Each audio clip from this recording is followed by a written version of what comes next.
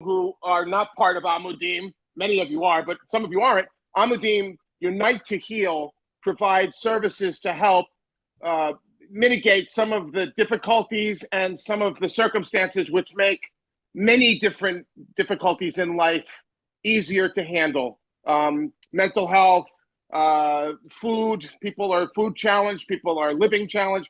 And we are here tonight on this little get together to talk about addiction, which has a myriad of directions that we can go. But my name is Sarge, and tonight Tom Arnold and I are going to chit chat and talk about our own personal journeys and what we have been through and the solutions and the remedies, the stigmas, some of the things that we have done to achieve a level of sobriety and to stay clean.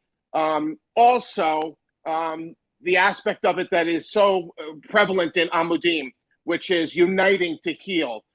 There is no Sarge, and I can speak for Tom, I think, when I say there is no sober Tom Arnold, unless we unite with other people who have traveled the same roads that we have and have been on the same journey that we've been on. And so consequently, here we are. And I want to welcome Tom Arnold on the conversation also.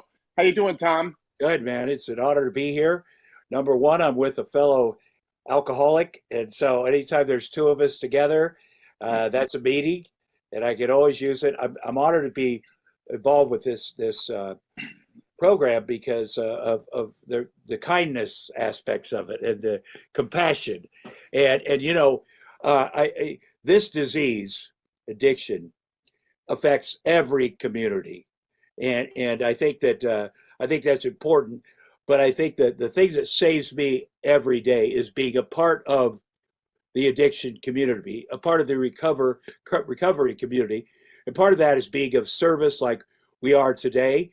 It's a very selfish thing for me, being of service, because it benefits me the most.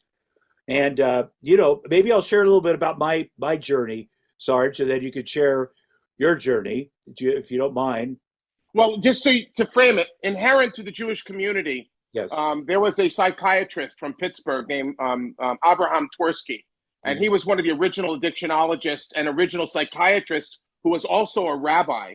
And he brought a lot of secular crossover into the religious aspect of his own personal life. He blended his recovery life with his religious life. And if you heard Twersky speak, and Twersky was very big with Amudim and with the Jewish charities, but as it turns out, he was able to find a way that it not be so religious, but that it be recovery.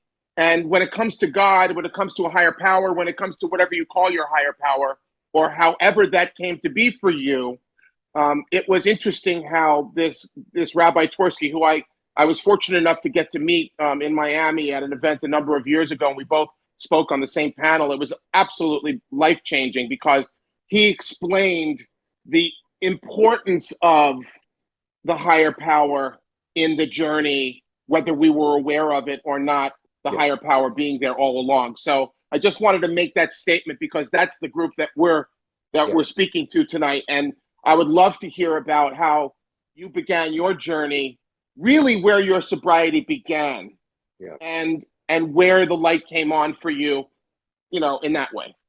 Well, let me just say this about God. Some people get bugged about it. I believe, obviously, I didn't create all this. I look at my kids, I'm like, oh yeah, I did everything. I did look outside, I did everything. I think it's important. I always tell guys, they're like, yeah, I don't want to be religious. It's a spiritual program. It doesn't matter what your religion is or whatever. You just have to believe that something greater than you out there. It could be that doorknob. You can start with that.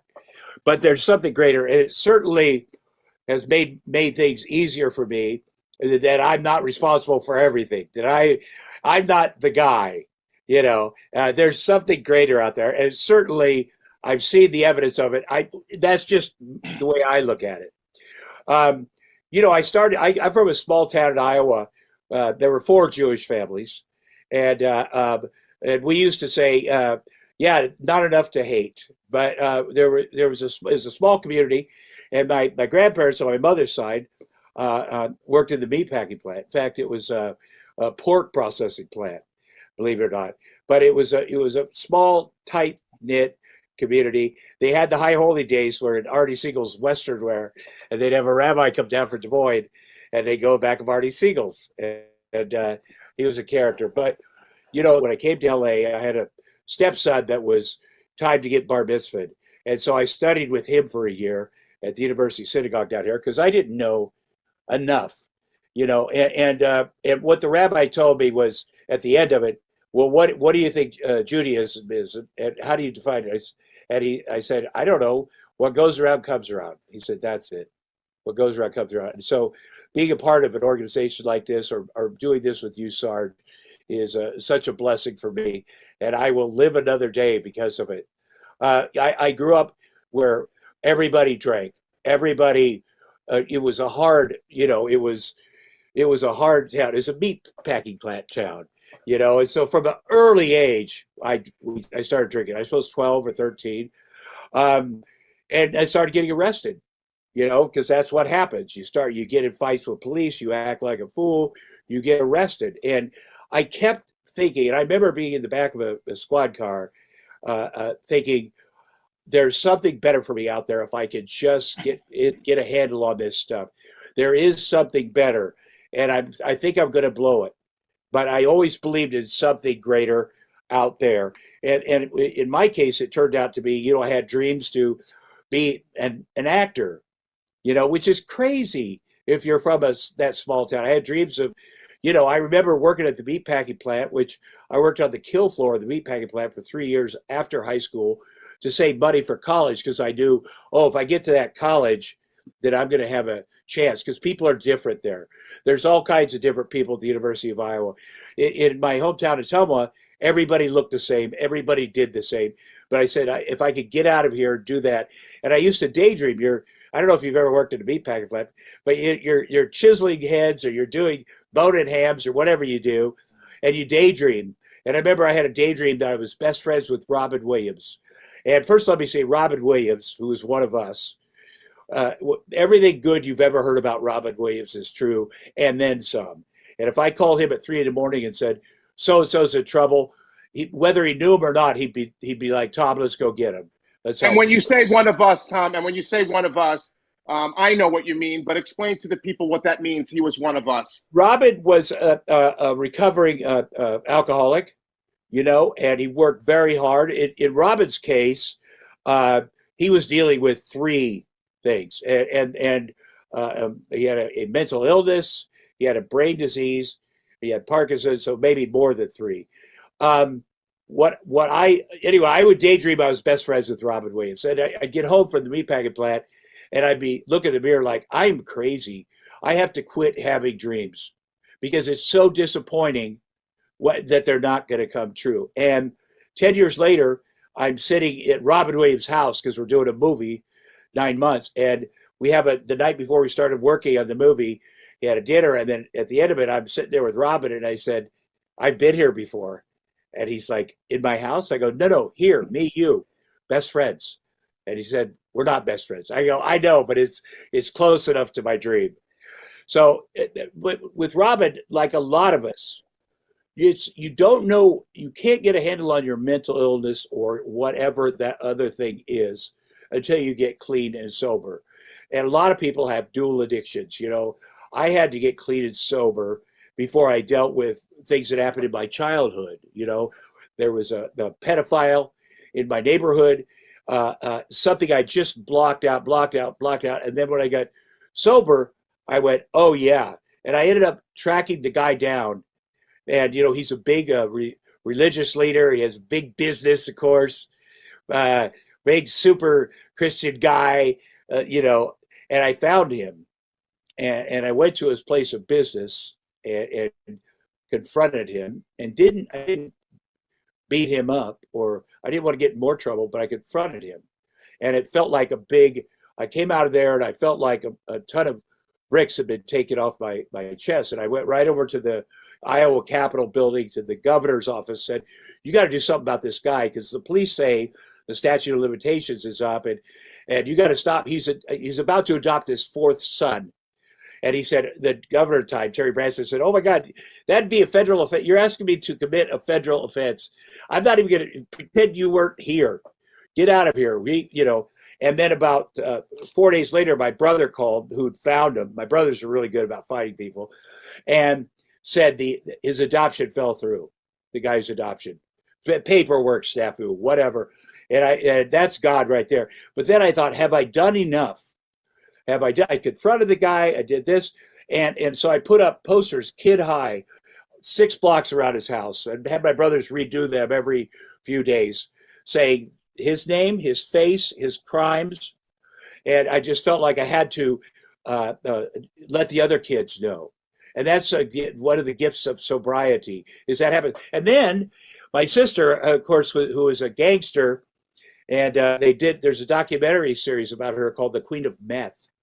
She was the biggest drug dealer in America. She got busted, of course, that's what happens. And during her trial, I went back to Iowa to support her. That's what you do with your family. And a person came up to me and said, I know about the guy that raped you because he did the same thing to his own brother, who I'm married to. And then 30 other kids came forward, adults now, but they saw that and they said, "Oh yeah, I'm from that neighborhood. This is what happened." There was so much shame attached to that. And I think with boys, you're always going, "I got to keep that. I definitely got to keep that a secret," because that seems. But because I got sober, I could do it the right way too.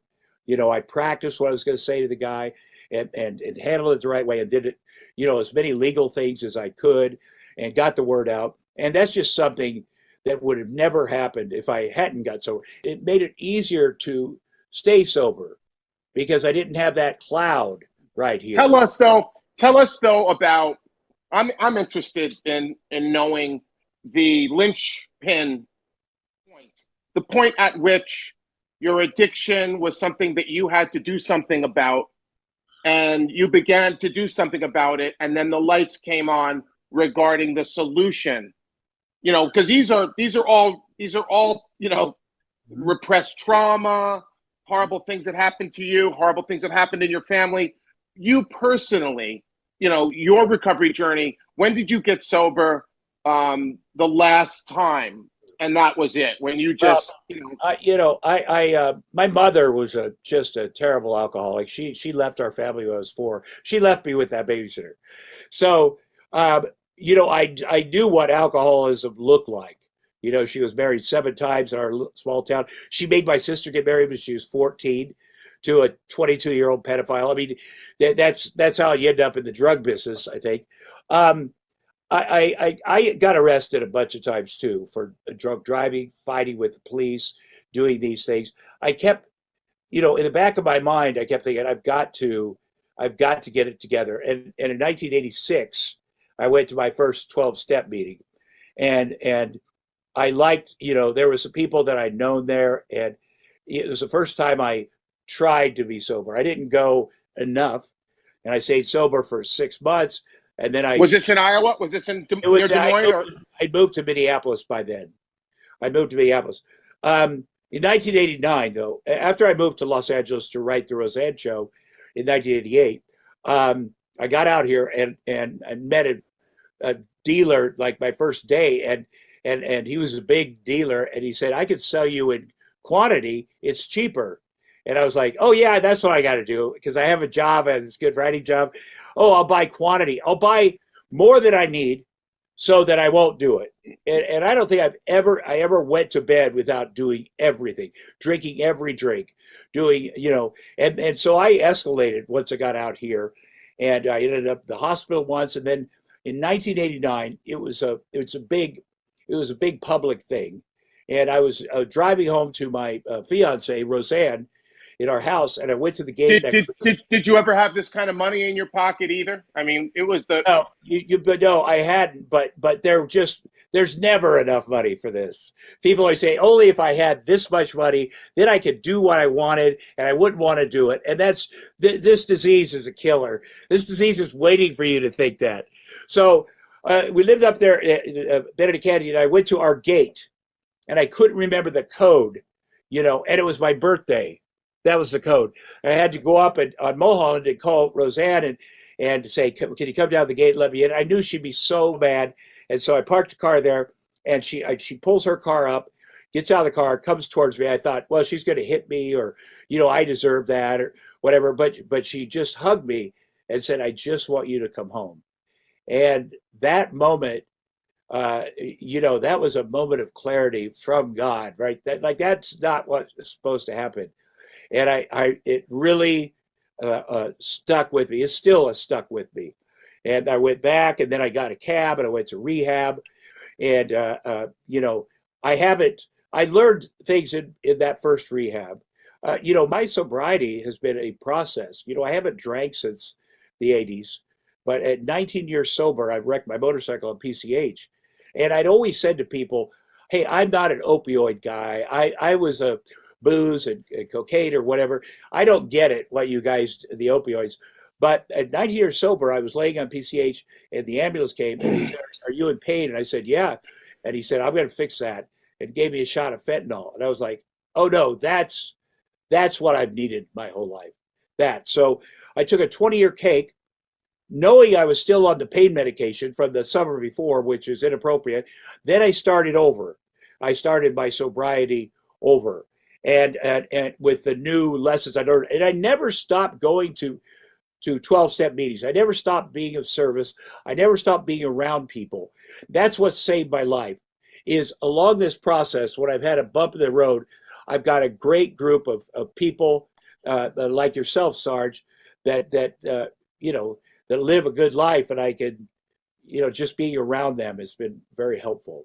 But let me how did I miss you? How did I miss you? Yeah. I lived in Los Angeles for 11 years. I went to the log cabin 5 days a week. I went to the Virgin America meeting in the basement of the Virgin store on Sunset across from the Laugh Factory every Saturday. I went after that meeting. I would go over to Roxbury for the CA meeting and sit with Shadow at that meeting. I don't know how I missed you ever, because I was everywhere conceivably, because I just love sober friends so much and love being around the Unite to Heal thing. I don't feel as comfortable around just regular people. I don't feel like socially, personally, emotionally, I don't feel like I can totally be myself unless I'm around other people like you. Like you and I, we've never really broken bread. We've never spent a lot of time together, yet we could get together like this. And I know you're telling the truth every step of the way. It's totally legit, totally valid. How did we miss each other in this journey? I don't know how that happened, but yeah. Well, the thing is, you and I, we sit there, we go, oh, he knows me, I know him, I know, and a lot of times you get together with people in recovery, and the stories you tell are horrible to other people. They're frightening. I was thinking I was going to do this, and they start laughing. That's crazy, but it's helpful. I have to say too, 5.5 years ago, a little bit 5.5 years ago, I became my own doctor, and I started taking benzos. And benzos are, be careful with benzos, like Xanax and things like that. And it became a problem. So I went back 5.5 years ago to another rehab and worked on that. And because at the time my kids were 4 and 1, and I just knew I can't be a good father and have any kind of issues like this. So my relapse has been a part of my journey, and I tell people not to give up, obviously, and don't let people shame you. We have a disease. The best thing you could do is get around other people that have that disease, and there's organizations like this, and it shines a light on this stuff, because if there's so much shame involved, and this, Sarge, I know this from when I was using the secret and the lies and the shame, and I don't have to do that anymore. That's a big relief, to not have to get my story straight. It's a great relief. No, that's amazing. To give you a little thumbnail, because you have no idea. When I got sober, it was because I had been homeless for about 9 months in New York City. Now, I grew up in Long Island, in a very wealthy suburb called Great Neck. I moved to Manhattan. I went to Juilliard. I was a child prodigy. I was marked for greatness. I ended up in New York City, in Manhattan, and after a number of career changes, which we're not going to get into because we only have one evening, I ended up homeless on the streets of New York behind three different kinds of addictions. I was on angel dust, I was on crack, I was on ketamine, and I was drinking, and I was stealing from my habit. And, you know, people ask me, well, when did you know things were going to be different? I didn't know things were going to be different. But what happened was I still had a lot of friends left over because I'd been a modeling agent, a booking agent in the modeling business. I had worked in the television production. I worked for CBS Sports on 6th Avenue at Black Rock. I had a bunch of amazing jobs. I had no problem getting hired. I just couldn't stay anywhere. Like, I would get hired places because of my personality and because of my engagement. And then people would say, we can't keep you here. You can't stay because there's something wrong with you and we're not sure what it is. It could have been the angel dust I was smoking in the bathroom, the PCP. To make a long story short, when the bottom dropped out of my life and I ended up on the streets, I had one friend left who I asked if I could use his apartment because he didn't know I was homeless. And he went to Aspen to go skiing and he said, I'll leave the keys with the doorman. And he left the keys and I went and I used the apartment. And shortly after that, I had to get high because I had a $300 a day crack habit. So I took all the things I could find in the drawers, jewelry, a couple of very expensive Van Cleef & Arpels watches, cufflinks, a necklace, a gold brooch, some diamond stud earrings that he had from his grandmother. I took them all. I went down to 47th Street to the Hasidic jewelry exchange down there. I traded it in for about $3,000. I went and did a major blowout, which lasted me about 3 days. When he came home, he couldn't find his stuff. He didn't know what to make of it. We ran into each other on the street, believe it or not. We ran into each other on the street. I was homeless, but I ran into this guy, and he said to me, where's my stuff? And I said, I sold it for drugs. And I was very heavy. I was about 360 pounds at the time. I was the fattest crack addict in New York. And so he said, what kind of drugs are you using? I said, crack.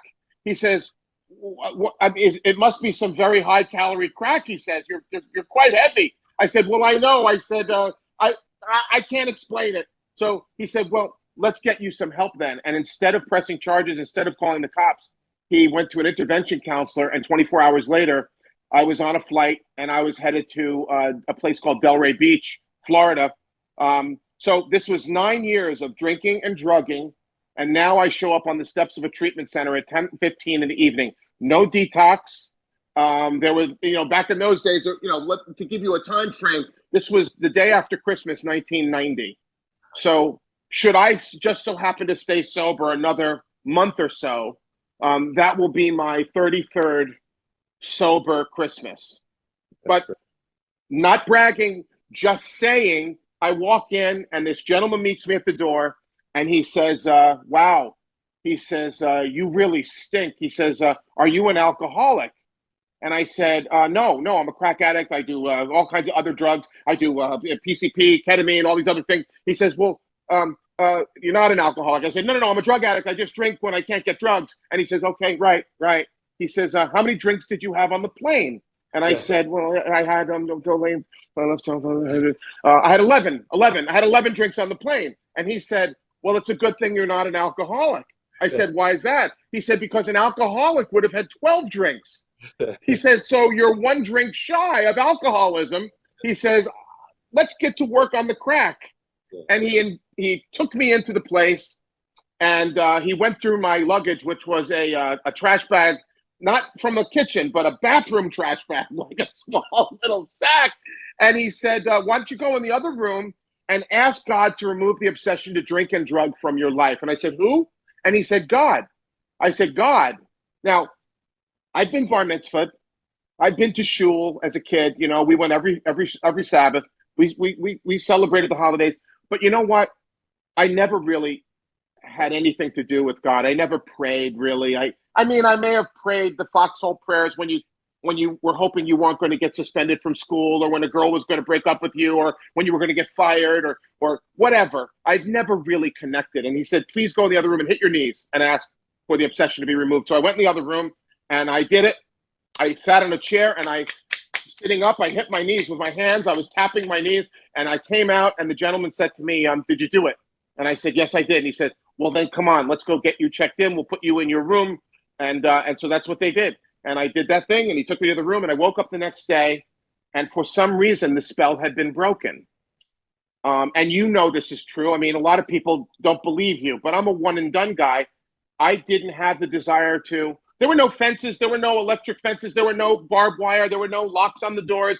I was in Florida, you know, where you can go this way or that way and get whatever you need. If you wait at the beach, a bale of cocaine will eventually wash up at your feet in Florida. So I had no desire, and the spell had been broken. I stayed there for 42 days.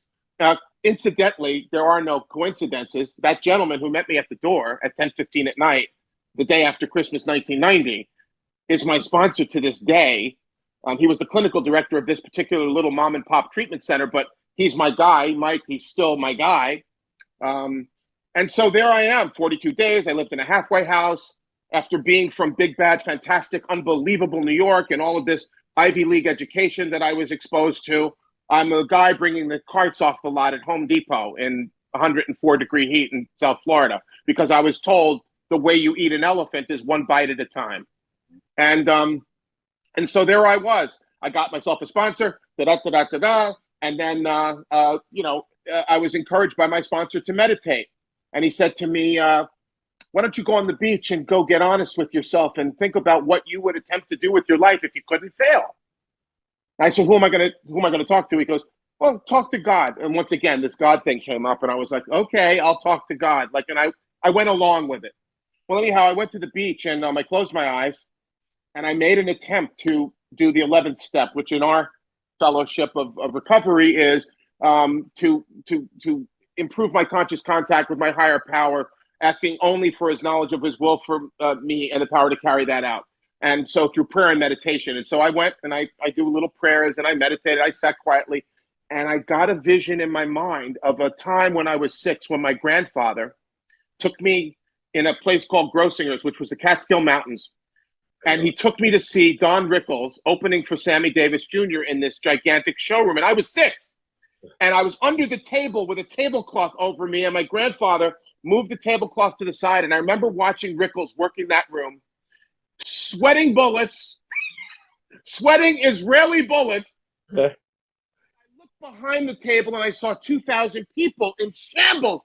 And I remember at 6 thinking, I don't know what this guy's talking about, but I want to do that. Yeah.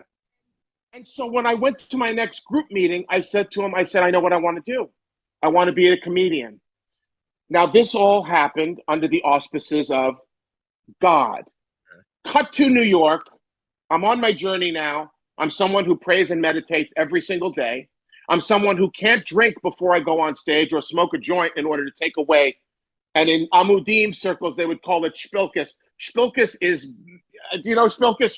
Shpilkus is not butterflies in your stomach. It's pterodactyls. Yeah. I don't have that luxury. And I'm in New York doing open mics. And I pray in the bathroom, and then I go on fearlessly with all of my character defects sequestered and quarantined for the moment. I'm going on stage to be a comedian. And I go up at this club on the Upper West Side called Stand Up New York. And I come off stage after this one particularly decent set, and a gentleman grabs me by the elbow, and he says, you're the reason I come here. I said, really? And I said, are you hitting on me? Or he goes, no. I was a comedian. He says, I live in the neighborhood. I pop in. I'm always glad to see you're going to be performing. And I'm nobody at this point. I'm still nobody, but I'm even more nobody then. So now he says, come on, let's go grab a slice. So I said, I can eat. And he says, yeah, you look like you can eat. And so now we go out of the place and we go to the corner. And every corner had a pizza place, a Korean market, and a Starbucks. I don't know what it's like now in New York, but that's what it was. And so we go to the corner. It was Ray's Pizza, original, famous, authentic, genuine Ray's. So we go in, and the guy says, oh, you want a beer? And I said, I learned this from my gurus in Florida from sobriety. I said, I don't drink. And he says, you don't drink? Why do you emphasize don't? And I says, because shouldn't means things go crazy when I do. Can't means I still want to. Don't means I don't. And so I take you to just a snippet of neurolinguistic programming. Not only do we have to change our friends and our places and our people, we have to change our words because we hear ourselves. And when we're full of it, and when we're not speaking the right words, we actually are wrongly programming the hard drive. And so my guys knew this. I don't know how they knew it, but I learned I don't misrepresent myself. I don't take things that don't belong to me anymore. I don't embellish, embroider, or try to impress people. I don't drink. These are the things I don't do. And he said to me, wow, you don't drink. He says, why don't you drink? I said, because I'm an alcoholic. He says, doesn't that mean you do drink? I said, no, it means I used to drink. Now I don't. He says, so you're one of those AAA people. You go to those meetings. I said, yes, I go to AAA. I ride around with a jumper cables and a gallon of gas in the car in case someone. No, I go to AA. I go to AA. I go to the AA meetings. Where? I got Perry Street. I go to Perry Street. I go to the 79th Street workshop. I go over here. I go over there. He says, wow. He said, that's amazing. How'd you get sober? And I told him the story I just told you, Tom. I said, I went to this place. The guy told me to hit my knees. I woke up the next day. I never drank or drugged again. He said to me, and who did this for you? I said, God. And he says, and you believe that? And I said, well, yeah, that's the story I've been going with for the last 4.5 years. He says to me, well, he says, do you suppose you would have prayed if that gentleman didn't invite you to when you arrived at that place? And I said, no, I would probably not have prayed had he not invited me to. He says, had you prayed a lot before you got to that place? I said, no, I hadn't. He said, so let me ask you something. Do you suppose it might have been something about being invited to or directed to that could have been just as important as the prayer itself? Because had you not been ready to take the direction, had you not been ready to take the invitation and do what you were told, there would have been no prayer. There would have been no transition. There would have been no conscious contact. There may not have been any waking up the next day without that desire to do that. And I thought to myself, wow, so you mean the taking of the direction was as important as the prayer itself? He said, maybe even more so. And it kind of twisted my head. And then we began to have our pizza, and he gave me his card at the end, and he told me if I ever want to come to the light show, the laser light show at the planetarium, I was more than welcome to. And I put the card in my pocket. I didn't think anything of it. And then a couple months later, I was on the road. I think I was in Slidell, Louisiana, and I'm in some hotel drinking a Diet Coke and eating a Snickers bar after a show. And I emptied out my pants, and the card that fell out of these pants that I'd been wearing, and it fell on the floor, and I put it on the desk, and then I laid down to watch some TV, and I'm flipping around the channels, and all of a sudden, there's the guy. He's got, on Nat Geo, he's got a show. He's talking about the universe, and he's talking about, it was Neil deGrasse Tyson. That's good. I like him. And he's not a God guy. Yeah. So my sober friends are God guys. And so I learned one of the biggest pieces of spiritual inspiration from somebody that's not even a God guy, that I need to be someone who is willing to take direction from people who know how to do this, because otherwise I have no shot, Tom, on an ongoing basis at either staying clean or becoming the kind of person that doesn't resort to letting his addictions become the better part of him again. It would be impossible to function as a rabbi or a communal leader without Amudim. I recognize my limitations, and very often there are many challenges that are presented on our desk that we don't know where to go. So we have to turn to the people who have the professional experience, both in social work, both in addiction, both in whatever the challenge may be. So I look at my role as a conduit to get people to the place where they can be healthy. That's where Amudim comes in. There are so many different counselors, therapists, individuals who are willing to help you no matter what time of day or night. It is across the spectrum that Amudim has helped me on so many different varied issues, because they recognize they have one job. Their job is to help every Jew anywhere on the face of the earth.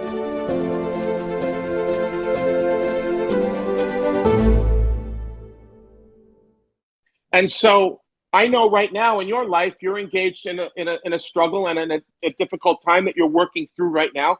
And it's entirely on the side of family. It's entirely on the side of love, and strength and courage, what you're about and what you're doing. And I know you're doing that. And you couldn't do this if you were still battling yourself. You're right. You're right. And I thank God every day that I am. And 5.5 years ago, when I was taking the Xanax, I had a feeling, something in my head said, it's going to be, this is it. It's over. This is what's going to happen. It's going to take, you have to go back a day at a time, get your sobriety back. But this is it. Something changed in my brain because I'm still holding on to that. I'm very grateful. You talk about, when I first got sober the first time, I did not like the guy in the mirror at all. So you're supposed to love yourself. And I did not, I hated myself. But I did a trick that a guy said, do you have any pictures of yourself when you were 4? And I said, I'll find one. He said, carry that. And when you feel like that, pull that out. And you feel like maybe you're not worth it, pull that picture out and look at yourself when you were 4 and say, that kid's worth it. I'm going to be here for that kid. That kid deserves to be protected. He deserves. And so was very helpful to me because that kid's also part of me, obviously. And so, but I still use it. I'll see that picture. I'll go, that kid, man, nobody was looking out for him. I'm going to do that. And then when you have your own children, which, 9.5 years ago, my son was born, 6.5, my daughter, that is such a game changer because the moment they're born, you always say, oh, I want to have unconditional love, and you get married like I have, and you both say you love each other conditionally, but that's just not true. There's conditions, as there should be.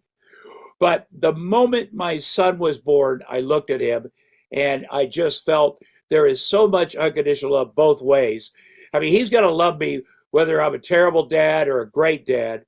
So I'm going to be a great dad. And now I can't complain that I've never been unconditionally loved. I got 4 ex-wives, and I used to be able to say, well, I've never really been unconditionally loved.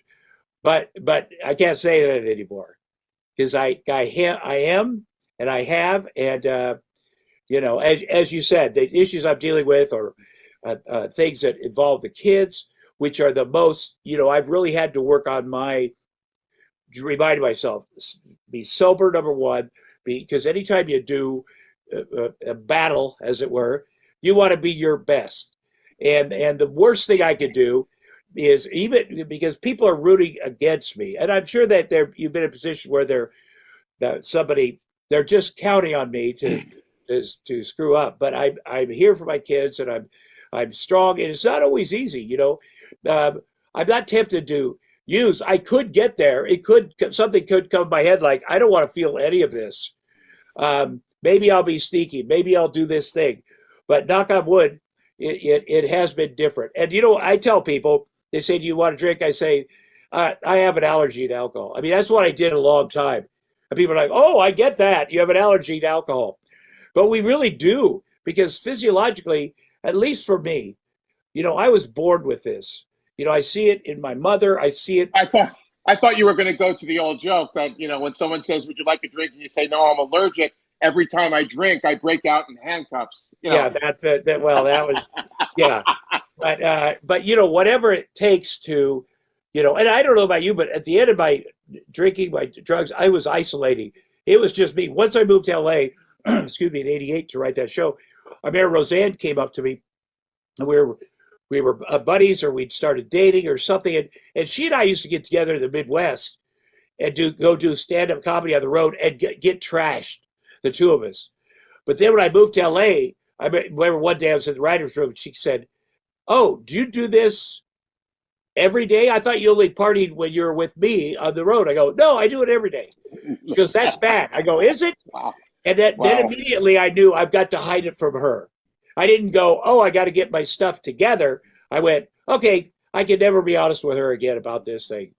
And so, I'm what's interesting about that, that you're talking about shame, and I can relate to that because shame was my game. My whole game was shame.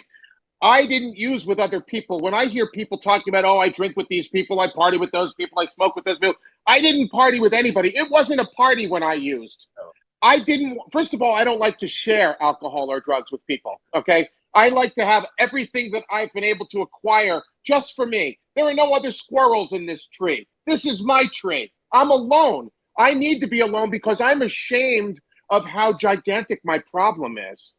And an interesting caveat and an interesting piece of business was when I was taught the phrase, I don't tell God how big my problems are. I tell my problems how big my God is. And I was taught to understand that the thing that I pray to, whoever you are and wherever you are, and in this context, in Amudim, they call him Hashem. I tell my problems how big my higher power is, and then by comparison, it shrinks. It helps me to, my conscious contact, the fact that I set aside time to pray and meditate about gratitude.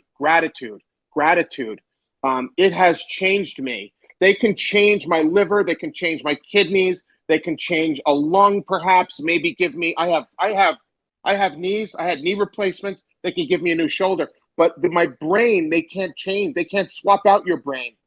They can give you a new heart. They still can't do anything about your brain. The only thing I can do is do the inside journey. I'm the only one that can give myself a transplant for my brain. And I've heard throughout your story, it's so amazing because you got sober and then you had a bunch of issues that you had to deal with: repressed childhood trauma, anxiety. I know there was a time when you couldn't keep you in a chair. I mean, you were like literally bouncing around like a ping pong ball. It's amazing that you have matured and grown up and gotten to a place where you've been clean and sober so many times and for so long now. 99% of the time you've been aware that this needed to be addressed. You've done this. Yeah. And it's a preponderance of the actions that you've taken. And it doesn't matter whether we've done it continuously one time and done like I did, or tripping and falling, tripping and falling and tripping and falling and recommitting and recommitting and recommitting as you've done. It doesn't make any difference. There's still a stigma in the Jewish community around a lot of these young people who, when they get high or drunk and they have an alcohol or drug problem, they're ostracized from the community. And I do there's certain sects of Judaism which forgive and allow you back in, but there are certain sects that turn away from you as broken. You're broken. We're done with you. You're out. I sponsor a guy who's, one of those kids who's been turned out by his very religious family. So I want to make a statement here in this forum to say that addiction, and I think you'll co-sign this with me, addiction is a gift, because if not for this gift that I've been given of my addiction, I would not have worked as hard as I have to become a better person in any way, shape, or form. My addiction is a gift because in triumph over it, I've gotten closer to God. I've become the kind of person that I'm proud to be, and I'm still working on it. And so it's a God-given gift. Just like my eye color, my height, the size of my feet, my alcoholism and my drug addiction are not something that I asked for. They're something that was preloaded into my DNA, and only something so coded into my DNA would require this much work to overcome. And so consequently, that's why once we're an alcoholic for life, we know we have to pray and meditate and be spiritual up to our eyebrows, immersed in a preponderance of spiritual actions so that we can become who we're supposed to be as opposed to who we became. Yeah. Well, we're very lucky, I think when the first time someone said, you got to hit your knees and pray to God, just the idea of hit my knee, I was like, I'm going to do it the easy way. I'm just going to stand. No, you've got to humble yourself. I know you do. You and I have big egos. We have to do what we do for a living, but we're humble. We know who we are. It is a gift too. I feel that, but this gift that we have of being alcoholics, of being, the great thing about doing something like this is we can, there's a lot of people today with the drugs that kids take, and people, they do it once, they're dead, and I think when we look back and go, man, we used to do a lot of stuff, and why are we alive? So it's extra scary. It's extra scary for parents. It's extra scary for everyone. And you love your kids unconditionally. There are ways to help them, to support them. to not abandon them without destroying your life too. And I think that we both know ways to do that. But it's also extra important right now to think if kids can go to a party and take one pill and they're dead, and or so anybody could have that. So people used to be, I'm not judging what people do. And normal people can have a couple drinks. They do. And normal people, when they have too many drinks once, they go, oh, I feel terrible. I have a hangover. I'm not ever doing that again. That's normal people. People like you and I are like, I need more. Here's the problem. I don't have enough of that and we take risks. You and I could be easily dead, but we take risks. And then we have to know that there's a lot of other people doing that same. They're risk taking and it takes a lot to convince a young person you are worth it. Life is worth it. This is such a gift every day. You say to yourself, well, maybe down the line you'll have a heart attack or you'll have some kind of cancer or something. Then you'll realize it. No, because we're addicts, we need to realize it every single day. And I feel like that too. I've had some health issues like you have. But every day is a gift. I'm so grateful for every day. Yeah. And as I've used my comedic career skills and meshed them with my sobriety. Yeah, you're very good at that. You're very funny. And let me just say something about you. There's a special needs kids school here, the Kate Center in Los Angeles, and you were kind enough to do our fundraiser roast for the great Stan Winston, and we raised $4 million. And these are kids that really appreciate it, and I really appreciate you. Those roasts were crazy, by the way. I just said, as you remember. Well, you want to hear something funny from that evening? I was sitting at we didn't know each other yet, but they put me last because of my energy, and so they sat me down at the end of the dais. And you had a lot of heavy hitters that night. You had Sarah Silverman, you had David Gee, there were a whole bunch of named guys there, and I was kind of like the guy on the end. And I'm sitting down there, and on my right is Schwarzenegger. Yeah. So I'm on the dais, and roasts are hard because you write. I mean, Stan Winston. Everybody had the same Google search, and everyone had the same information on Stan. So I wrote a bunch of jokes for the roast, and now I'm sitting there with a legal pad watching the roast from the end. And the worst spot in a roast is last because the jokes are disappearing as the evening progresses. Everything you thought of is gone. Oh, he was a dentist. Oh, he did this. Oh, he did that. And so now I'm sitting there, and I put my head in my hands, and I gave up. Now, I've already prayed. I've already done my meditation because I've never been on stage without first doing I wear my body armor, I call it. I do 6,000 gratitudes. So anyway, I'm sitting there, and Arnold Schwarzenegger, who I've never spoken to at this point, he taps me. He says, "What's wrong?" I said, "What's wrong?" I said, "They're doing all the jokes I wrote. All the jokes are disappearing. I can't do this. I'm going to bomb. This is going to be horrible. We're at the Beverly Hills Hotel. It's packed. Everyone's getting big laughs. And I am going to be the dud of the night." And so he says to me, "Nobody's made fun of me yet." He says, why don't you roast me? Forget about Stan. They all have the Stan jokes. He says, "I'll give you some material. Come on, you like cigars?" I said, "Sure." He says, "Come on, we sneak out. We'll go out in the courtyard." So we went out in the courtyard, and Arnold gave me a bunch of things that no one else knows, jokes. And I sat and I wrote a bunch of new things about Arnold, and I got up and I actually survived it by doing Arnold instead of Stan.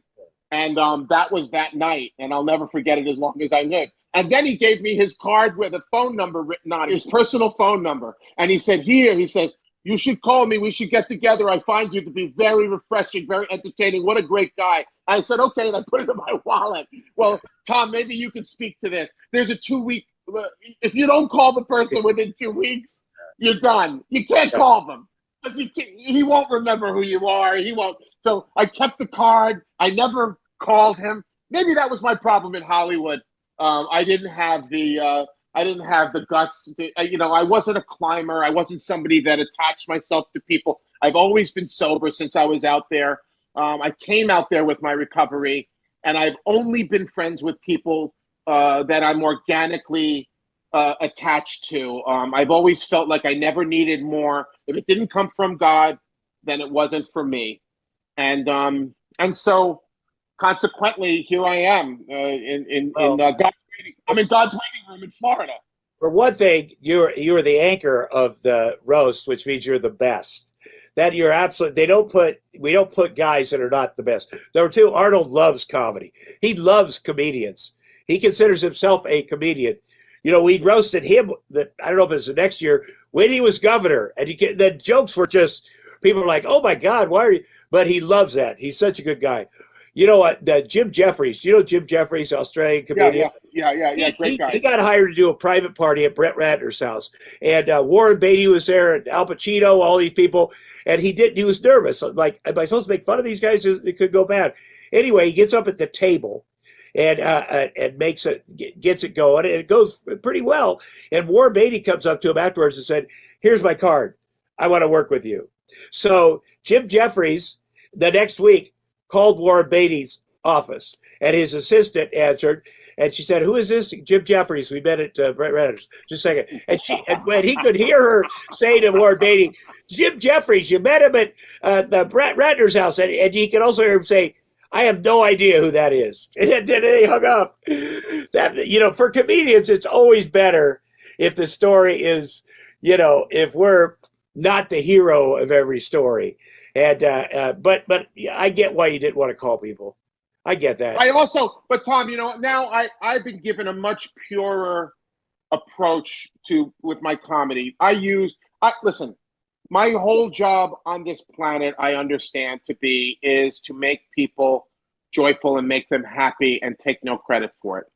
Because had I been more successful on a national scale, had I been more well-known around the world, who knows if I'd still be clean and sober. The point is, I've been given a task, I've been given a job, I've been given a mission. I stay on task, I stay on job, I stay on mission. I show up wherever I'm invited to go, whether it's $1 or $1,000. I do whatever I have to do to make people happy. I sign every letter I send to people, every email, looking forward to making you very happy. I don't know where I get all the happy from, but it must come from God, because being mixed, being picked on, having a lot of the same childhood traumas as you did, having been through a lot of the addiction problems that you've had, same story, basically, different month, different year, different state. At the end of the day, to have this much happy must mean that it's a gift from someplace gigantic. Well, also, your Arnold story is perfect.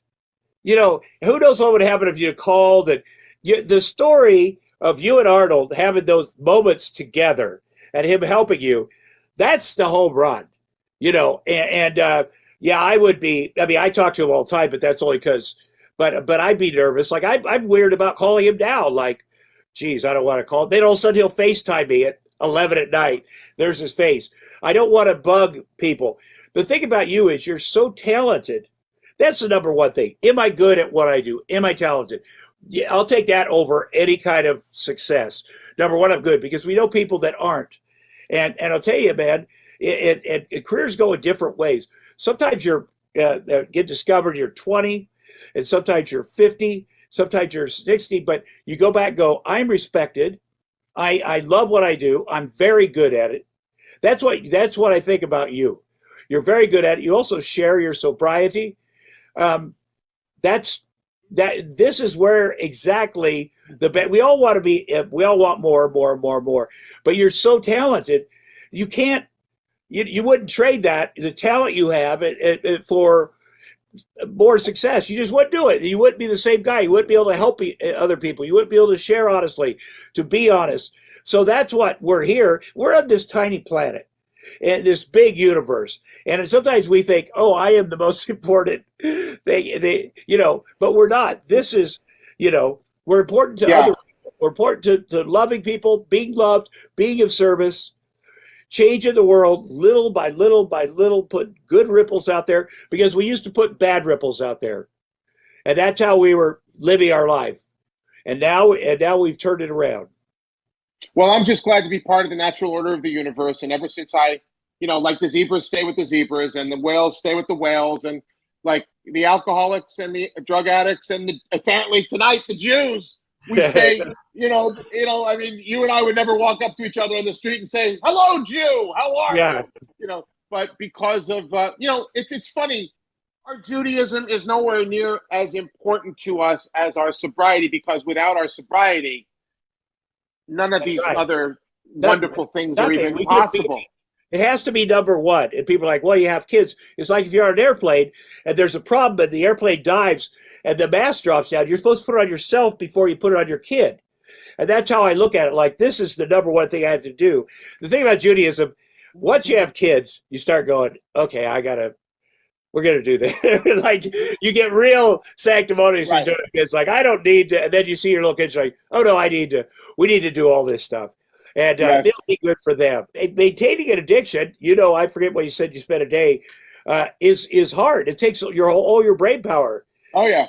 But, the thing is, if we could do that, if we could find drugs on a desert island, which we can, then anything else in our life, it's all gravy. Where we learned to do that was in a room full of people that weren't there they weren't there to be entertained. They were there to hear about my gut level, my real story, my who are you? Who are you, and why should we sit here for 45 minutes and listen to you?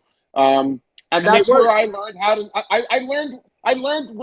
That's why I learned not to lie.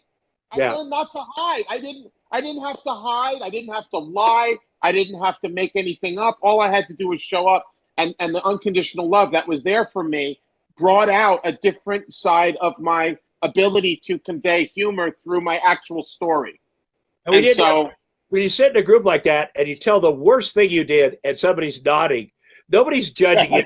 Everybody's like, oh yeah, I get that. That's a great feeling to go, this is my place. This is my safe place where I can really share all of my, character defects, my things I've done. And then you don't carry that shame if because we love carrying shame. Anyway. Well, thank you so much, Tom, for this time that we got to spend together. I can feel us tailing off, so we should probably just say good night and God bless. And I look forward to seeing you in person in the near future. And I'll be thinking about you, and everything that you're doing and going through currently. The things that you have going on in your life. I pray, I'll remember you in my thoughts ongoing. Until we get to meet each other in person and go, hey, I remember we did that together. That was fun. Thank you. I'll never forget this. And, my problems are high-class problems compared to the problems I used to have. So thank you for thinking. This made me feel a lot better. I hope other people get a little bit of inspiration after they see us two maniacs and what we've done with our life. And so that's why we're here. We're here on this planet to help other people. Well, thank you to Amudim for bringing us together. United, we heal. We unite to heal. And Tom and I have had a wonderful time. So thank you so much. And thank you, Tom. Thank you for supporting this wonderful organization. Thank you, thank you, thank you. And give more. Okay. Good night. Good night.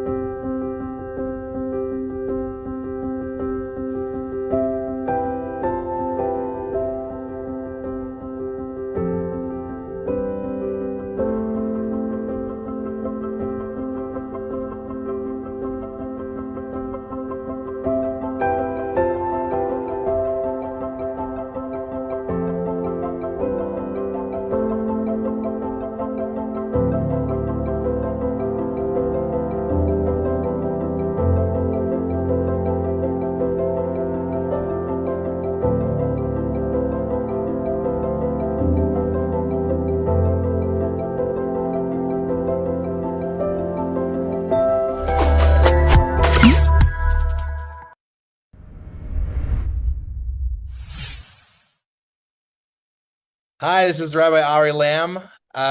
We are here in support of Amudim, Amudim's Unite to Heal campaign. Amudim is an amazing organization. They provide a resource for anyone struggling with abuse, neglect, addiction, or any other crisis events. And this evening, we want to pan out a little bit, talk not just about a crisis afflicting a single community, but a potential crisis that afflicts two amazing American communities. And given the importance of our communities and our respective deep roots and culture, it has the potential to affect the entire American society. So this evening, we're going to talk about Black Americans and Jewish Americans. How do we heal? And I'm the president of Soul Shop Studios, the CEO of B'nai Zion, and the host of the Good Faith Effort podcast. And I'm here with one of the people I trust the most in the world in general, and in particular on matters of faith, on matters of leadership in America. And as someone who has not just talked the talk, but walked the walk in so many different facets of life, he is the pastor of Greater Zion Church Family in the wonderful, beautiful city of Compton. He's a gospel artist. He's an amazing voice for faith in America. He's my friend, Pastor Michael Fisher. Pastor, I'm so excited that you're here with me. Hey, what's going on, Rabbi? Rabbi and the pastor. We're back, baby. Yeah, man. Yeah, I'm excited to be a part of it. Thank you for including me. You are a dear brother and friend of mine now. And I think this conversation is warranted. I think the conversation is important. And so I'm glad to be able to lend whatever I can to it. So I'll bring you greetings from Compton, California, over here in the States, where I love it. We help to shape the narrative all around the world. Exactly. And speaking of cities with global influence, I'm coming at you from Jerusalem today. So it's this is a great bridge from Compton to Jerusalem. That should be the name of an album, a book, of a show, of something. Right, absolutely. So before we get into the immediate kind of contretemps, the brewing crisis, or whatever it is, potential opportunity, maybe, whatever it is, before we get into the specific events that we can talk about, the current events, I want to kind of set the stage by maybe you and I reflecting a little bit on what it means to be a person of faith in America, and why that means that we actually have a lot at stake in what happens in this country, right? So in my case, I grew up in a rabbinic family, a family that, in my grandfather's case, helped steward American Judaism at a really crucial point, Rabbi Norman Lamb of blessed memory.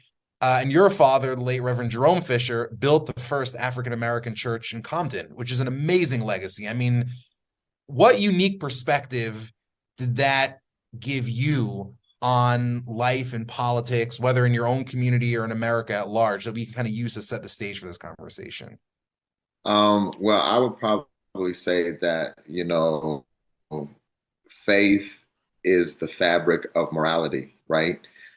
So when you have people that have faith in a higher being, then that means that that is a person or a group of people that are subjecting themselves to a level of accountability, which is so important, because if we are given to accountability and another authority, then that kind of helps to keep us on track in how it is we're to treat our neighbors, how it is we are to love one another, how it is we are to serve one another, and how it is we're supposed to check our hearts, our motives, and then when we are wrong, how we navigate to get back on the right track. So our country, right, is built on faith principles. And oftentimes I feel like when we get too far off to the left or the right, it's important that those that are part of the faith community, that we are the barometer for the culture. And that's what I watched my father do in the city of Compton, being that Compton is known in Los Angeles as the hub city. which means everything passes through there. We connect all the cities. We connect the seaports to the mountains, to the beaches, to the valleys. And so I've watched my father use faith and the church to be the intersection for all things, whether it was crisis within our local community or whether it was an issue that we needed to address on a larger level. And so I think it's that need here again. And it's very important that faith leaders are the ones that take the lead on helping our country, these communities, and other communities find that medium bridge to healing. If that answers. I love that, by the way, because by the way, people should know I did not send you anything in advance. You're just an incredibly brilliant person. See, here's the thing. Every time we talk together, I always just end up feeling so inadequate by the end of the conversation. So I'm super excited for this again. Here you go. Here you go. Oh my God. So Pastor, I love when you talk about, first of all, the idea of accountability, of kind of using an external standard that we can use to hold ourselves responsible, and the idea that the things that we do in our own communities don't just matter for us. We actually both have a responsibility, but also an opportunity and a privilege to be able to help other communities and to be able to think about the long-term future of the collective experiment that we're undertaking here in America at large. And so with that as a frame, how do you approach both the specific, instance of like a Kanye West, saying what he said, or a Kyrie, at least asking the kind of questions that he asks? I don't think that Kyrie and Kanye are doing the same thing. They're, both bad, I think, but subtly different. Like, how do you approach that both as a leader in a particular community and also as kind of someone who's thinking about the larger context of the relationships between your community and my community, the Jewish community, and the larger American public? Like, what's your entry ramp onto that conversation? There's a scripture, and for whatever reason, it just slipped my mind exactly where it is, but I'll throw you the ball to probably tell us where it is. Of course, it says, God tells Israel, right? Come and I said this before, let us reason together. That's where I believe the entry ramp is that coming into this, trying to see it from all sides and trying to figure out, okay, well, where can we meet in the middle? According to the Christian faith, one of the things that Jesus teaches us in the writings are, blessed are the peacemakers, right? Blessed are those that try to find a resolve. I love some of the rabbinic philosophies where everyone gathers around and you all don't necessarily come to an agreement on all the scriptures and all the written texts, but you do agree to find a way to live in the tension, right? Until you can kind of come to a solid agreement. And I think that is our responsibility as religious leaders. We are advocates of the communities we come from. And when we see that a community is hurting another community that we also care so dearly about, and we've seen work together hand in hand in so many ways, we have to find a very wise way to walk that walk where you kind of say, well, I want to hear your perspective so that you'll give me entryway to share with you another perspective. And also talk to the other communities and saying, hey, this is where maybe that came from. And maybe there may be a part there where we can show them grace so that this doesn't just tear to pieces and pull out from up under us all that our ancestors built for the two communities to work together. So I think that's my goal. Is to try to figure out how can we meet in the middle so we can get an understanding. Obviously, there's a misunderstanding, right? And all people don't know how to express themselves when they're trying to convey a misunderstanding. So that's where I think our wisdom, rabbis, pastors, we have to try to help the communities interpret, no, not interpret it, but convey what they're trying to convey in a way that doesn't tear apart the alliances that we work so hard to bring together. I love that. I almost want to use that as like an opportunity to kind of like go one after the other, because I want to answer this question too. But I have had so many opportunities over the last, week or two to reflect on the state of the discourse over the the current moment of anti-Semitism, a whole context of racism and anti-Semitism. I've had a lot of opportunities to reflect on the state of that conversation. I keep thinking, I don't feel that people in my community are always articulating the perspective on this the right way, and I kind of have this sense of like, man, if I could just get on the phone with somebody, or if I could get on a Zoom, or if I could get in person with somebody in the media or with somebody in the Black community, here's what I would say, right, to help clarify things or put a new perspective on it. So you must have, I don't want to assume, but like, you must have this thing where like, hey, if I could just sit and explain something to you, it would actually help your understanding of the matter, because you might not know it because you're not an insider to my community, right? So absolutely. I have a version of that. I'm curious if you do also. Like, what's something that you would want to help an outsider understand about insiders?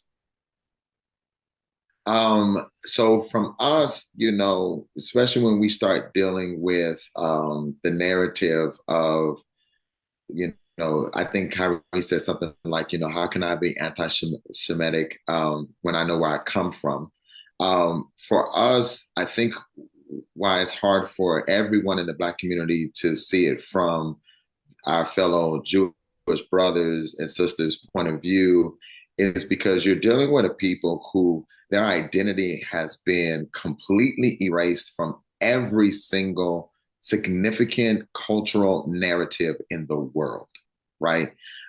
And that's not a hypothetical statement. That's a fact, right? Whether, you look around the world, you don't see Black people at the helm of most significant advancements. We're erased from the narrative of being pharaohs in Egypt. We're erased from the narrative of what we've done with this country in America. We're erased from the narrative of even the indigenous people all the way in Australia, right? And it's always replaced with a very white perspective, And so we know that for a lot of reasons, sometimes the things that are said are just said from the fact of you're dealing with people that just feel like they're always being erased from stories. They're never included in any narrative at all. And then when they are, it's always as if, it's downplayed, like the things that we added to the culture or to that society, the society would have been fine with or without it. And it's not true. We've added as a people so much to every culture, every narrative, every time frame, in the advancement of people around the world. Really, basically, it's like Black people are saying, we just want our credit. That's really what's being kind of said. And so that would be a piece of insider information I would love to pass to the world. Imagine how hurtful it is that when you look on the major screen, even back in the day, and you see, the story of the great Egyptian gods and goddesses and the pharaohs, you see an Elizabeth Taylor. Who is, right, exactly. Why do we have Elizabeth Taylor, representing Egypt? You just can't seem to make that right. And so there was a time when we were so oppressed, we couldn't speak our minds about it. Now you have a generation that is saying to themselves, and that's where this whole woke thing is. And I see sometimes our fellow Americans demonizing that term, woke. Well, it came from the standpoint of there's an awakening happening because now We can Google, we can read, we can research things that hundreds of years ago our ancestors were not allowed to do. And so the more knowledge we gain, there's this awakening of a sense of who we are and where we are placed in society, and in comparison to actually the contributions we've made, and it doesn't match up. The math is not mathing, right? So a lot of times that's where this is coming from. It's really just a herd culture of people that just are trying to say, hey, we were there too, and we're tired of being erased. It's so powerful. And it's such a good transition to what I would want to share in turn with your community, because I think in many ways the insights parallel each other and show that there's actually potential for partnership and friendship that can grow out of this if we play it right. And that is, first of all, so a very wise friend of mine actually did a whole thread about this on Twitter, Ellie Fisher, so I want to give him a shout. He made a really important point, which is that when folks in my community talk about like the Black Hebrew Israelite narrative, right? The idea that Black people going back to Africa have Jewish roots or were Jewish, part of a lost tribe, etc. There are two different claims that you can make. One of them, I think, is pernicious, and I want to explain why. And from an insider perspective, something that people outside might not appreciate. But the other version of the claim, I think, is actually not only tolerable, it's actually can lead to very wonderful things. And I want to explain that as well. The pernicious version of it, and here I want to explain a little bit why, in the Jewish community, this sets off such alarm bells that seem incommensurate to the gravity of the claim. It seems like you guys are getting so worked up over nothing. The pernicious version of the claim is we are the real Jews, meaning you, contemporary Jews, are not real Jews. Like, we're the original Jews, you're not Jews, right? And that strikes alarm bells because of something called replacement theology, which I'm sure you're familiar with, but a lot of the listeners, both Jewish and not Jewish, won't be familiar with, which is an idea that goes all the way back to the 2nd century, like the early decades of the Common Era. So like, the 100s, which is as Christianity grows into a phenomenon that has its own self-identity as opposed to, just being an offshoot of, or a version of Judaism, or like a take on Judaism. As it grows into its own phenomenon, you have writers like Justin Martyr, like Irenaeus, eventually like Tertullian, Augustine, Jerome, some of the great lions of the, among the church fathers, who put forth the idea that the people of Israel are actually rejected by God. He's cast them aside. They have no more role in history. And all of the promises of the Bible that refer to the people of Israel have actually been stripped from them. And now they refer to the only true Israel, which is the church. Now, again, I'm not here to judge anybody's theology. Like, if that's your theology, that's your theology, and it has its own internal coherence. I'm not here to judge it, obviously. But that idea has had really dire consequences for actual Jewish people. Like, meaning the roots of so many pogroms, riots, persecutions, centuries upon centuries of history that most people don't know, which is just, like, you have Augustine, who was the good guy. Like, Jerome thought that we should just kill all the Jews because they deserve it. Augustine comes along and says, you don't have to kill them. It's enough for them to just be downtrodden for the rest of history. If we keep them downtrodden, they'll be witnesses to the triumph of ecclesia, of the church, right? So this idea has had such dire consequences for the Jewish community, and it's metastasized at really critical points in Jewish history and world history, like during the Holocaust and during some of the massacres of the Middle Ages, and has resulted in just untold Jewish deaths. So anytime someone talks about being the real version of us and we're the fake version, we start to think, I think understandably, replacement theology. And then we get really afraid. And that leads me to one other point that I want to make on that, which is I just had a baby 5 months ago, super excited. Friends of mine who are, thank you.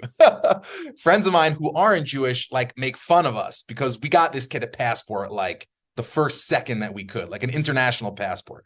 And we did that for all of our kids. And everybody I know in the Jewish community, certainly in like the traditional, like in the Orthodox Jewish community, we all get our kids passports like that, international passports. Why? It's not because we're neurotic Woody Allen types. It's because we've all had it beaten into us and not literally, but ingrained into our psyche by our parents, by our grandparents, by our teachers, that we all have to be prepared to run. Like, if things get bad here, we need to be able to run. The Jews of Nazi Germany made the mistake of not running. And we've been thrown out of every country. We've been chased out of every place. We have to actually be prepared to go to the airport. Like, I know I have friends, I don't have to personally do this, but I definitely have friends who actually have a suitcase packed under their bed at all times, just in case we need to run in the middle of the night. And I don't think people process like the fear in our community. But so that's like the pernicious version of the claim, you know, that someone else is replacing us, and no amount of empathy will get us past that fear. However, and this is what my friend Ellie Fisher pointed out, the idea of saying, of looking for Jewishness in your background, in the background of the Black community in particular, actually is a really powerful, or can be a really powerful thing. First of all, for all the reasons that you said, which is it's actually, meaning you should expect something like this for a community that's had so much torn away from it, forcibly erased from it. It's something to be expected, but also it has led to actual positive things. Like, just to use a really prominent example that everyone in my community will know, Amari Stoudemire, amazing NBA player, Knick legend within the context of everything since the 90s, right? But we love Amari Stoudemire, and Amari actually, who believes in this narrative, he actually ended up converting to Judaism. Now, we're not a proselytizing religion. We're not going out and trying to make converts, but Amari embraced Judaism, Orthodox Judaism, and has become like universally beloved within our community. Like, we love Amari, and he's studying, and he's actually becoming quite learned. It's an amazing thing to see. And it all came from this like deep curiosity of trying to find faith and Jewishness in your past in a way that actually is really wonderful. And so I guess what I'd say is, you know, if I could sum it up, what I wish people outside our community understood was the thing that makes us afraid is the replacement narrative, because we know what that leads to, and we're so afraid of it that we're literally ready to run. And at the same time, and this transition, I think we'll transition to the next question I want to ask you. I wish there was more pause in the conversation on the part of my community. And I think you're starting to see it amongst some of the right people, to say, hey, here's why someone would be attracted to a Black Israelite narrative, not a replacement version, but a, hey, here's what's in our past version, like trying to recover origins. Here's why someone would be attracted to it. And here's why it actually is a positive thing and something that we should want to embrace, like curiosity and a sense of history, like something we should want to embrace. But that gets me to the next question that I would love for us both to tackle also, which is, what's something that you would want to say to your community as like, hey, and I want to do this to my community also. Like, what's something that you would want to say to your community? Like, hey, here's something that we could actually do different than what we're doing now that would help things. Before I jump to that, I would just say that, you know, that concept of the replacement theology is the exact same fear of the Black community. Ooh, I like that. Can you unpack that? That's great. Yeah. Well, it's what I just said before, you know, you talked, is that you all are afraid of being replaced. We've already been replaced.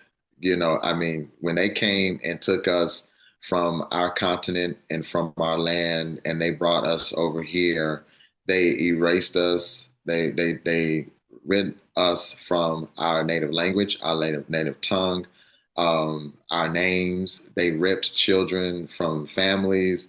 It was barbaric. It was an atrocity. And then they replaced all of it with, you know, their version of what Jesus looked like, and again, what the pharaohs looked like. You know, so for us, we've already been replaced. You're like in a post-replacement world. Oh man. So, and the reason why that's important to say is because I think that the Jewish community, I think, can take solace in the fact that I don't think everyone, now I can't speak for everyone, just like you can't speak for everyone. I think though, from the people that I talk with and from some of the folks that think like I do, it's not about replacing the Ashkenazi Jews. It's not about replacing, saying, oh, we are the only ones, and not me. First of all, I don't, Right.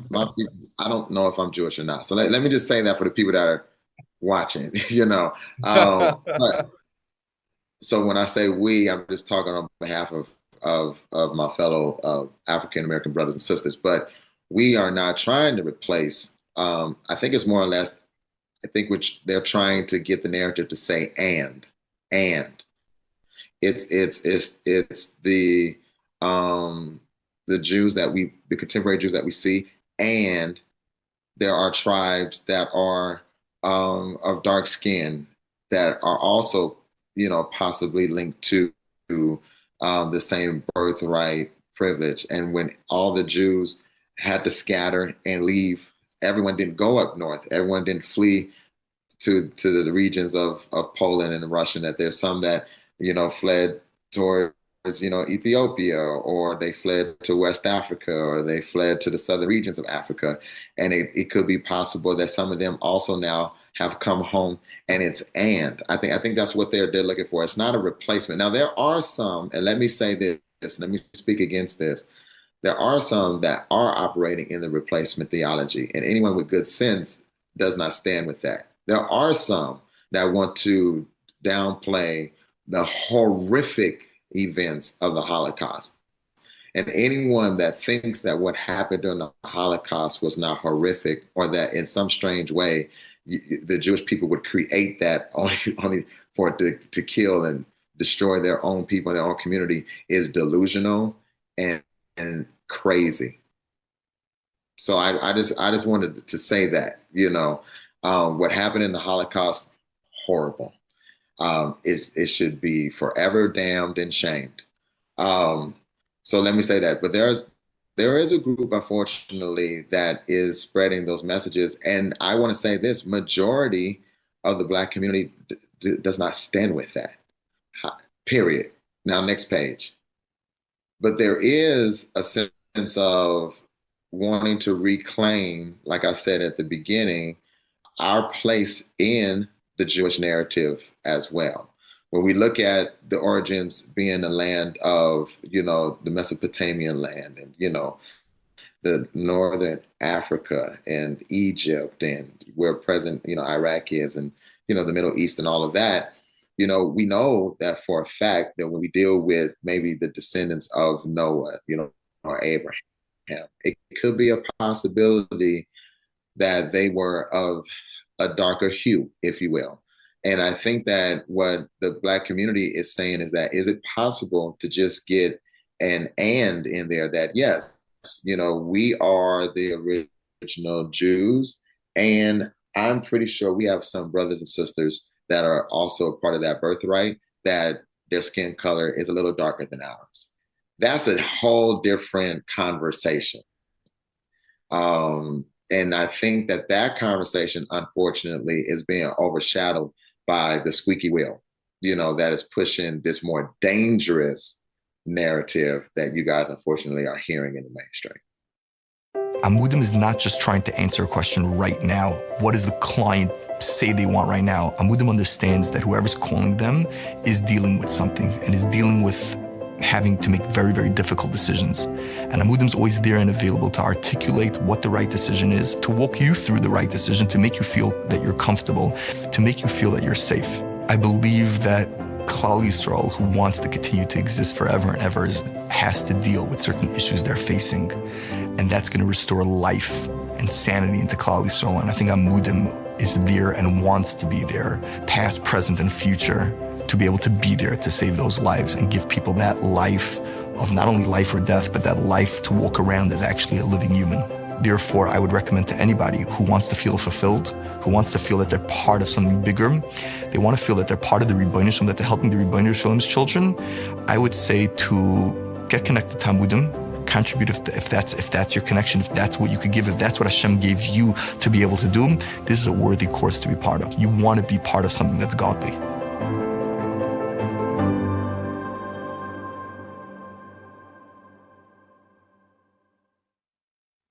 So to speak to my community, I think that it would be wise that we would allow those that are not divisive to be the voices that are heard on our behalf. I think that's very important. I think I can say very straightforward that all conversations about the Holocaust should be off the table, period. That was a horrific event that happened. And we, out of all people who lost so many of our ancestors in the transatlantic slave trade, we should know, how that feels for someone to downplay how horrible slavery was, because we hear it even to this day. When we hear just second generation people who their grandma were slave owners telling us that we should be grateful because the slave owners took good care of us while they were and that's like that's like a narrative that's out there. I know. So I'm saying that therefore no one from the Black community, if we know how hurtful that is when we hear it about what happened with us with slavery, no one from the Black community should ever stand by anyone that is downplaying the Holocaust narrative. And so I think that those are just two things that we could work on, not allowing people that are divisive to be our voices, and never standing with anyone that is going to downplay one of the most horrific events that happened in our human history, alongside with what happened to our own people during the slave trade. And then lastly, I think more meaningful conversations like this, where we come in ready to live in the tension and be humble enough to walk away from the conversation and chew on the thoughts that were brought up in the conversation, and to wrestle with it until eventually we can find a common ground. I love that. And in turn, I think what I would want to say, I've been like dying for a venue to say this. What I would want to say to what I would want to say to my community is I really, really, hate's a strong word. I really find a lot lacking in the way that organizations like the ADL have dealt with this particular matter, particularly Kyrie. Kanye may be a separate issue, and I want to get to that in a second, but I think the role the ADL is playing in Kyrie, and particularly the way in which they kind of have been like anointed as like the Jewish popes who get to represent the whole community in dealing with this matter, is maybe not intentionally awful, but it's awful. And I want to articulate why. Listen, there are a lot of different opinions about the ADL within the Jewish community because, that mostly have to do with politics. I'm not here to adjudicate that. The ADL, if you just assume that its role is to combat anti-Semitism, and let's just assume for the sake of argument that that's all that they're doing, which may not always be the case, but that's what they're doing. So that's great. It's important to fight anti-Semitism. The Holocaust is within living memory. There are still something like 115,000, maybe more. There are actually, I think, 190,000 Holocaust survivors still alive just in the state of Israel. So the worst event in the history of anti-Semitism since like the destruction of the Second Temple is within living memory. So it's important to fight anti-Semitism. The problem becomes when that's the only voice that any mainstream American hears. And in particular, when the people who are prosecuting that fight are themselves just, not more, not less, but just experts in anti-Semitism. Like, it's not like the people prosecuting the fight against anti-Semitism are the great sages of the Jewish tradition, or are our greatest rabbis and scholars and intellectuals and people who've spent their lives dedicated to the study of our tradition and are representing all of that along with the fight against anti-Semitism. It's mostly people whose only job it is and whose only qualification is fighting anti-Semitism. Now, again, I'm glad those people exist, but when that's the only voice that most mainstream Americans hear, what it seems like, and you could be forgiven for thinking that Jewishness has no content at all but the fight against anti-Semitism. And that makes us look like a deeply intellectually, spiritually, morally impoverished community, because it makes it seem like we don't stand for anything other than fighting prejudice. And in fact, if you asked many Jews who are in one way or another not super connected to their church, like, what does Judaism mean to you? Often the answer you'll hear is, it means the fight against injustice. Like, okay, great. Like, injustice is bad. Like, I'm also anti-cancer. Great. Thanks for the brave stance. But Judaism is about, and Jewishness is such a rich tradition. It's one of the richest intellectual traditions to emerge from the ancient world. We are the stewards of an incredible 3,000-year history of wisdom and values and ethics. To reduce the whole thing to just don't hate us is a catastrophe. It's a catastrophe. And it's a product of, and this is the first time in the history of the Jewish people that we've ever presented ourselves this way to most people. Now, this is also a great time to be a Jew because you're much less likely to be killed for being Jewish today in 2022, which is great. I'm super grateful to every person and particularly to God who made that happen. However, this is also, and this is, not all good things have to go together. There can be bad things that go along with good things. One of the bad things about this time in history is that it's the first time in history, really since, maybe if you include the Enlightenment a little, the Jewish Enlightenment a little bit, but it's the first time in history where you can identify as a Jew, but literally do nothing else to invest in your Jewishness. And that is considered not only an acceptable way of living, in some cases, that's lionized as a way of life.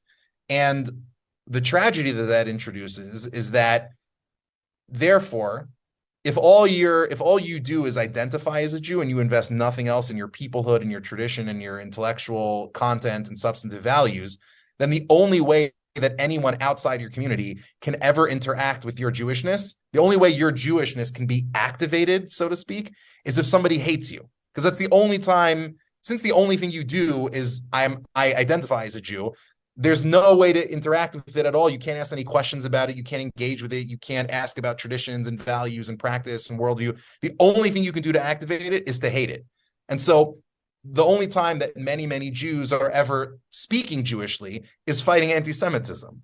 So the sad calamity that this has introduced is that many, many outsiders, and I think it's particularly true for a community like your community, which, as you said earlier, has a really robust culture and is so invested in identity, especially in this generation, and like recovering identity and exploring identity and excavating identity. It can seem weird to interact with a community that seems like the only thing it wants is for you to not hate it. Like, we don't have anything to offer back. And like what that produces for my community, and I think this is bad, is if our only tool, like fighting anti-Semitism has to be a tool in our toolkit. We won't survive otherwise. But if that's the only tool in our toolkit, then the only thing that we know how to do is punish people for being anti-Semitic. Now, sometimes people do need to be punished for being anti-Semitic. We're recording this on the evening of Kristallnacht, right? So Germany on the eve of the Holocaust could have used some international punishment, and it didn't get it, and it was a disaster. However, when I look at a Kyrie Irving, and we talk about that question of, like, as you put it, the yes and, right? There's an opportunity here. Like, Kyrie did not, at least I personally think Kyrie did not speak about this in a unifying way. I think he spoke about it more in a divisive way, to speak to your point earlier. But that said, if you ask me, what do the Jewish people actually stand for? It's not fighting anti-Semitism. That's something we have to do as a tactic. What do we actually stand for? We're teachers. We've always done that. Like, we're a people who study. We're a people who love to teach. We love to learn. We love to interact. We love to engage with others in learning. We never learn by ourselves. We always study in pairs and in groups. And this was an opportunity for this could still be an opportunity for us to see the yes and moment here, like it worked for an Amari Stoudemire, or like it works for someone, you know, who's coming from a very different side of this, where it works for someone like you, right, who's so curious and who's so broad-minded and expert in these matters. This is an opportunity for us to say, okay, let's do some learning together, right? Like, let's do some study together. We'll both learn things from that experience. But like, instead of saying, hey, Kyrie, okay, your punishment is you have to give $1 jillion to the ADL for their next benefit, and you have to visit a Holocaust museum, which, again, people should know about the Holocaust for sure. But as the great, the Jewish comedian Modi said, like, sending people to a Holocaust museum as a punishment for anti-Semitism was just giving people ideas, right? So like, and again, it's like, that's not a substantive response. That's like a just don't hate us response. The response could have been, and I know for many people in the traditional Orthodox community, both privately expressed in WhatsApp groups, publicly expressed on Twitter and Instagram, and the kind of thing that we talk about around the Shabbos table when we get together in private is, man, like, if someone had asked me, what should Kyrie do? It would be like, oh my God, come to my house for Shabbos. Like, we'll study together the whole time. Like, you won't want to leave. Like, you'll be so excited to come here, and we'll learn from you. You'll learn from us, and it'll be amazing, right? Or like, come over to our study house and see how rich it is, and you'll teach us something, and we'll teach you something, and we'll all grow from the experience. Again, would that have worked with Kyrie the individual? I don't know. I can't look into a person's heart. Only God can do that. Well, but yeah, I think it would have. I think it definitely would have. The things that you said are really meaty, if you will, and I'll tell you why. There was a story my father said that there was a little boy that he went to school with, and everybody would pick on him by like flicking the back of his head every morning. One day, my dad had finally kind of started hanging around the cool kids, and they all flicked the boy. And eventually, my dad, trying to prove that he was just as cool because he was glad to finally be a part, flicked the back of the boy's head. The boy turns around and looked at him and began to cry. And my father said, he looked at him like, well, what? Everybody has done this to you. And he turned around and said, but we used to be friends. I never thought you would. And the reason why I'm saying that story is because in the Jewish community and the Black community, when you talk about how the Jewish community, especially those that are of influence, take such a hard stance against anti-Semitism, the thing in the Black community is we also take stances against injustices, but it's for everyone. We don't just get loud when it's happening to us. We've stood with the Jews when they blew up the synagogues. We've stood, with in the LGBTQ community when they began to have hate crimes against the trans community, even if some people were conflicted with, what they felt about the trans community. We really believe that an injustice to anyone is an injustice to everyone. And I think that when you do say things like, for the first time ever, it's a great time to be of the Jewish community because you can be the Jew and not be easily killed, in comparison to it's hundreds of years later and Black people are still being hung from trees and we're still being murdered in the streets, and people are still like a Rittenhouse are now superstars because of what they do. We're sitting here looking at our friends who we at one time were equally hated, if you will, outwardly. We're looking at one of our friends seem to kind of come into a space of influence, and then they're turning around and they're using the same tactics that they know that our oppressors used against us. Our thing with how Kyrie is being treated is that we are always a fair people. And those on the outside would not know that unless they are really raised in the Black community. The Black community is taught to be a fair people, which means we can take the discipline as long as you promise to discipline everyone the same. So we would like to see that when they begin to speak against the slavery that happened to our people, when people were publicly, openly saying things that were anti-Black, that it should have been the same open remarks, the test, right, that was shared with the anti-Semitic moments. We would love to see our Jewish brothers and sisters with the same energy detest and come against the anti-Black moments that happened, because we all were in the same fight at one time or other.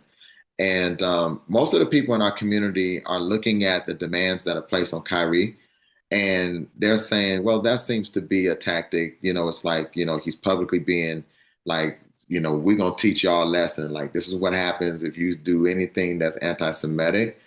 But a lot of us are actually saying, okay, but where's that same energy with everything else that happens to us? And if we saw that same energy that was going to protect our Blackness, trust and believe, we as a people, if we saw that they were being anti-Semitic, we would stand with that and say, well, you had no business saying that. You should have never did that, because we are fair people. And a lot of people from the outside don't know our principles and don't know how we're taught and we're raised. And I think that element, I mean, it's very strong of you to say some of the things that you said, Rabbi. So I'm praying for you. But it's very true that if the only time we see the Jewish community is when they are defending, against anti-Semitism, then yeah, it does minimize really how powerful, how great, and how wise, well-rounded, and cultured that community really is.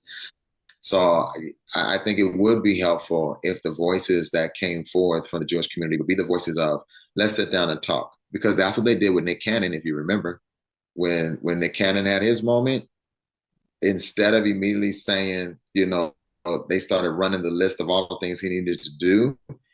Rabbis from around the city of Los Angeles immediately reached out to him and said, let's sit down, let's talk, and let's find a reason. Let's learn from each other. And that was a way better outcome than what we're seeing, how things are being handled with Kyrie. So if I can, and I know we're like running out of time, but if I can, I want to offer, as usual. I know, right? This is like always our problem. I want to offer one pushback and then one, like, I think, like, hopefully a constructive type of solution. Like, here's what we could do. My pushback would be, in the Jewish community, we often feel like it's sort of like a heads I win, tails you lose scenario, where if we say nothing, then anti-Semitism goes unchecked, because it's not unsexy to say bad things about, Jews, right? Like, we're not one of those groups that it's like uncool to say bad things about us. It may be like, it may be sanctioned, but the kind of stuff, you could print a whole, front page New York Times story about how our, Orthodox religious schools are bad, when literally every school that you compare it to is as bad or worse. You could accuse us of being like vectors of disease during COVID, which was not true, like all that kind of stuff. And so I think the feeling is, look, if we say nothing, this will just keep going unchecked, because no one's standing up for us but us. And if we do say something, then it confirms the conspiracy theory. Like, see, like, the Jews are being so powerful and trying to shut us down. So we often feel caught in a bind. And I think when we see, particularly a Kanye, for example, like, a Kanye is not questioning, right? A Kyrie is coming from a place of questioning. And I think the mistake was conflating those two things. And I think because they came so quick one after the other, no one paused to think.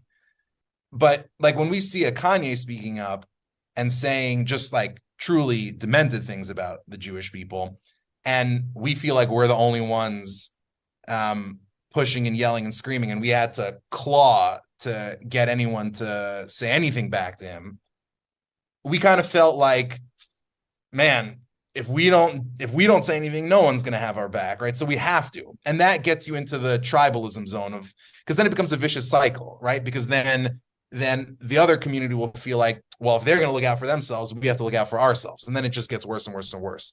So that would be my pushback, but I think it also leads to a constructive solution, which is the biggest problem. Like when I hear what you're saying and I hear what I'm saying, this is the kind of conversation that happens when the only time that two communities talk is when we've insulted each other, right? Exactly. That's the biggest problem. So we're never, like, even if you go back to like the classic example of like Jews, like Jewish people and Black people working together is like the civil rights era, which was great. Don't get me wrong, it was awesome. But even then, that wasn't a positive project. That was like the negative project, also important, of securing rights, right? Or fighting against prejudice. But when was the last time, arguably never, in the history of this country, that our two communities have actually worked on something positive together, like a positive project that didn't have to do with people hating us? The opportunities are so broad. We're the two most faithful communities that are also minority communities in this country. We are two communities that have known a history of oppression, but also have a really strong intellectual tradition nevertheless, or even in spite of the darkness.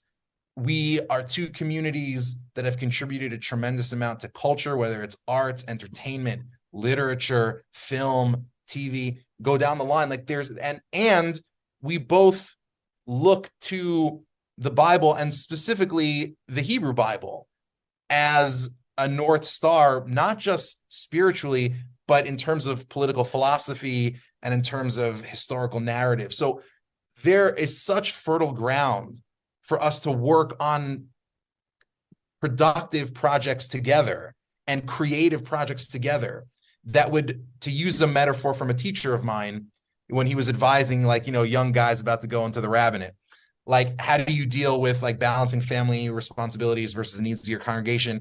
And he always used to say, you got to put money in the bank. Like, when it's time for a crisis and you have to make that decision, family, congregation, it's already too late. What you have to do is, before the crisis, spend as much time as you can with your kids whenever you can. Spend as much time with your spouse whenever you can.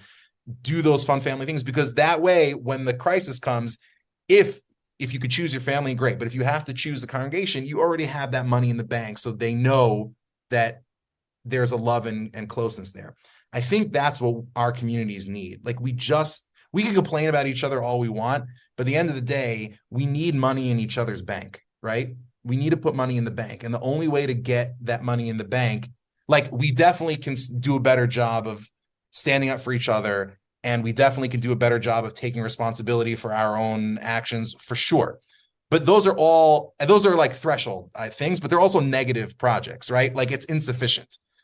What we also need to do is just work together on things that don't have anything to do with hatred and prejudice and bigotry, so that we know when a crisis strikes, we have all of these deep roots in each other's souls and creative psyche. Like, does that make sense? Does that resonate? Yeah. It goes back to how I opened up, where I said, I think our job as religious leaders, such as yourself and myself, is to foster those necessary conversations, to come together and reason together. That's how we open. It's a perfect way to end it, right? And to sit down and get to know one another's perspective, and hopefully walk and not come into the room ready to disprove the other party, but come into the room open to say, well, they may have a point that I've never seen, and walk away from that saying, oh, I can see how they got to that conclusion. Oh, I can see how it is that they were offended by that.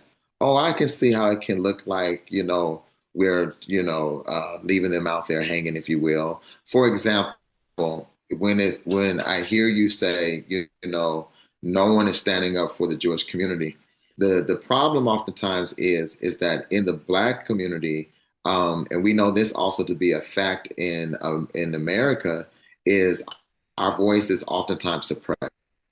It is really suppressed. So unfortunately, when things are happening against the Jewish community, you have leaders that are crying out against it, but they don't get any airtime. They don't cover us. They don't magnify. It's not our newsworthy voice. to do the right thing, right? It's not. Yeah, it's not newsworthy, and the reason why is because there is so much more to gain by having the two communities pitted against each other. You know, taking our eyes off of the greater picture. So no one covers the leaders when they say that's horrible. You know what happened to the synagogues when they were blown up, or you know the I never know how to pronounce the Nazi symbol that they draw on, the swastika, you know, yeah. synagogue. Yeah, you know what I mean? We speak out against that, but you all will never know it because our voice oftentimes is not magnified in those moments. But when we have conversations like this, you leave saying like, oh no, it's not just us crying out. No, they're with us. No, they too disagree with some of the things that are being said. And so I think it is vital, it is important as we move forward from this, that all leaders, whoever's watching this, from my community, from your community, that we continue to advocate for the conversations, again, not to disprove one another, but to be open-minded and see where one another is coming from. And then we can walk away with a better understanding of both cultures, and we can live in that middle ground. Amen, Pastor. Man, see, you always get rocking right at the end there. That was amazing. I love it. It is so beautiful to speak to you. It is such a highlight of any week that I'm in when I get to hang out with you. So really looking forward to this. Same with you, man. Same with you. Yeah, I love it. I'm looking forward to this being the first of many such conversations. Yeah. Yes, no, absolutely, man. You know, I think we're showing it, right? I think we're showing it, and it can be done. I tell people all the time, and this is where I'll be done. I tell people all the time that when you look at the Great Pyramids, as majestic as they are, and they are majestic, they're really just little grains of sand compressed upon one another.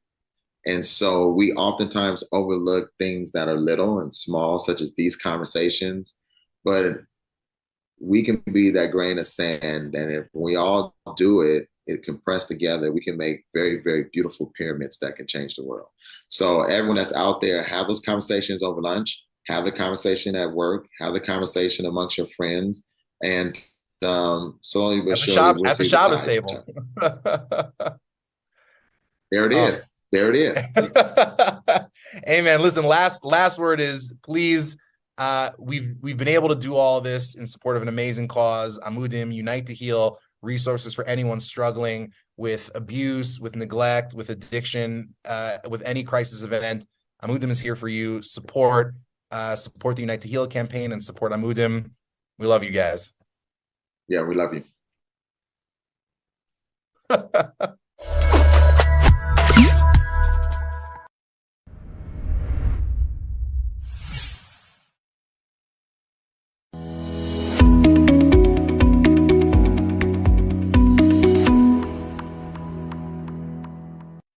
I would say that Amudim is vital to the mental health of the entire Jewish community. I know it sounds like a grand statement, but the fact is that, you know, I get phone calls all the time. You know, people need all different types of help that are not necessarily what we deal with. And, you know, the answer could almost always just be call Amudim and they're going to help you. Amudim is like the missing link, the key to a lot of the gaps in the services that are being offered in the Jewish community. There are a lot of amazing organizations out there doing a lot of amazing work, and they're all kind of all over the place. Amudim kind of centralizes all of them and is a tremendous resource that gives people that are struggling with almost anything access to a resource, and they will point you in the right direction to be able to really support you to get to the kind of help that you need. And if you want to be somebody who's involved with that, and if that's something that's important to you, then this is a place where you should be supporting.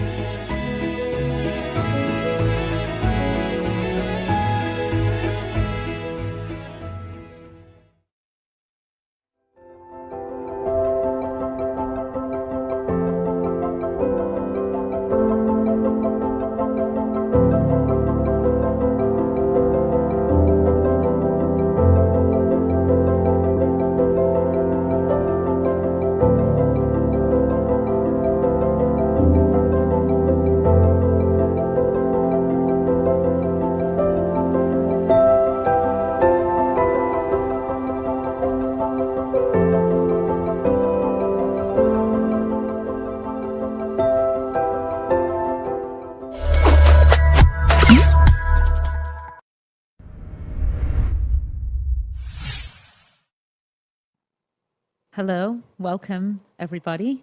Thank you so much to our three rabbis who we respect so much for being here today, Rabbi Simon Jacobson, Rabbi Manas Friedman, and Rabbi Shays Taub. Thank you to Amudim for bringing us here today to do this panel. And thank you to my podcast partner, Ida Schottenstein, for doing this together with me. We have three rabbis here today. And we may have three opinions, but you can have two opinions. And the third element is the part that's infinity. That's the part that understands that both can be right. And so we'll see who the infinity is here today.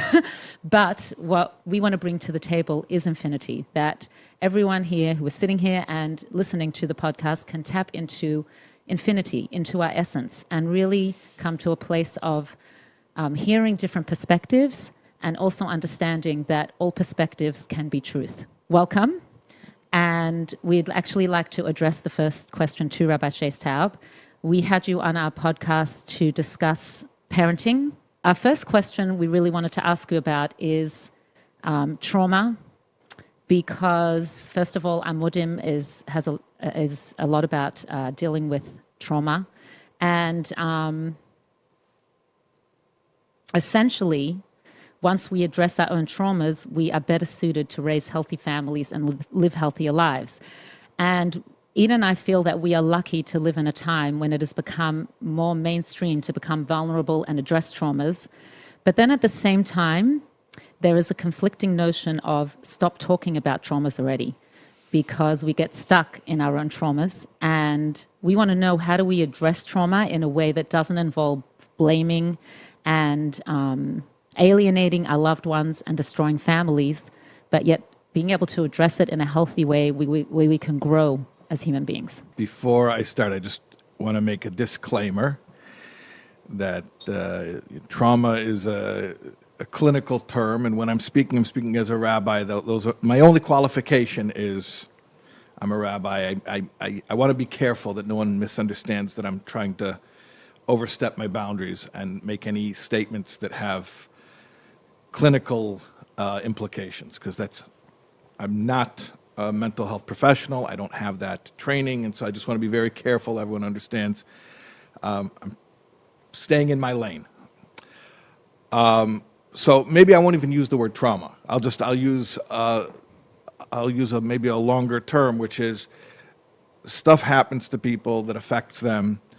A lot of times this happens during childhood. A lot of times it happens either with family or around family.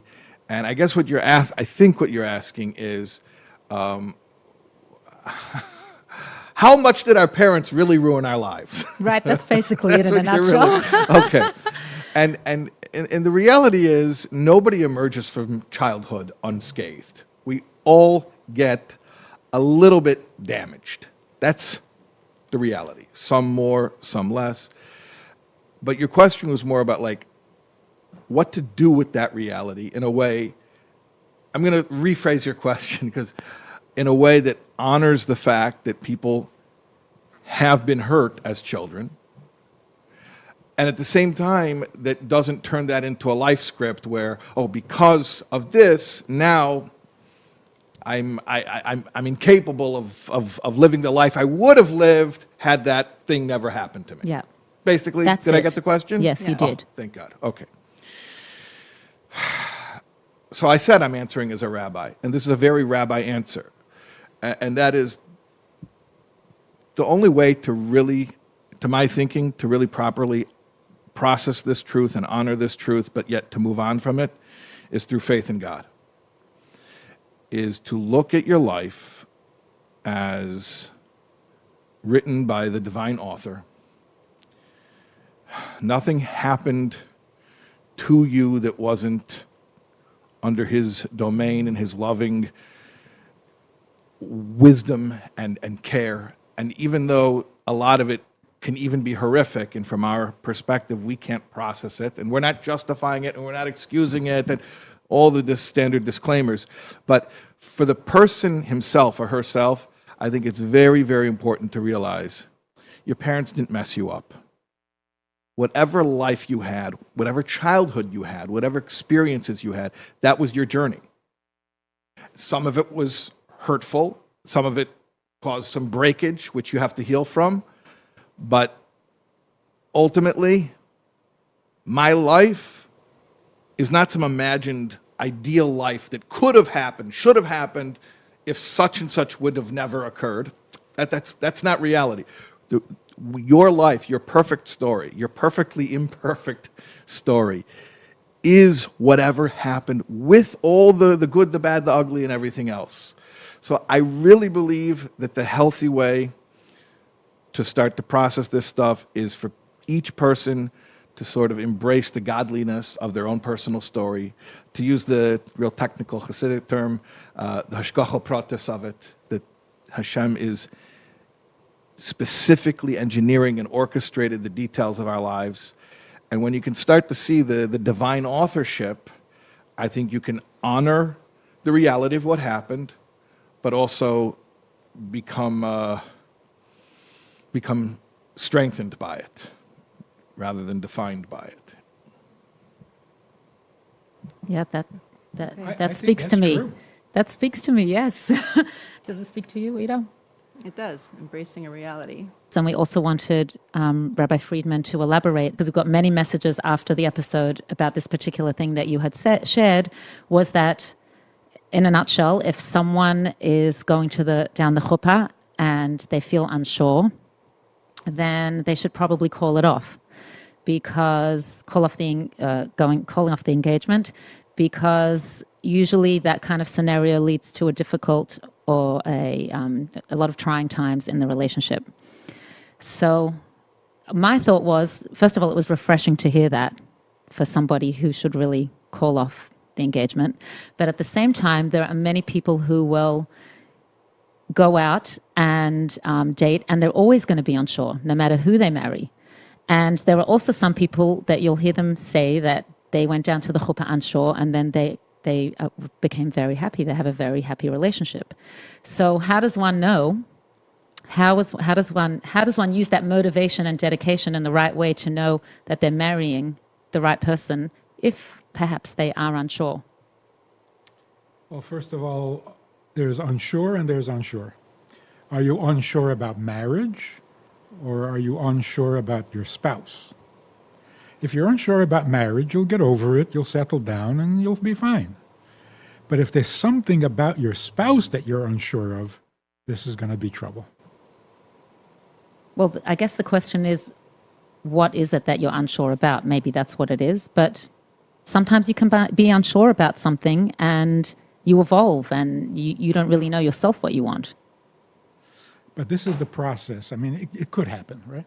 The process of getting married, the process of dating is eliminating all problems and obstacles. It's a process of elimination. It's not falling in love. It's not becoming impressed. It's removing or discovering that you have no obstacles. There's nothing going to get between you because everything's good. But can I pause right there? In life, there are many obstacles. After you're married. Yes. But when you're getting married, you should see no obstacles. Anyone who walks onto the chuppah thinking, well, I'll have to handle or I'll have to tolerate, not a good idea. And don't wait until you're under the chuppah.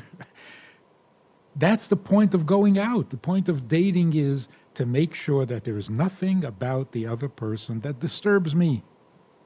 And what about if the person doesn't see, oh, I'll have to handle this, but it's more like I don't feel that spark that I want to feel?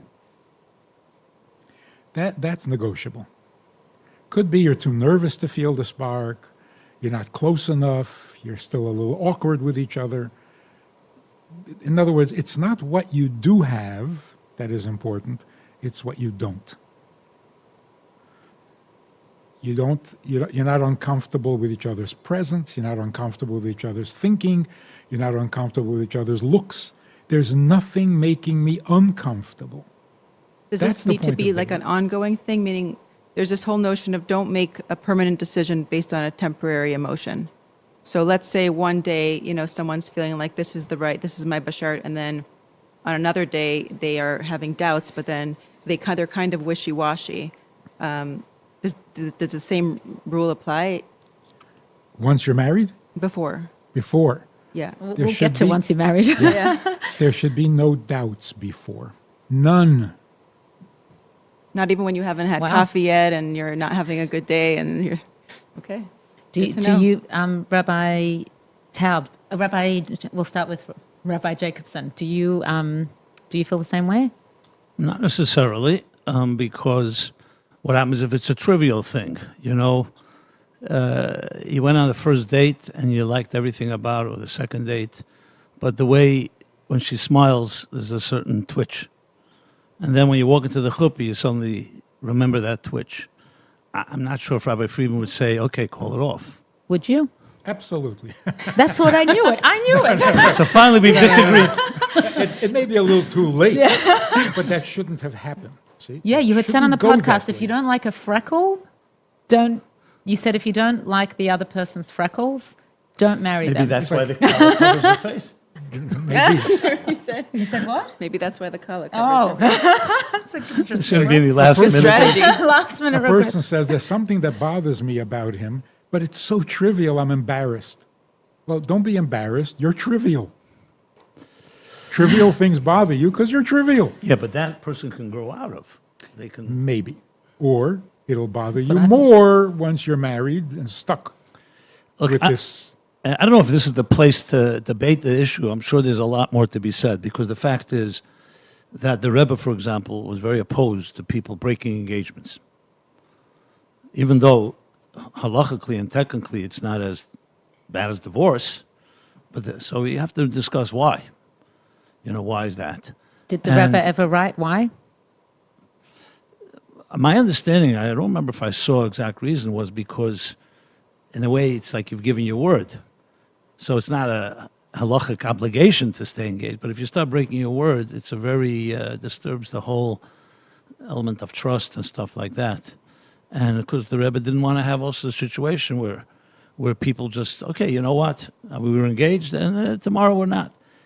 I think it comes down to case by case. I don't think you can, I know Rabbi Friedman quite well. I don't think he's stating a blanket statement, everything. You have to know what you're discussing. Are you stating a blanket statement? What I'm saying is, don't let it get to that. I'm not saying when to break off an engagement or a marriage. Avoid that. If you know what you're looking for, you know who you are, it won't come to that. Why did you get engaged if this bothers you? By the way, you shared if you know who you are, and often, I mean, you even shared it on our podcast that you said it's a healthy thing to get married young. Like you highly recommend that. Now, when you're really young, you don't necessarily know who you are. Actually, you don't really know who you are. Truth is, you only really get to know who you are once you're married and you're sharing a life with somebody. So how are you meant to know who Maybe you that's are? not young enough. That's why, because you're too old. Yeah. Well, you know yourself at the time. Of course, you're going to grow, you're going to mature, but you got to know where you're standing now. The question I would pose is, what do you do with all the people who don't know? And sometimes their priorities are off. That's Even right. in the dating process. Let's not even talk about going to the chuppah. In the dating process, what they think is important is not really that Right. important, and other things are. So very often the things that are bothering them shouldn't even bother them, but they are bothering them. Right. So what if the conflict is, Rabbi Friedman, you had mentioned it doesn't have to be good for you, it just has to be you. When we had spoken about this. And so how do you balance, let's say a person does know this person is for them, but their parents are against it and the parents are saying, no, this person is not for you. Is that considered a grounds for breaking it off because that's an obstacle, like the parent not being okay with it? That's a whole nother subject, but yeah. Is that an obstacle? She's saying someone's walking to the chuppah and they remind themselves that their mother may Right. not like the kala. He's not coming to the wedding. She's at the wedding, but she's not so happy. Well, they want to marry this person, but the parent is So very then you have to against choose. it. You're marrying your mother or your bride, right? Right. Right. Right. So you have Well, to here the cleave Rebbe's to your wife. instruction was parents should not get in the way of a couple that who already decided to get married. You can give advice during the process, but if they decided they want to marry each other, stay out of the way. Well, this was actually one of our questions in today's generation. children have more free reign. We have a different approach today. We're here to fulfill our children's needs. I mean, that's one of the approaches, and that we got to be more understanding of them. It's their story, not ours. Rabbi Shais Talpid said that, like, this is not our story, this is their story. At the same time, don't you think sometimes we need some gvura to be, we have to have the chesed, but sometimes we need some discipline to be, and to share with our children, this might not be right for you, what you're doing, whether it's marriage or whether it's something else. And how do we go about that? Parents should offer their opinion. Children should seriously consider their parents' opinion before they come to the decision. Once they've made the decision they want to marry each other, you can't toy with that. Dangerous. In general, Rabbi Taub, what do you feel about parents giving opinions to children? In general? Yeah, in general.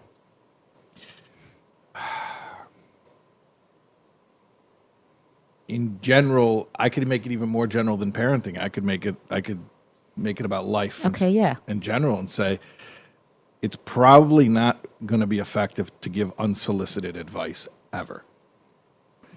So here's the trick. If you have an opinion that you think might be useful for somebody to hear, the whole trick is to get them interested in coming to you and asking for your opinion. So to me, it's not so much about, well, how should you give your opinion to your child? Or to anyone, for that matter. It could be to your husband, could be to a husband, your friend, it could be a friend, a sister, a brother. Yeah, your neighbor. It's about, how do I establish a rapport, a context within which this person is going to seek out and actually be interested in what I have to say. So most of the work of getting our children to actually hear our advice and consider our advice is about building the relationship.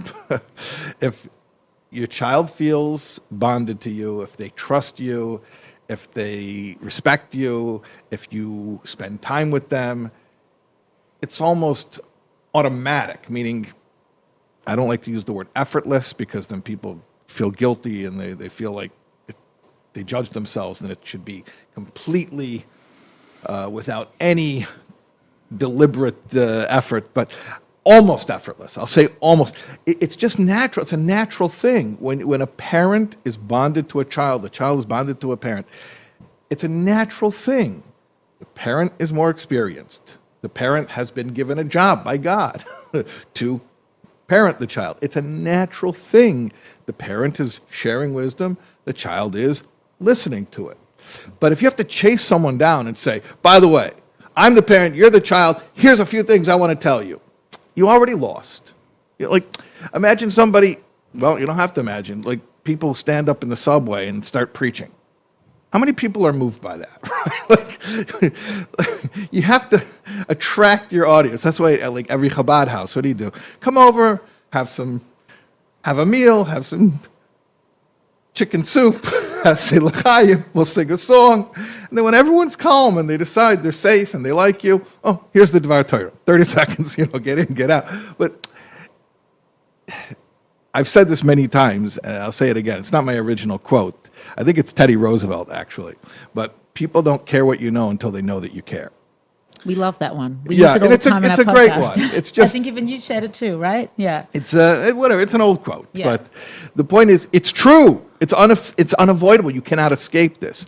So, to answer your question again, parents giving advice to children, yeah, great, but that means if your child is 100% certain that you are caring, you are safe, you are trustworthy, then it's going to naturally happen that you're going to be able to give them guidance and input.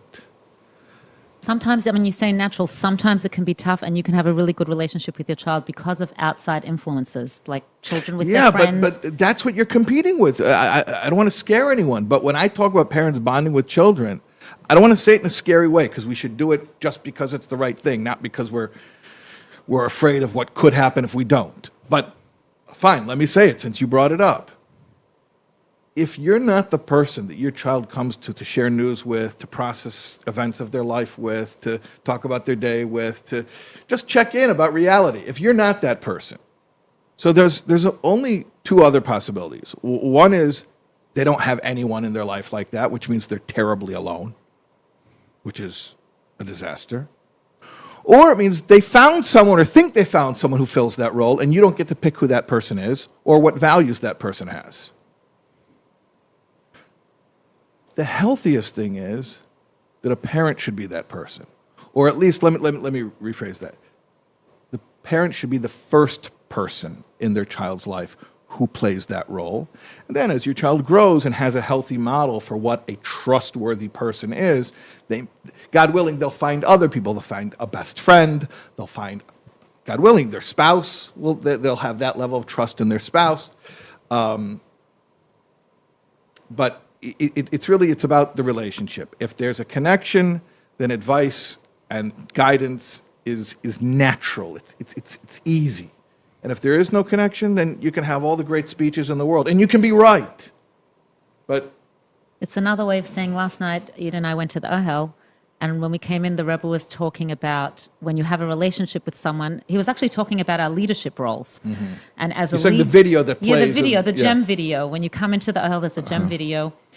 It was actually when we came out. When we came out of the Ohel, the Rebbe was talking about leaders and that the first thing to do is to be kind and have compassion when you're sharing. And after that, you can give rebuke. The translation was rebuke. There you go. So first comes, like you're saying, the bonding and the connection and the caring, and then you can do it. You're saying if they come to you to ask for it. Is that what you're saying? But there's something about marriage that's a little bit different. Every parent knows that they have a vested personal interest in how their children are going to, what their children are going to be. I want you to be a certain kind of person, so I want you to marry a certain kind of person, but you're not that kind of person. Yeah. So on the parent's part, it's a little selfish. It's what I want. So they have to be careful. Are they giving advice or are they manipulating? Right. So it becomes very like al tam voreach.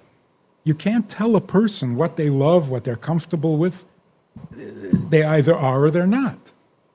So there's got to be a little bit of independence or distance where you got to let the kid be who he or she is and not try to make them into your image.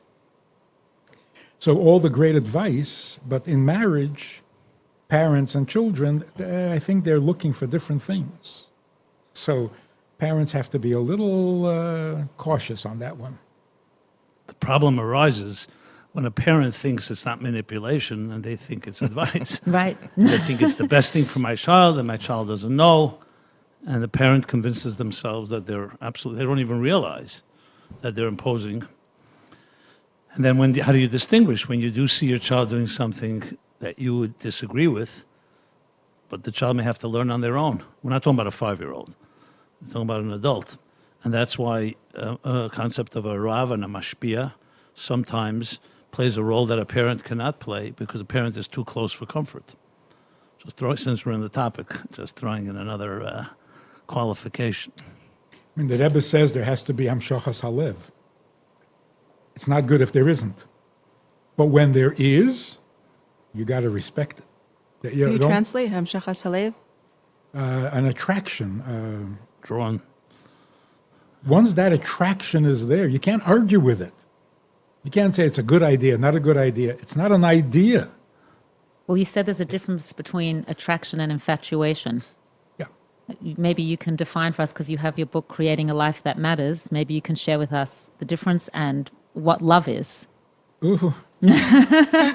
Or what love is not. Yes. What love is and what it's good for, what it's not good for. What is love? Yeah. I think a more important word than love, which is overused and lost all meaning by now, vulnerability, right? Somebody mentioned, we already talked about vulnerability.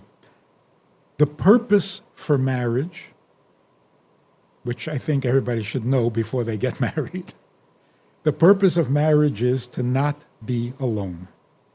right? That's what it says. God says, I'm going to create you a helpmate because it's not good to be alone. What's not good about it? What's wrong with being alone?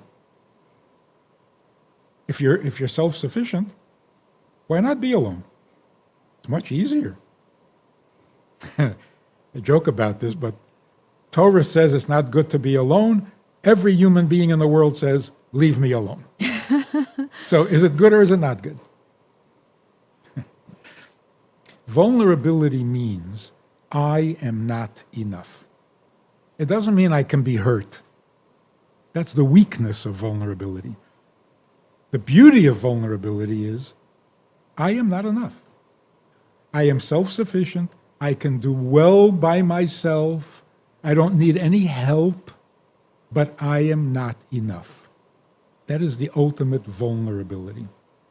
And that's what it means. It's not good to be alone. Because being alone is not enough, no matter how perfect you are. I mean, God himself doesn't want to be alone, no matter how perfect he is. Because goodness begins when there is someone else. So being perfect, self-sufficient, almighty, all-powerful, that's functional. There's nothing good about it. Where's goodness? Goodness begins when there's somebody else. And that's because we were not created for ourselves. If we don't teach our children this, maybe they shouldn't even try to get married. Because if you don't understand this, when you talk about bittul or humility or selflessness, this is what we're talking about. It's not about you. Nothing. You have love. You're capable of loving. What does pop psychology say? Love yourself. Wrong. Love, you don't have love for yourself. Just like you don't have the power of speech and communication to talk to yourself. It's not for you. Whatever you have is not for you. We have to teach children this at a very young age. And by example. I mean, it could be a slippery slope because then you have, codependency, which can often result in, behaviors that can undermine a person's growth. So it's interesting because there is this whole notion of independence, like togetherness, but also being apart and balancing the two. And then having self-love. I guess it may be a different kind of self-love, more like a humility. So how do you balance? Self-love is a given. The question is, what's it for? Why do I have self-love? To give it away, not to keep it. Just like these people who are worth $200 billion. What are they supposed to do with that? Keep it? It's ridiculous. It's so obviously not for you, even though it is yours legally, according to Torah. It's yours. But who says it's for you? You have information. What, it's for you? Of course not. So this whole idea that it's not good to be alone means it's not good to live for you. It's not a life. It's just an existence. Life begins when there's someone else. And that's how you define love. That's how you define marriage. Right? So that is the ultimate vulnerability. Now, it would be nice if the person you're married to is a little lovable. It wouldn't hurt. It wouldn't hurt. Yeah, makes it a little smoother, a little more. But the main thing is, you can't be alone because you're not enough for yourself.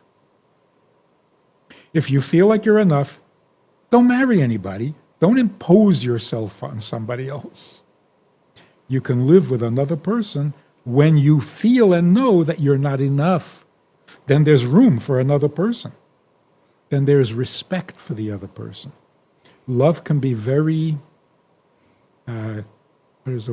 controlling, consuming. You swallow up the other person. Don't let them breathe because you love them so much. Love can be toxic. Vulnerability is never toxic. So you're saying in a relationship, vulnerability is the focus more than love? Yes. And the immediate byproduct of vulnerability is respect. The other person is significant to you, not just lovable. It's a message that would be good for everyone to hear today. You know, we were recently in Dubai. We were brought out to sing and speak for, there were 100 widows brought out from Israel, and we did an event there. And the topic that we spoke about were women throughout our history and how we're inspired by them. And Ida and I noticed with each woman that we shared about, which were our matriarchs and Rebbetzin Chana and some others, that they went through very trying times, and sometimes it was a whole lifetime. How can we take the past generations, their Kabbalah soul that they had, and I know because I did 30 letters, 30 days with Rabbi Shais Taub, and one of the letters, the Rebbe shared that we all have the past generations within us today. But how, we can know that, but how do we really apply it practically in today's world? I think that people often associate Kabbalah's all with subservience, you know, the way things were in the 50s and 60s where, you know, women today feel like, oh, we don't want to be that person. We want to express ourselves and have our voices heard. Look, it's a pretty simple equation. People who are highly motivated do tremendously impressive things. They're able to dedicate themselves to a cause. So then the answer is we need to provide more motivation, which is, by the way, I assume the purpose of something like this. Why are we doing this podcast format? We're having a discussion about ideas that are important to people in their day-to-day lives. Why are we discussing this?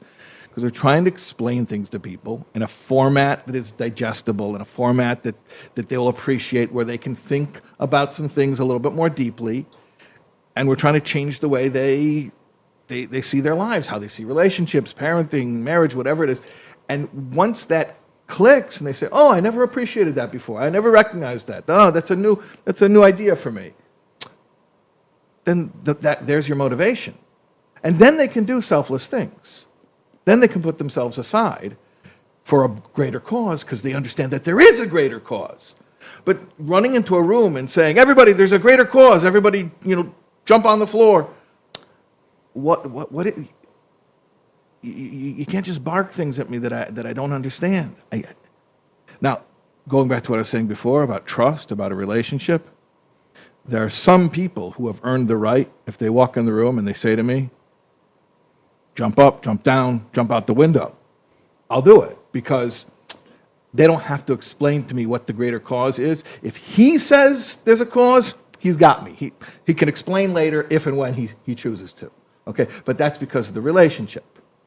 That's the context. So there's the trust there already.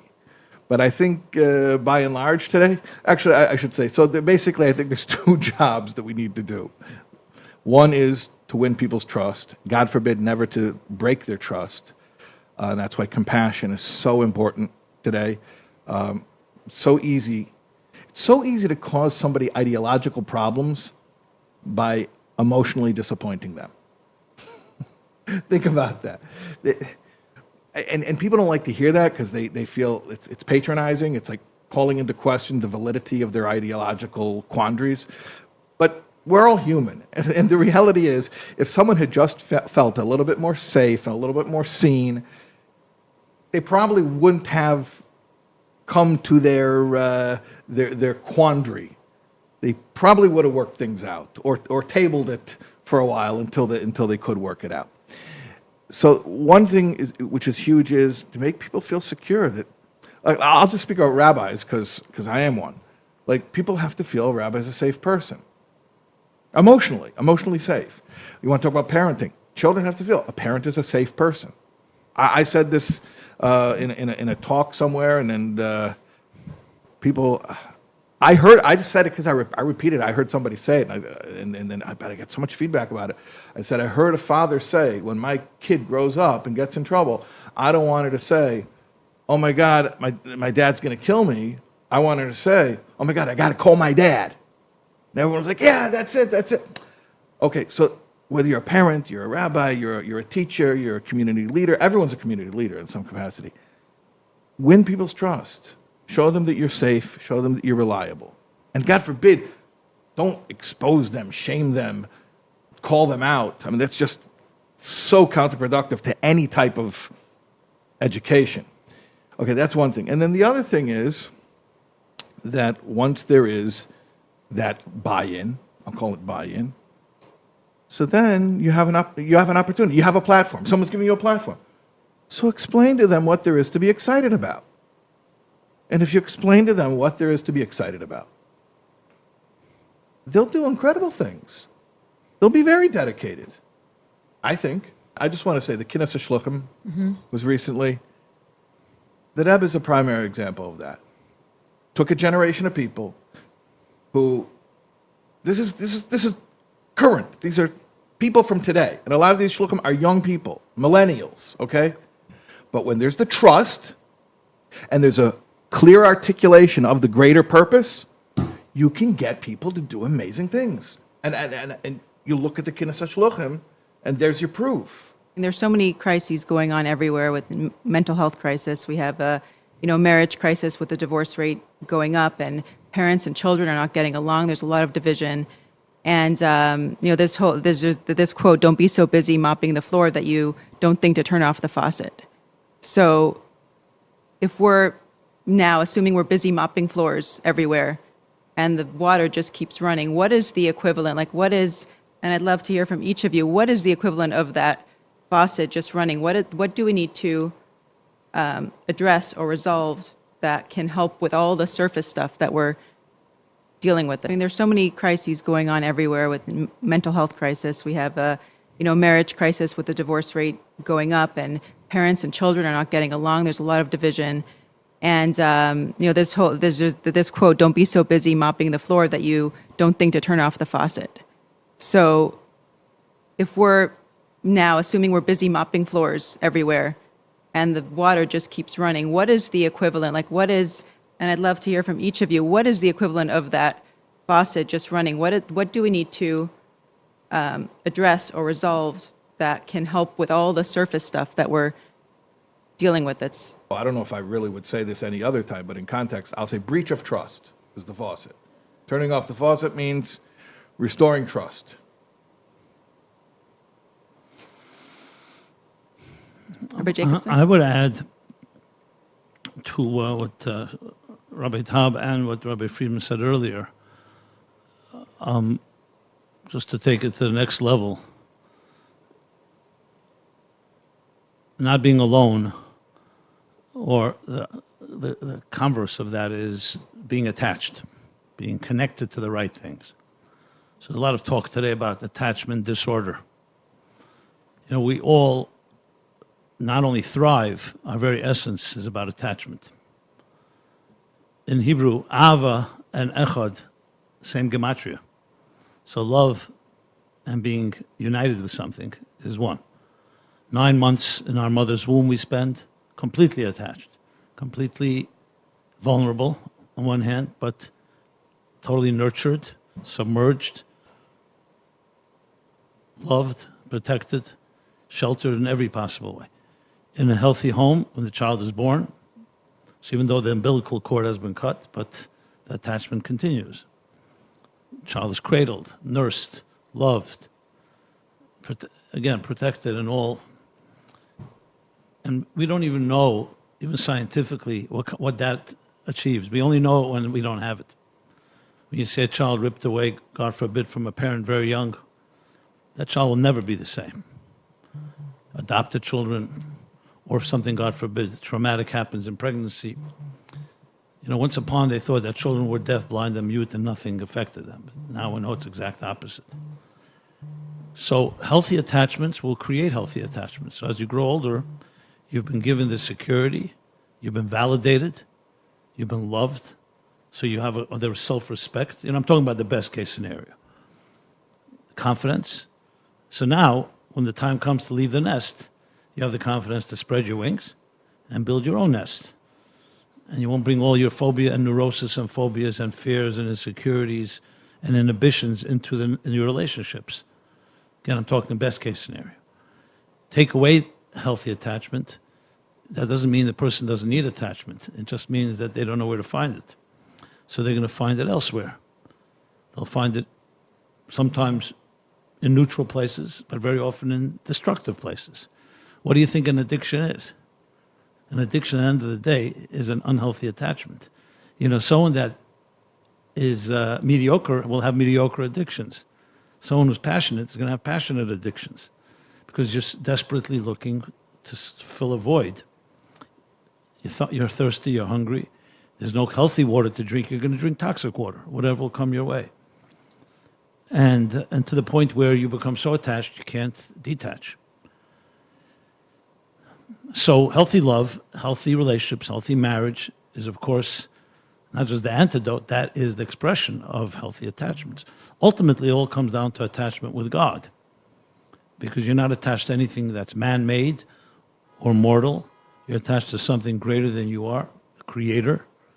And that's really the essence of Torah, Yiddishkeit, Chassidus, an interface between the human and the divine, total transcendence. That's the healthiest attachment. And that's why, indeed, yes, God is always used, because even in 12 steps or elsewhere, because you can't do it on your own. But it goes much deeper than that when you learn Chassidus, because it is the ultimate relationship, the ultimate achdus echad, and the ultimate ava, v'ahavtas Hashem Elokecha, which we say right after Shema Yisrael, Hashem Echad. So I go back to what Shei said, Rabbi Taub said before. I do agree that we have, previous generations had things we don't have, but also we have things they don't have. I would just add one more thing into the equation. They also had oppression. They had what is called Nedochem Be'eretz Mitzrayim. They were downtrodden.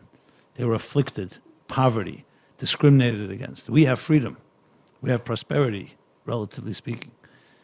That usually creates apathy. So it's like the opposite of Kabbalah Sel, and then you become consumed. So when someone worships their substances, or they're addicted to something, the antithesis of that is worshiping God. Kabbalah Sel, and attachment to the right thing, not to the wrong thing. So that's how I would phrase the faucet and the mop. And I totally concur that about giving people the motivation, well, and prior to that, the trust, to want to embrace it, because at the end of the day, the lack of healthy attachments also creates distrust. So there's no way they're going to get attached to something that's beautiful if there's no trust there. And that's why very often, I mean, it's a very radical statement to make, but some people have to lose God before they find God, meaning they have to lose the wrong God, the false God. And they have to lose their false, even religion, and the ritual and the cultural almost addiction to religion to find the true religion. Or we don't like even to use the word religion, to find the true connection to God. I mean, I know I'm saying a mouthful, is a lot here, but that's how I would frame it. And our comforts are both a blessing and can be a great challenge. Comforts create apathy, comfort zones, no motivation. So no motivation, you're not going to really have Kabbalah Sel. Whatever serves your needs at that moment, and you have all the alternatives, and every channel, every convenience, distractions, and people are, we're being inundated. Our attention and our senses are overstimulated. So the only alternative to that is to create a very passionate commitment. Ibergebenkeit, I used before, Bittel, Kabbalah Sel, Mesiras Nefesh, they're really synonymous to something that is healthy, and not just healthy, will allow you to be the best you can be. That's Right, somewhat how I would frame it. That requires discomfort. And what you're really saying, getting to the faucet that is leaking or running, is that we don't know why we're here. The problem is not that we have problems. The problem is when I solve my problems, I still don't know what I'm doing here. It's a bottomless pit. I solve a problem and nothing gets better because I don't know why I'm here.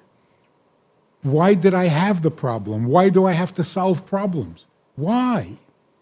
Now, in the olden days, only the great philosophers asked this question, and they got famous for it. What is the purpose of life? Today, everybody is haunted by this question. It's in the back of everybody's mind, the successful and the non-successful, the traumatized and the non. Why? For what? If we can't answer that question, we're not stopping the leak. So how do we answer that question? Well, Viktor Frankl had said that in order to do the how, we need to have the why. The big why. Long before Viktor Frankl, Yeah. the Bible said it. Right. When Frankl says it, by the way, he quotes Nietzsche. That's right. Interestingly enough. Okay. Well, they say Nietzsche said God is dead, and God said Nietzsche is dead. He had the last And word. there are those who believe that when Nietzsche said God is dead, he wasn't celebrating, he was warning society that without God, you're in trouble. So he was actually... And he was also revealing that the God that he was exposed to was never alive in the first place, was stillborn. So the question of why am I here? If you don't answer that question, you haven't gotten to first base. So answer it for us, Rabbi Friedman. I must say, the question of a wise person is half the answer. The question is the answer. The journey to the answer. If you don't ask it, you're definitely not. But I don't want to put... But it's so good to hear children asking it. By the way, Rabbi Taub said in his 30 Letters, 30 Days, the answer is always in the question. Problem defined is half solved. What did you say? The problem A problem defined is half You solved. said it. Did I say that? No, she's I think saying Einstein I said the said that. question's in the answer. Yeah, and you you- said a problem defined is half solved? Once we could define what the problem, once we can actually articulate the question That's well great. and understand the The question. Hasidic expression, Yedias Hamach Lechetzi Refuah, awareness of the problem is half the cure. Right. Or But it's Shilas all- Chacham Chatzi. Right, exactly. Yeah. So, why are we here? Oh, you're going to tell us? It's, first of all, it is the best proof that there's a God. Why are we even asking that question? Why are we tortured by it? If I don't know why I'm here, I can't live. Why? What do you care? Who says there's a reason? There's no reason, just enjoy. Can't. we need a reason. Because there is one. See, we're not all crazy. The fact that we're looking for a purpose means that there is a purpose. Nobody is homesick if you never had a home. That's just pathology. We have a purpose, and we need to know what it is. So, where do you look? After COVID, you know you're not going to look into politics. You know you're not going to look into science. You know you're not going to look into medicine. What's left?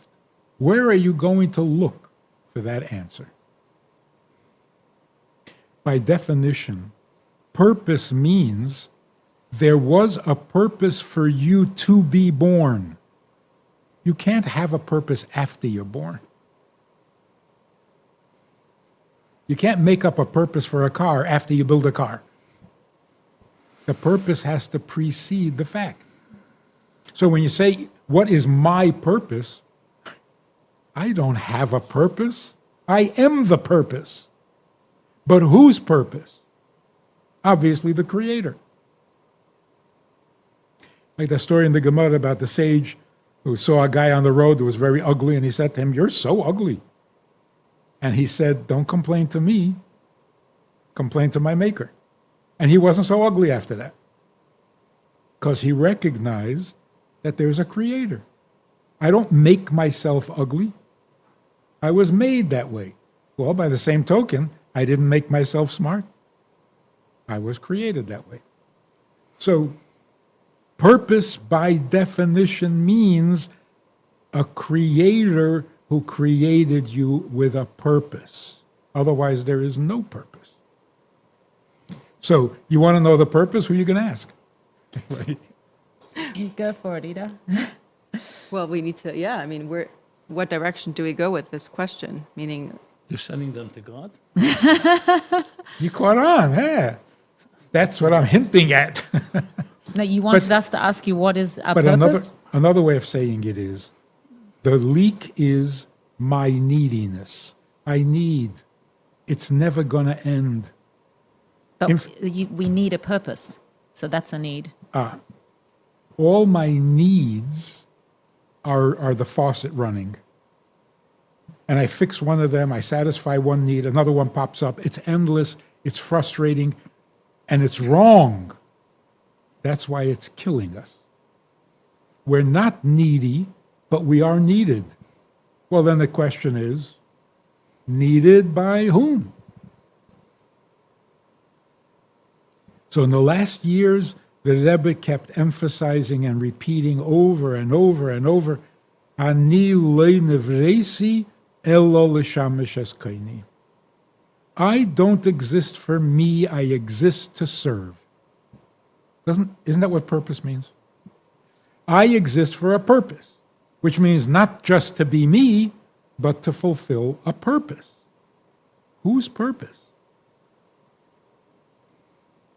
The one who created me.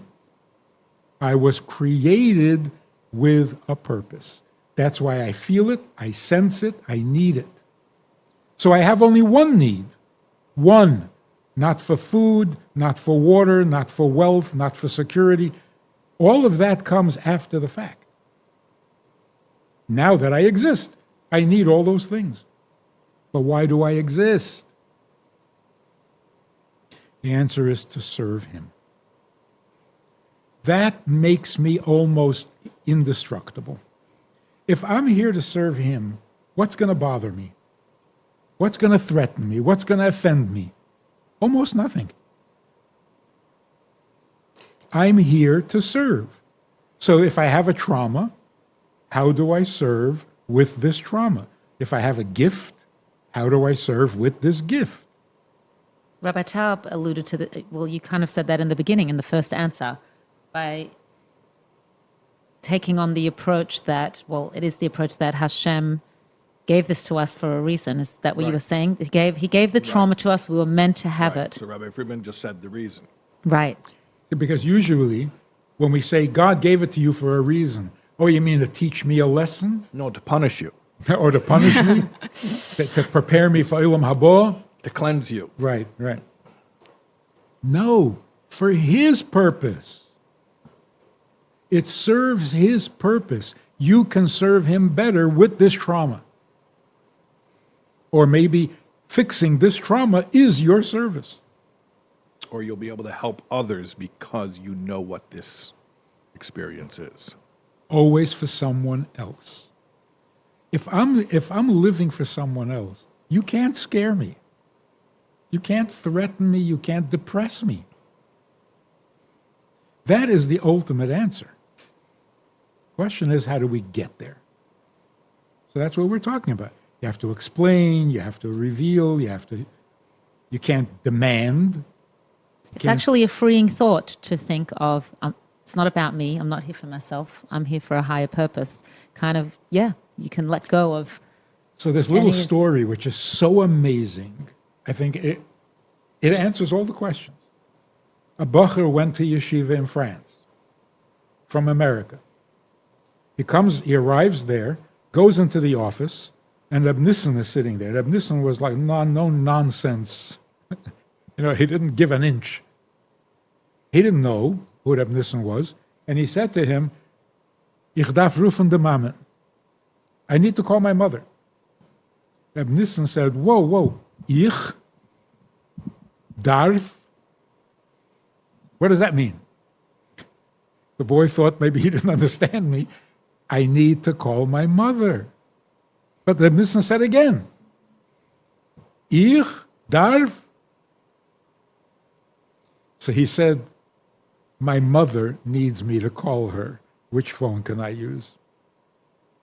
So Reb Nissen said, stop lying. When you said you need to call your mother, you're lying. It's not true. A teenage boy on an adventure in France doesn't need to call his mother. I mean, we discussed this on our podcast. I kind of felt like I was hoping the boy actually missed his mother. Huh? I was hoping that the boy actually did need to speak to his mother and he missed her. No, I didn't miss her. But he knew that she was waiting for a phone call, and that was his motivation. So Reb Nissen says to him, your mother has a need, and you claim it as yours? It's not honest, and it's not true. So if you need to call your mother, you're a big boy, go find a telephone. Why should anybody help you? But if it's your mother, and you're doing what your mother needs, everybody will help you. Because now you're doing something special, something noble. The same is true with everything in life. I need parnasa. You need parnasa? Who created a world where bezei asapecha teicha lechem? Who arranged this whole thing that for a human being to have what to eat, he has to go to school, get a job, pay bills? What kind of ridiculous notion is this? You created that? This is your need? It's not. Stop lying. Don't make yourself the needy one when you're not. This is God's creation, and every detail is God's creation. So the person should say, I need to make a parnasa to serve God. God needs me to make parnasa, and I don't know why. You got to figure it out. God needs me to eat in order to live. Why? It's embarrassing. Humiliating. I got to stop whatever I'm doing, as important as it is, because I got to eat. Who did this to me? Most of the time, I don't want it. I don't want the need. I like eating. I don't like the need to eat. So it's my need. It's like saying, your need. What are you, God? You need to call your mother. You're not your mother. Don't take your mother's need, which is serious, something you should respect, and turn it into your need. Yeah, it's interesting because if you think about, business gurus and people who are like business coaches and advisors, people will come to them and they'll say, well, it's not about you. It's about your customer. Think about your customer. That's what marketing is all about. You want to build a successful business. It's not about you. You have to be able to just fill their need and go through the discomfort and all of these things that are so much easier to do for some reason because we're in a career-driven society.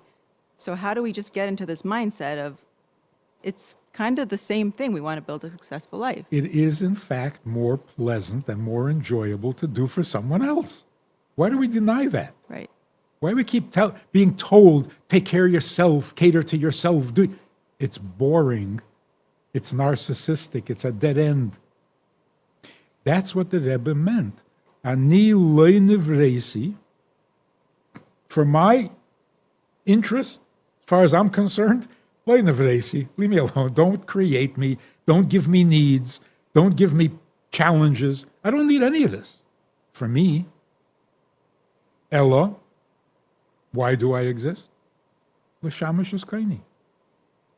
I'm here to serve. It is so liberating. And that's what the children are saying when they say, I didn't ask to be born. It means I don't need to be born. Well, if I don't need to be born, what am I doing here? Make the best of it? No. Not willing to settle for that.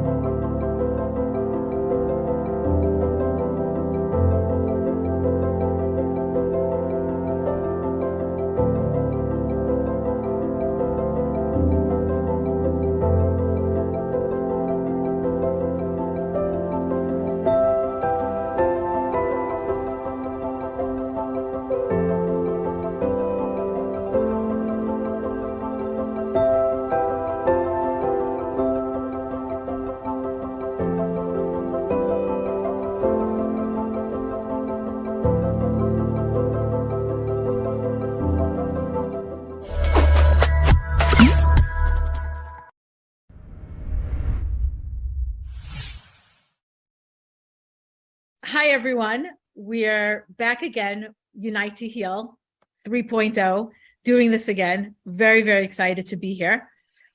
I've been blessed and honored to be part of different panels and to moderate, but tonight's panel really, the content here writes itself. We're here with world-renowned Dr. David Pelkowitz, Dr. Hindi Klein, and joining us is the next generation, Dr. Malki Meyerfeld and Karen Herman, social worker, their daughters, who are the up and coming, or I could even say the already giants of today's clinical world. I know because I work with them a lot and they're amazing. Dr. Pelkowitz and Dr. Klein have given so much to the community.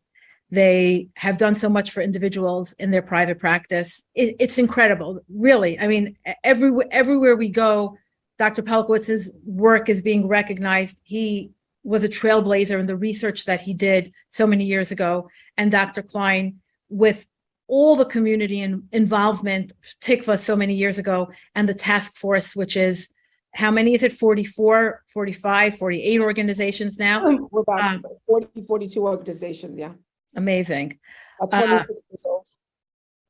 So my first question tonight for Karen and Malki is, you grew up in a home with such amazing parents who were doing so much for the CLAL, for community work, as well as the mental health community in general. There must have been some impact, some relation between that and you going into this field. So I was wondering if you feel comfortable to share a little bit about that and your choices in your professional careers. Karen? Yeah, sure. I'll jump in. I have some kind of funny, fond memories of sitting in the back of our car growing up. I think it was, one of those, old school minivans, and with my, maybe going to some extracurricular activity or whatever it is, and my father shuttling us around and being on one of those old, the first edition cell phones, car phones, with his, little wired earpiece, and talking, and being on the phone talking to whoever he was talking to, and I obviously only heard, very minimal one side of the conversation, and didn't really know what he was talking about and or who he was talking to. But I sort of remember sitting there and playing a little game in my head of wondering like what, well, what's going on here, and I guess as I got older, starting to wonder a little bit more, what would I say, or sort of taking it to that next step. So that's sort of like an old memory that I think about when I think about, what it was like growing up. That's so nice. The, kind of already feeling like it was like important, and the kind of curiosity for the mental health field, and trying to problem solve, actually, like what would I do? It's amazing. That's amazing. Malki? I think it's, I think several things, have impacted me in various ways, being that my mom is an amazing psychologist, psychoanalyst. First of all, I think having a successful female role model who is so active and shared of herself in so many ways, just seeing a woman like that. I feel like when we were growing up, maybe there weren't as many women in, in like the public, sphere. And now I think having that role model is number one, like extremely impactful and inspiring. That's number one. I think I really feel that growing up in a house where you have a therapist as a mother, all jokes aside, which of course everyone's saying, I never had, like, I'm doing great. Great. No, I'm serious. I'm just joking. But I really feel like my mom was able to like imbue a real psychological mindedness in our house. And we were able, as kids, like that was cultivated in us. And we were able to really learn how to understand things and have an emotional vocabulary. in a way that I think a lot of people didn't, and even now a lot of people don't necessarily. So that's almost like in my blood, so that when I ultimately became a therapist, I feel like it's something that's so familiar to me, you know? And I think also what we were saying before, that I think just seeing a parent who is so involved and contributing to the community left such an impact on me that made me always see that as something like a value, you know, that I would want to strive towards. And I'm trying to, you know, now like as more, you know, my kids are a little older, I'm able to do that a little more, but that really left an impact on me and continues to inspire me because, you know, my mom does so many different things for so many different people. So yeah, that's so nice.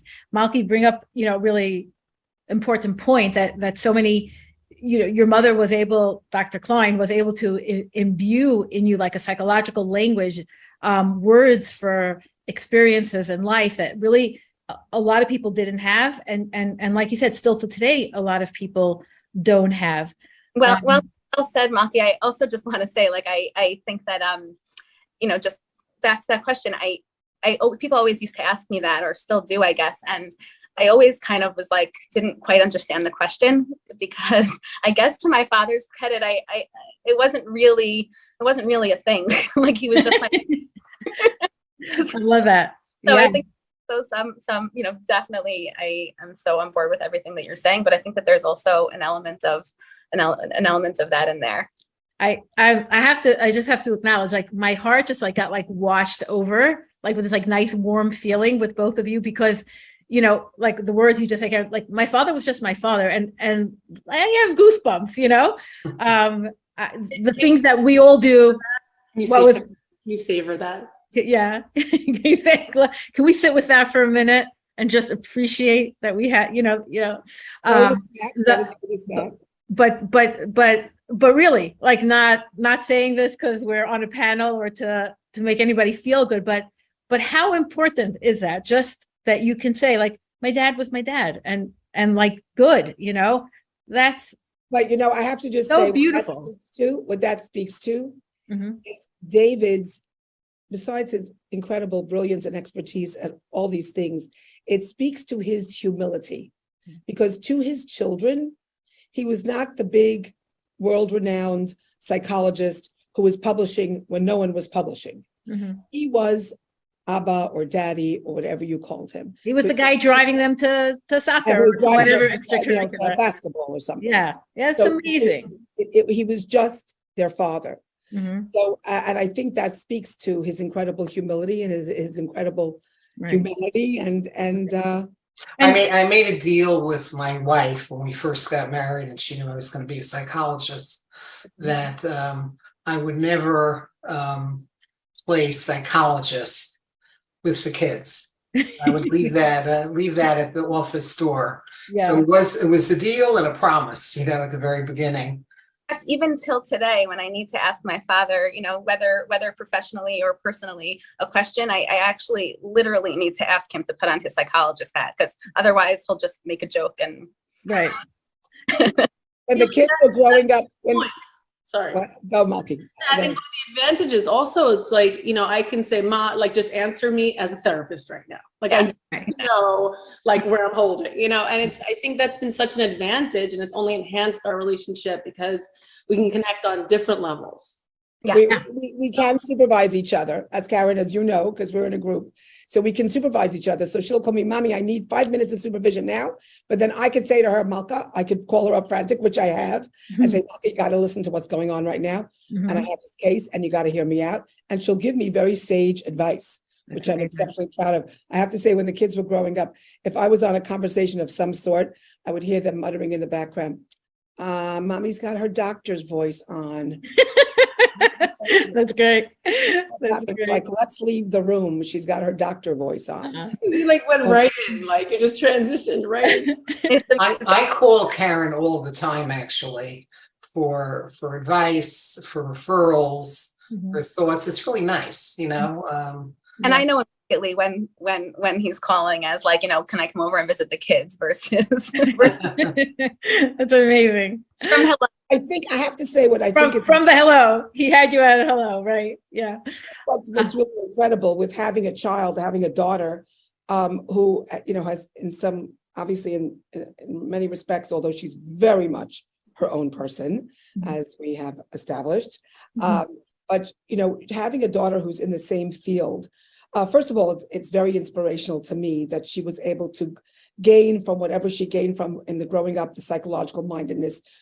We always had a tremendous amount of psychological discussions around the table, around the Shabbos table. So there were divrei Torah, but there were also a lot of psychological discussions about the issues of the day and stuff like that. And so it's just very inspiring me to see that, she has chosen to do this. And Baruch Hashem, she's also she started out in different types of clinics and so on and so forth, but now she is involved in such good community work, doing what she does, and she can talk about that. But it's such a beautiful thing to see that it's a legacy, right, David? It's a legacy. Right. We started something. My parents were Holocaust survivors. They were not college educated. And, they were very pro. My father, Alav Shalom, was tremendously pro-education and very sophisticated intellectually. But I was, we're all college graduates, but, we didn't have education in our history. And to see that continuing now, saying, Malki's in the field, Yaakov is kind of indirectly in the field. He's an industrial organizational psychologist and so on.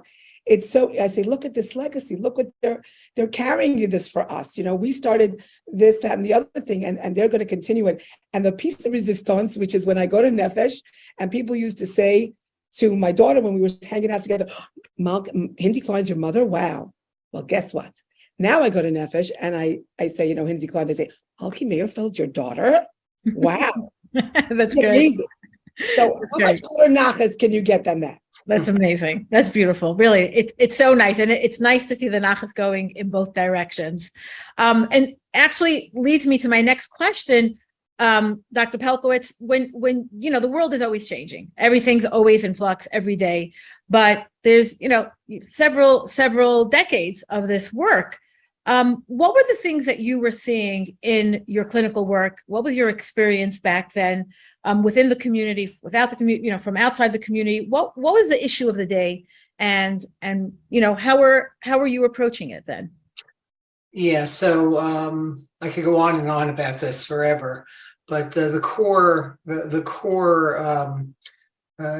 issue of the day, given what I was focusing on, was trauma and child sexual abuse. That's where I was doing some research, I was doing some writing, and I have these memories of maybe a little bit of the rebel in me back then, of raising it without permission at certain conferences that I go to. I won't name the organizations, right? And there being like this shocked silence. But then there've been huge, long lines of people, of therapists or of educators or principals waiting to talk to me almost in a whisper about the burden that they're living with in terms of certain horrific cases of trauma, of sexual abuse, of physical abuse. And it wasn't allowed. In other words, it was really breaking the rules to name that monster and to talk about it. And it's been so nice to see little by little the walls breaking down. The first time I spoke about this in a public setting, there were these long lines. If I remember correctly, I was up till 3 a.m. with these burdened therapists and educators, just not knowing what to do with themselves because they were so worried and needing to talk about it and being almost drunk with the ability to talk about it. But now it's gradually changed, so that going back to let's say, there I'm talking about 40 years ago, going back to 30 years ago, I remember there was almost like a rebellion where I spoke at one of these large conferences, and they put the group that was supposed to be talking about abuse into a tiny little room. And there was literally a rebellion of hundreds and hundreds and hundreds of people who came to me to hear me and that time Rabbi Dr. Twersky, Zecher Tzadik Livracha, just to hear us, and his brother, the professor. And now they know we no longer have to have that fight. It's just been so nice to see the growth and the change. That's incredible. It's also nice to hear that. That's like a little peek behind the curtain for me, to know that there were mechanchim and therapists who were actually lining up and looking and trying to find answers even then. Yes. I think that's a little part of the narrative that sometimes gets left out, that the people were clamoring for answers. It was so lonely for them. It was, yeah. And there were, and then, suddenly to see, hey, maybe this is a workable reality was incredible.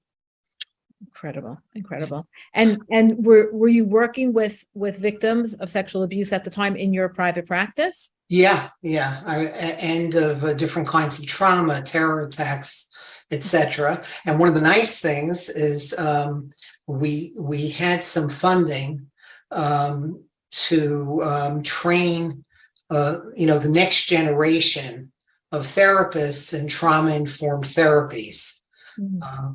With some very nice kind of funding. And the first cohort that was trained included Karen. And were you in that cohort also? No, Malki, that was, but it included Karen and a number of other people who today have really taken over, which is so nice to see also. Amazing. And Hindi, is your experience comparable when you were starting? Yeah, first of all, my experience was comparable. I didn't do the type of research and publishing that David did. I think that what he did was very exquisite and very unusual and very important, because it was really the foundation. It's kind of like all roads led to David type of thing, because we really looked to him for understanding vis-a-vis the research, the data, and the clinical piece. And, and whenever he would speak, as he said, people would come around and listen with open ears. I think I started out as a school psychologist, and I worked, I'm not going to mention which Hasidic community, but I was a school psychologist in a very Hasidic community for several years. And they were ultimately the subject of my doctoral dissertation, because when I got into PACE, where I did my doctorate, which was then, I think it's still called Malki, School Clinical Community Program. So they were very into community mental health. So we had to write a paper on community mental health. And I wrote a paper on this community. And my professor came over to me afterwards and said, this is fascinating. Do you want to use them as a subject for your dissertation? Which I did ultimately. So I wrote and I studied and I wrote extensively of what it was like to work. They called me the lady. The lady, because God forbid I should be called a psychologist or a school psychologist. That name never existed. So I would be told I would be doing testing and interviewing and some clinical work there. The guy said the lady, guy that said the lady. They should go talk to the lady. But they were a fascinating population to work with. That's better than the girl, Yeah, I didn't want to say that, but I was called the girl. Yeah. Well, thank God I was a lady. So and then I became very, very involved in the concept of community mental health. So, and if I could just say that Dr. Klein, Hindi's work setting up the task force and setting up, the community end of things in a way that it really transformed the field much more than just about anything. There was an address for everybody to go to. What we did was, this goes back about 26, 27 years ago, a child in the community, in the Brooklyn community, died one evening because they were inadvertently, it was really a mistake. It was an accident, killed by the mother. There was a huge hoo-ha. It was, and since I was at that point already directing Tikva, so they called together all the Frum directors of all the Frum mental health clinics around. So I represented New Hope Guild Tikva at the time, not even OHEL. I wasn't part of OHEL then yet. The clinic wasn't part of OHEL yet. So all the various directors, we were 8-10 people, and we all gathered around a table and we said, what should we do? We have to combat this. There can't just be physical abuse or sexual abuse in the community, and we have to do something about it. So we started this task force. It was maybe 5 agencies, 10 agencies. Today we're over 40 agencies. And our executive chair is Fegi Zackheim, and there's Dr. Schindler and Leibish Becker and Baruch Ber Bender and Joel Rosenshine and myself. And I hope I'm not leaving out anybody. We're 6 altogether. Did I say 6? But anyway, so we're a group of people, and then there's 40 agencies. And now we do child abuse, sexual abuse, divorce, all different types of addiction, sister to sister. We have a lot of different organizations, but it grew. But you should know, in the beginning, we would develop curriculums on how to go in and talk to the rabbis and talk to the principals. Because first of all, now it's different. We would go to rabbi, no, abuse doesn't happen here. In Yenim community, it may happen, but not in this community. So we had to go from community to kind of say to them, it is going on in this community. And there was a lot of denial in the beginning, a tremendous amount of denial. Now you see programs for survivors, victims of abuse, of sexual abuse, of all different types of different things. And there's endorsed by rabbis, rabbanim, endorsed by so many different. It's so different now. There's a wealth of resource, a wealth of information. Then we had to convince people, this is really going, like they would be going to listen to David and then in a clandestine way go into, can I talk to you for 5 minutes? But there was nothing organized like this, like it is today. And that's how we did it. We were the first task force. We were the very first task force. Yeah. Amazing. Malki, you were going to say something? I was going to say, to build on both what Dr. Pelkowitz did, let's say in terms of research, and then what my mother did along with, with others in terms of community, setting a foundation for community resources. I feel like what's amazing is that you really set the stage so that now, and I'm sure Karen, you do the same, that, for example, I can run groups for Ray of Hope, which is for adult survivors of childhood sexual abuse. And like this exists, this could have never happened. It's amazing to see the trajectory and how you could see how the generation before set the foundation for something that was so silenced for so long. And not even that many years later, let's just say, 20, 30 years later, all of a sudden you'll have an advertisement in the mishpacha for something like this. It's like unheard of. It went from whispering. Unheard of then. So it's unbelievable how you can actually see it. I feel like it's beautiful that we could see it, And I have to just say one other thing, even the open-mindedness of the therapists. Years ago, there were very much less therapists, certainly in terms of the way the training is nowadays with therapy training, postgraduate training, and so on and so forth. There was David, and there were a few others. There were very few female psychologists around from female psychologists. And I remember, this goes back, it has to be over 20 years ago. I presented at Nefesh on a panel with Aviva Bieberfeld, Nassim Solomon, and I'm blocking on his name, from Chicago. I forget his name, from Chicago. He was excellent. It was wonderful.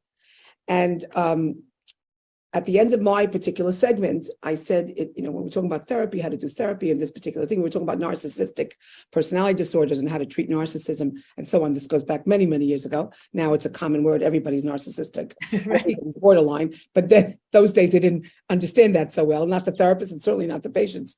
And I said something about, it behooves every person who wants to be a therapist to go into their own therapy. And I remember then a standing ovation. And I said to myself, what is the big deal? Because as an analyst, you have to go through your own training analysis, which I was for many, many years. But at that time, not many people necessarily were going into their own treatments. Mm-hmm. Okay, I did my degree already. I did my supervision. What do I have to go into therapy for myself? I'm the therapist. Nowadays, if you speak to somebody, you say, are you in your own treatment? Any professional, if they're not currently in their treatment, they have been in treatment, because they understand how important, if you want to be a therapist, you need to be. But that 20, 25 years ago, I was like, really? And I had to push it. As a clinic director, I had to really encourage all my therapists to go into their own treatment. Yeah, that might be the most important piece. You, as a therapist, you are the tool. So as fine-tuned as you are, that's as much therapy as you can, that's as far as you can take your clients. So by doing your own work and, of course, growing professionally, but just growing as a person through your own work is really a huge gift that you give your clients. And I'm wondering, Karen and Malki, from what you see in your practices and the issues that are coming to you today, is it the same? Is it different? How would you contrast the issues of the day? Before I answer that, can I just comment on something that my mother said? Of course. So it's not. You can always. I mean, you're being recorded. You can finally say whatever you want to your mother. I'm not contradicting. I'm adding a tangent. This is very cathartic. Because something you said kind of like struck me, which is that now everyone comes in and my mother is this, my father is that. I almost feel like, and maybe this is this is something that's just what happens anytime there's progress or advances in any field. That with any advancement or progress comes like a certain level of risk. So let's say, for example, now maybe we decrease stigma, but are we over pathologizing? Or you're having people come in. I read in different publications, it's almost like sensationalizing some of these things, or people are kind of like diagnosing on their own. And I don't know, it's just something, and I think that's maybe something Carrie and I will see more, because people are just more knowledgeable. But it's all knowledge is power. But then when does it become not a risk factor? Because I think at the end of the day, it's important to know, but at the same time, when does it become a detriment? Right. Like counterproductive. Yeah. It's almost like it's too much sometimes. It's almost. Yeah. There are these studies coming out about how hard it is for doctors, for MDs to practice, in the WebMD or the Google My Symptoms era. It's just so difficult. Like people come in and say, I want this and that and that and that, this test. It's like, besides insurance won't approve an MRI because your toe is tickling. It's just like, no, you're really okay. Like, let's take, but there are challenges to this. I hear what you're saying, Malki. Yeah. But I agree also, knowledge is power, and anything that people can do to help themselves be more educated and grow is definitely a good step in the right direction. I'm asking each and every one of you to please take a few seconds to hear what I'm about to say. I'm coming to you on behalf of an organization that means a great deal to me personally, and should also mean a great deal to each and every member of our community. Amudim is an organization, as so many of you are aware, that responds to all kinds of crisis, whether it's personal, familial, communal, whether it's in your own community, whether it's in your own state or across the world. Once a year, we have an annual campaign in which the proceeds from this campaign comprise the overwhelming vast majority of our budget the entire year.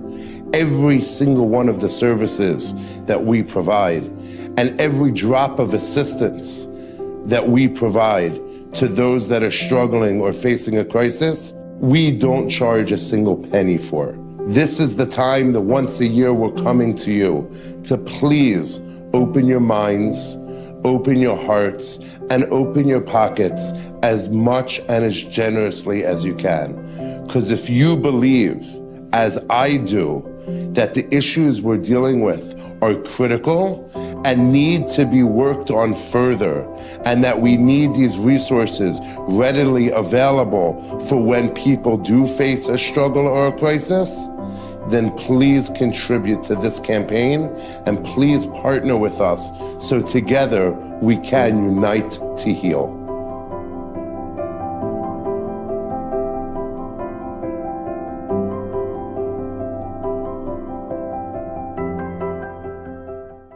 India and Malki, or everybody, I wanted to, there's another stark difference here that, Dr. Pelkowitz, though really a pioneer, is a man, and Hindi, you're a woman, so that's yes, you are. So that's also something I can imagine that actually. What? What? A lady. She's a lady. The lady. The lady. DELADI. The lady. The lady. You're the lady. So was at the time that you were going for education stuff, was that something that was different for you, that what community wise, or even in the schools, being a frum female, going for your doctorate, was that something? I'm hearing myself talk. This is not like the 1800s, I understand. I'm just wondering if there was like maybe even community wise, I just wonder if that was, did you impact in that way? So people would say to me, like, okay, so you did the bachelor's and you did the master's, like, what do you need so much school for? Right. Like, why are you going for your doctorate? Then when I wanted to go for the postdoc in psychoanalysis, I was a director of Tikva, and I told people that on my schedule, because of this and this, I'm going to be going to classes or this, or all the different things I had to do for postdoc. I can't even tell you how many people asked me, oh, so you need this for your license? No. Oh, you need it for the job? They're making you go back to do this for your job? I know. Why are you doing this? No, why are you really? Why? I said, because I want to be a better therapist and I want more training. They couldn't. Nowadays, everybody's going, hello, nowadays, IFS, sensory motor, somatic, all these different things. Every minute, there's like these, they're addicts. They're like training addicts. They're going all the time to all these different trainings. Yeah. In my day, if you got a doctorate, the fact that you want to go for a postdoc is like, why? If you got your LCSW license, you want to go more? Like, why? Yeah. And they couldn't understand it. And I just, that part. And also because you know what it is, also as a woman, you're asking really as a woman. So like as a woman, so a lot of women in my era, right, they were home. They did have jobs. I'm not saying they didn't have jobs. They did have education, but they were home. They were raising their families, and maybe they were taking a course or doing chesed. A lot of people, what my friends did, beautiful chesed and all that stuff. But no one, I had a friend who would call me up and say, okay, so we're going out Saturday night to so-and-so place. You want to come? I said, no, I'm doing a paper. So after a while, I became known as Peppers. They called me Peppers, like the vegetable peppers. Oh, Hindi's doing a pepper. She's always doing peppers. So all the stuff then I was writing my dissertation. So a lot of times, like socially, I just didn't get to do a lot of the stuff that my chevra was doing, going out or going here, because I was busy with peppers. And I was busy doing whatever, and I don't know, David, how you feel about it. No, as a man doing it, it's, it's just what people do, right? It's very respectable. It's very respectable. Yeah. I was a little bit, not anymore, because but then I think a little bit I was made fun of, like a little, affectionately so. Hinty with all her school, what did she need so much school for? Stay home and have a life. Right. And you know what I thought? I have to tell you this, and this goes for all the ladies out there who are contemplating education and moving forward and whatever. Everything. Because I remember there were some people who were doing very well business-wise, and they were very financially successful. And, in our business, until you move up to a certain level, you are really not so financially successful. But I always said to myself, whatever comes and go, money can come and go. Nobody can take away your knowledge, and nobody can take away your education. Every letter after my name, nobody can take that away, ever. And that to me was always very inspirational. Right. I make more money, I make less money, I do for the klal, and I have my own knowledge. And no one can ever take that away from me. That's amazing. That was to me very, very important. Wow. That's beautiful. That's a very empowering message. Thank you, Hindi. It's a very important message for women to hear, I think. Yeah. Okay. So back to Karen and Malki about the issues of the day that you feel like that you're seeing today. What are the things that would you say it's the same, it's different? How would you contrast it? Karen? What do we think? I mean, it's hard to contrast it from, certainly the, we already discussed the idea of how, the decreased stigma, but that there's still clearly issues of abuse in the community and obviously still a ways to go in terms of that. So I wouldn't necessarily contrast it in that sense, but I guess one of the things that we were talking about was the issue of excuse me, was the issue of sort of helicopter parenting and how difficult I think it is now for parents. And I think, I guess I'll turn to my father and Dr. Klein in terms of, maybe verifying this, but I think that the pendulum has sort of swung in terms of how, to what degree that is an issue. In other words, the degree to which it's hard for parents to see their kids uncomfortable, or that parents feel more of a need to sort of swoop in and protect their kids when they're going through a hard time. I think that's something that, I certainly see, now, and I'm sure it was always an issue to a certain extent, but I think, to an extent, I think maybe the pendulum has swung a little more towards that being more difficult for parents. Yeah, that's definitely a major change. Mm-hmm. When I started, you just didn't see that. Mm-hmm. And it's now such a intense sea change in terms of the way society works. Mm-hmm. So the balance between love and limits, Mm-hmm. you always want something in the middle, right? Mm-hmm. All love, no limits. Kids grow up to be overindulged. All Mm-hmm. limits, no love. Rules with that relationships equals rebellion. Mm-hmm. And you want it, the research shows you want something right in the middle. And it's not what's Dr. Belkowitz, you got to say that again slower, because I've heard you say it a dozen times, but it's so profound and so beautiful. Just say it again. You know what I'm talking about, right? Rules without relationships equals rebellion. And that's very much where the most massive change has been in society, is in terms of the inability of parents to be able to see their children struggle, to be able to see the health of a child, not necessarily having their parents swoop down to defend them if they get in trouble in school or they're caught cheating on a test. It's crippling to kids. And that's changed things in a way that together with social media has totally changed, I think, the field of therapy. Now, is it worse in our community than in the general community, in the frum community and the general community? I would think maybe a little bit. There is some research on it, but what is Darlene Etnigoff from OHEL? She has a daughter who did some actual very nice research. She did her doctorate on that, and there's reason to believe that it might be a little bit tougher in our community. But boy, is that a change that makes life a lot more difficult. I have another daughter, and then I'll stop. I'm sorry. I have another daughter who is also a psychologist. Somebody said I should check my masseuses, but she was just telling me today about how she made some referrals that she checked with me about, but she's in her own right very able to find the best people. She's at Cornell, where she has access to some of the leading people in the field.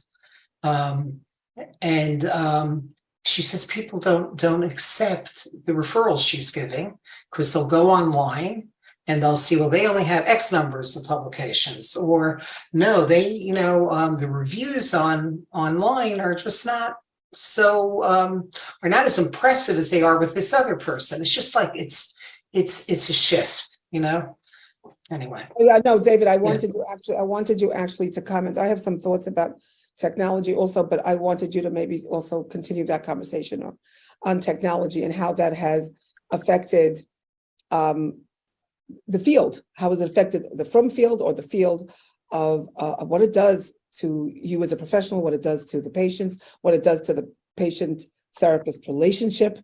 Like you said, it used to be anonymity between patient and therapist. Now they know all about you in 5 seconds. So I don't know if you could comment on that, David. No, it's just it's a sea change. They'll know they know everything about me. And whatever might be online in terms of both negative and positive. I wrote a letter for somebody who was being sentenced for a crime that he did. But I wrote a letter like, hundreds of people do when somebody's about to be sentenced, not saying the person shouldn't be sentenced, but asking the judge to temper, mercy and compassion with the midas hadin. You know, it's something that I used to do all the time. But then the cancel culture took over, and it was terrible. It was like really my kids came to my defense, and it was very nice. They actually protected me, so I didn't have to worry about it. You know, they went online and counterattacked, and now it's nothing. But for a while, it changed things in a way that then when you would look me up, you wouldn't think I had anything to do with fighting abuse or dealing with trauma or whatever. All you would see, oh, this guy, he loves he loves abusers. He loves abusers, and they say terrible things that people would take as truth. And that was a nice intergenerational thing, because my kids understood it better. And then there was a tremendous amount of backlash against the people who were going after me in terms of support. People like Yankee Horowitz, colleagues really came to my defense, and now it's like it's like nothing now. It's like it didn't happen, because people understand better how this could happen. But it changed things, and it meant that and it was fine. I mean, it didn't, but it was hurtful. And it gave the worst part is it gave of an hapachu, the opposite kind of impression to anybody, any of my clients who wanted to know a little bit about me. They looked on it. They then call me and say, I didn't realize that you were in favor of supporting pedophiles. And it can get you crazy, because it's the opposite of what the truth is. Right. But anyway, yeah. Remember that, Karen? Okay. Yeah. That's hard. The exposure that comes along with it, and just, everything is so transparent that it's challenging at times to be able to navigate. And like they say, don't believe everything. On the one hand, we want this culture of advocacy, like at Amudim, that's really important. We want people to be able to know that they can get help, and they can stand up for themselves, and they can get what they need. But then there's sometimes where there's things are not always so clear. The nuance could be lost when it comes to social media, in terms of social media, or I guess just online, in terms of so many things.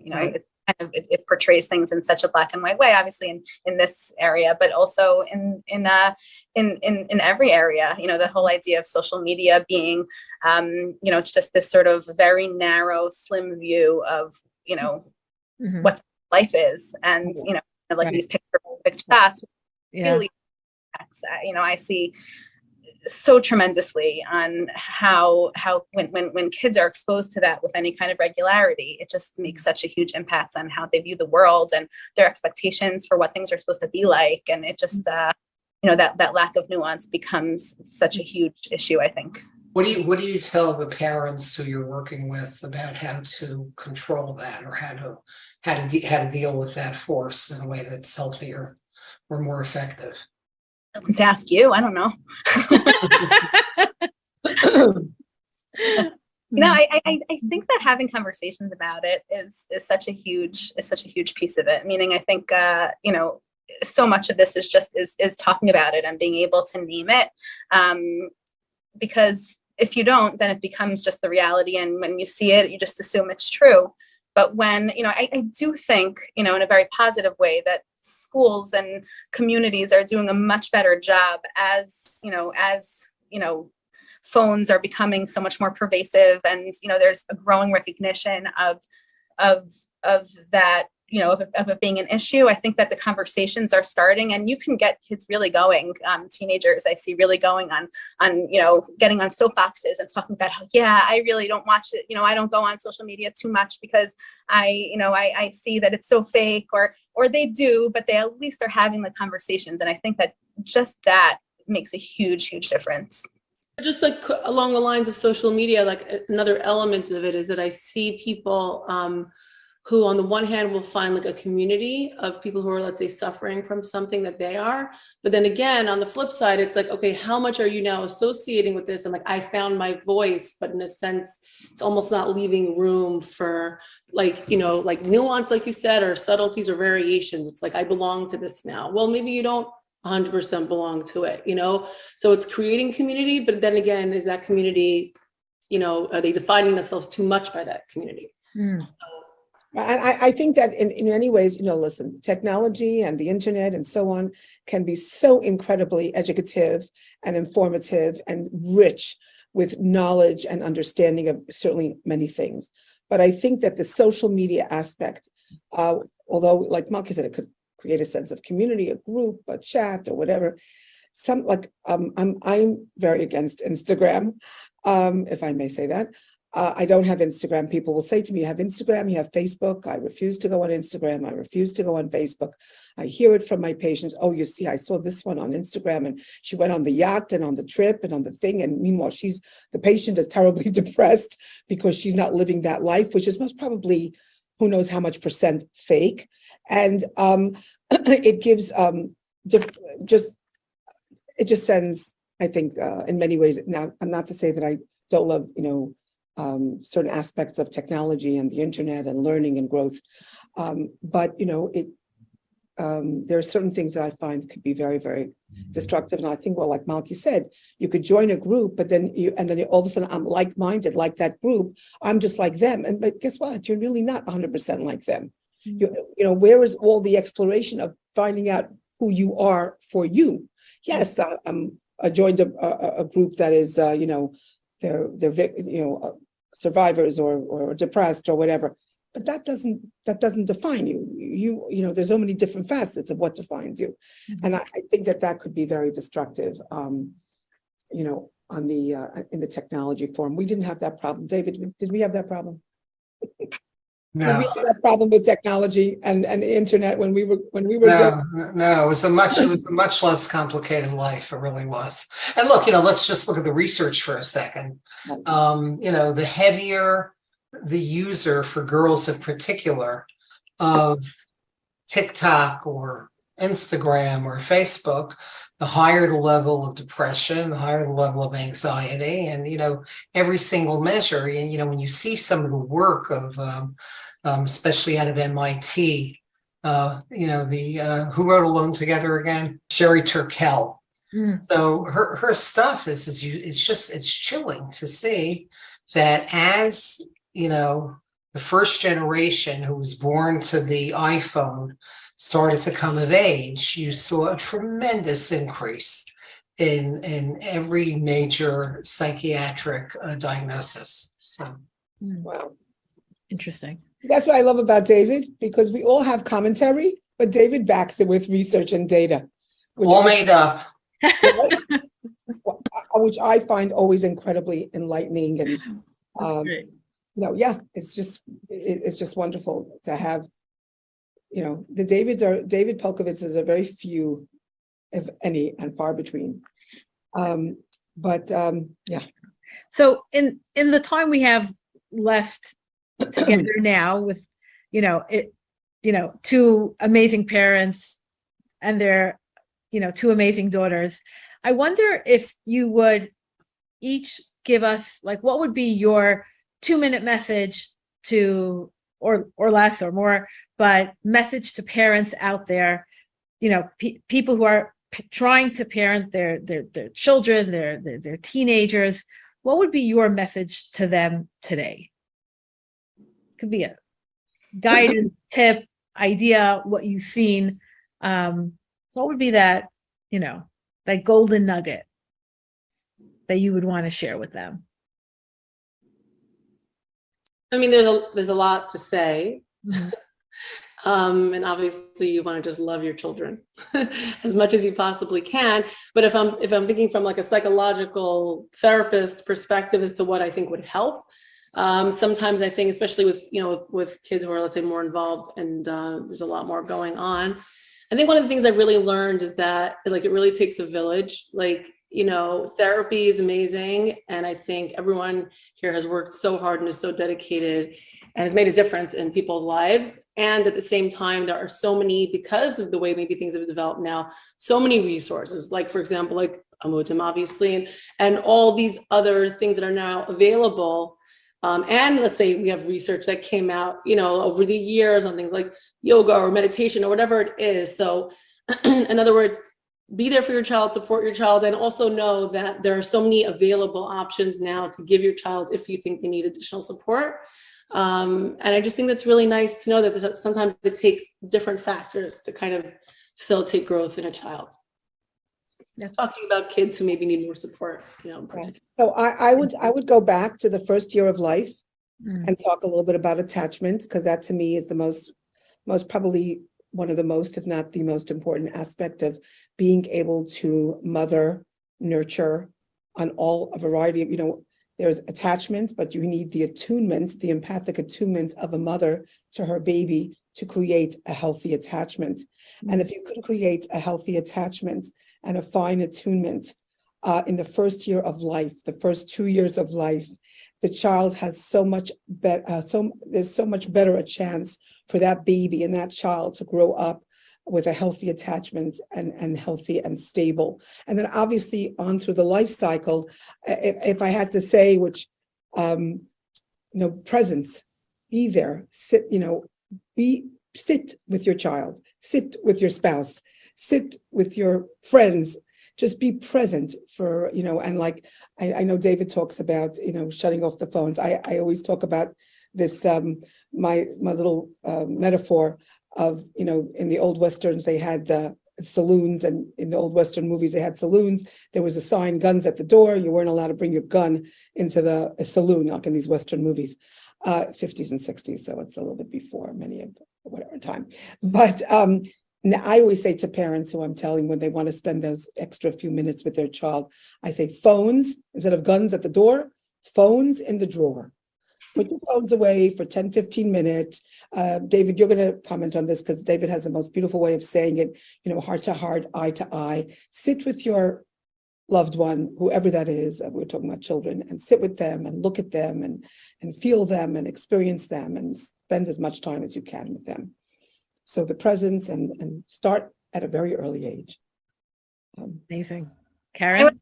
I would have to just, continue, I guess, with that theme of communication, because, it really is, I think, just such a huge piece of connection. And I guess, sort of continuing what we were talking about before in terms of being able to, not necessarily solve the problems, not necessarily be able to get rid of them, but to be able to sit with, I guess if we're talking about from a parenting perspective, with that child and just hear them and be with them.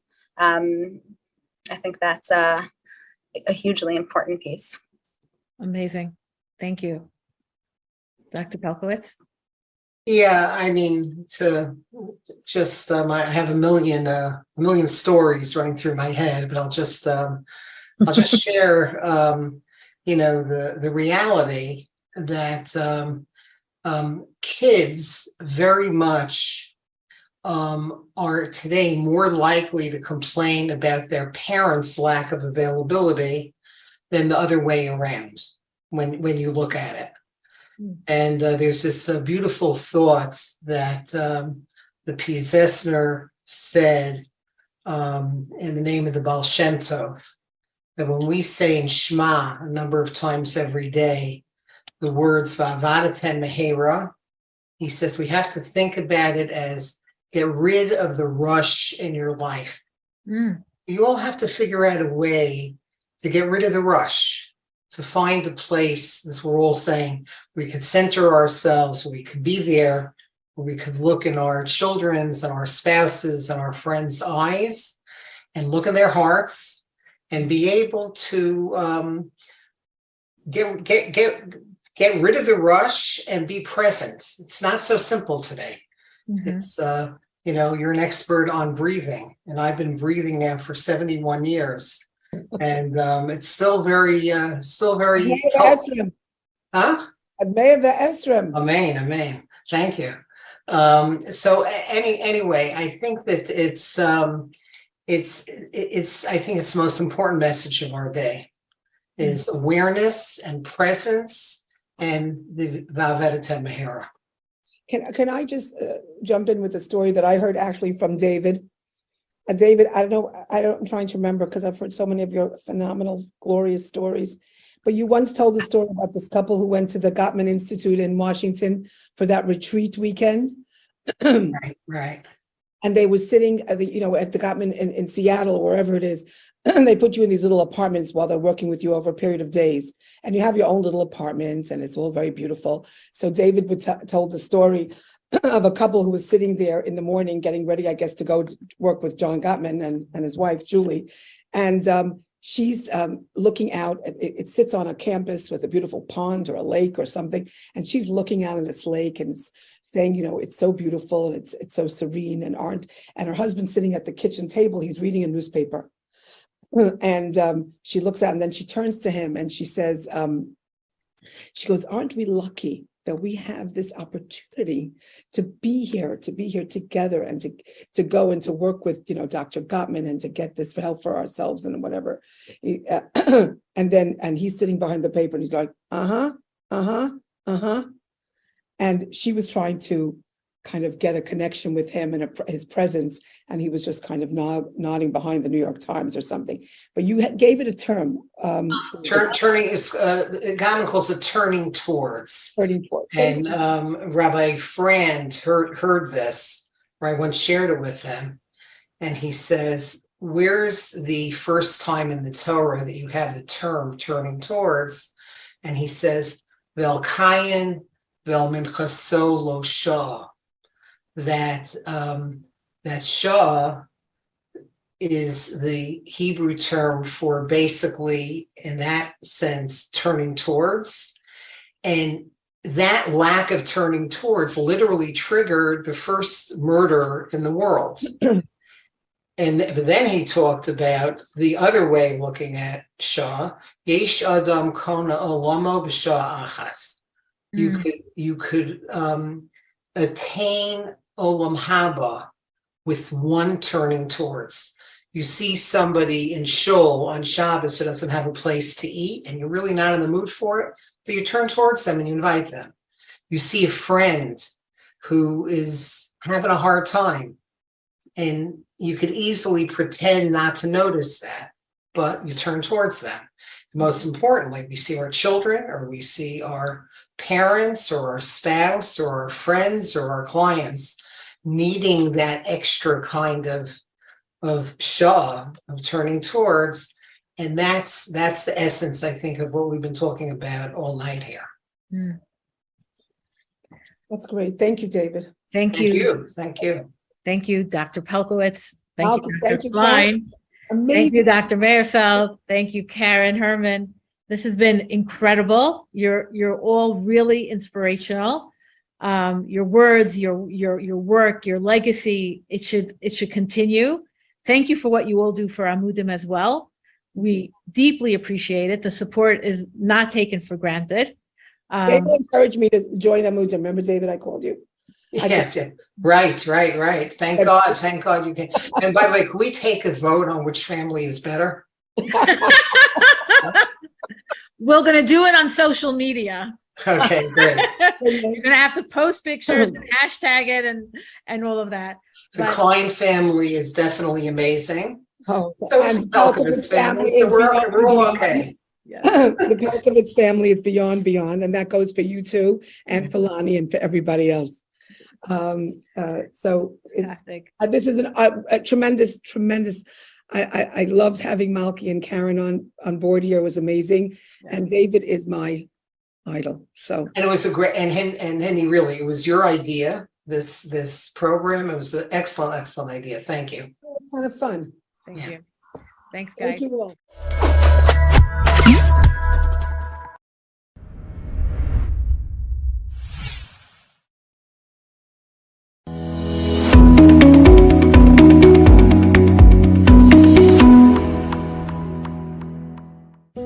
We get a lot of clients who have suicidal ideation. Suicidal ideation is somebody who has thoughts of suicide. The first question that I would ask to somebody who's calling in saying that they have suicidal ideation is, do you have a plan? Do you have intent? A lot of people feel lonely. A lot of people are scared. They're lost in the world, and they just need help getting back on the path. And a lot of times they'll say, yeah, I have a plan, And then after talking to them, you realize they don't really have a plan. They just need help. We just want to talk to them, see where their mind is at, help them if they need a treatment center, if they need a therapist, if they need an inpatient, outpatient treatment center. We want them to be the best version of themselves that they can possibly be, and not all of them are suicidal.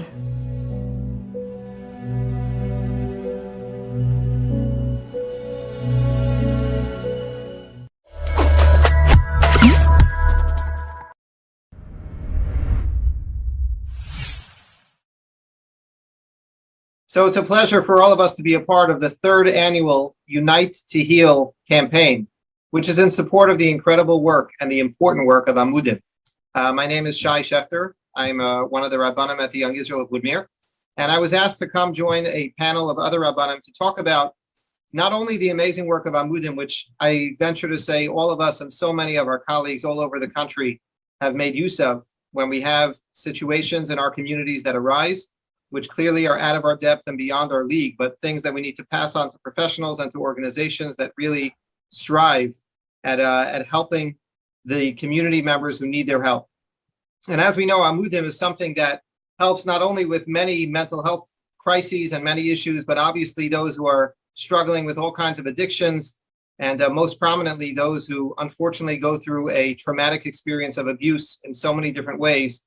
And we have all turned to Amudim at many different times in our lives and in our careers to try to get some assistance, to get perspective, and to try to help people as much as we can. So it's really a pleasure for all of us to be here. I want to just introduce the panelists who are going to be sharing with us what I believe is a very powerful conversation.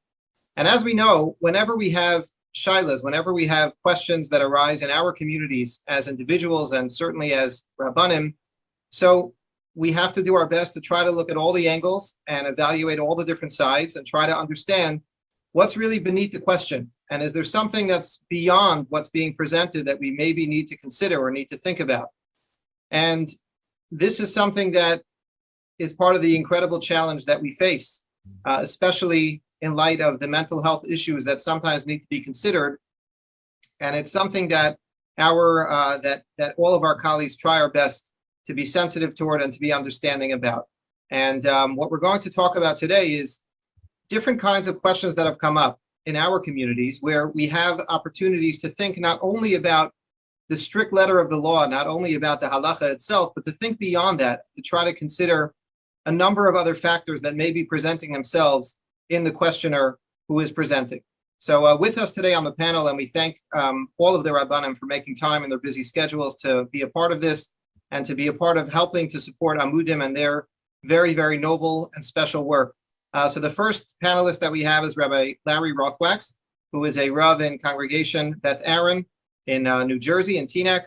And he's also the director of professional rabbinics at RaiseThon, which is so much an integral part of teaching young musmachim about these very issues and trying to make sure that they understand that not only is learning important, not only is mastery of information important, but professional rabbinics is also important, and to have a perspective of how to deal with somebody who comes to talk to a young musmach with a question. Our second panelist is Rabbi Daniel Feldman, who is a Rav also in Teaneck in Congregation Or Sadia, and also serves as a Rosh Hashiva at RaiseThon, but is very, very well known for his Svarim that have become very popular over the many years that they've been published on a range and array of topics, both in English as well as in Hebrew, focusing very often on issues of Ben Adam Lachavero. And he has written so extensively on so many of the things we're going to talk about today, and I encourage all of you to try and find some of his articles and some of his writings online to educate yourselves a little bit more about the very incredible perspective that he shares on so many issues that we're going to talk about. And finally, Rabbi Aryeh Leibowitz, who's the Rav of Beis Knesset in North Woodmere, also a Mechaber Svarim, a popular series called Hakona Olamo, which also deals with very much halacha l'maisa issues and dealing with human complexities and the shailas that come up in communities. but is also the director of Smicha at RaiseThon, and has such a perspective from the many, many Talmidim that he has helped to guide in their paths and their journeys in the Rabbanim. So we're going to jump right into this, and maybe just the format that we're going to have is each of the Rabbanim will share some stories, some anecdotes, some questions that have come up, and we should all feel comfortable to comment on each other and to fill in whenever there's an appropriate need to do so. So maybe we'll begin with Rabbi Rothwax,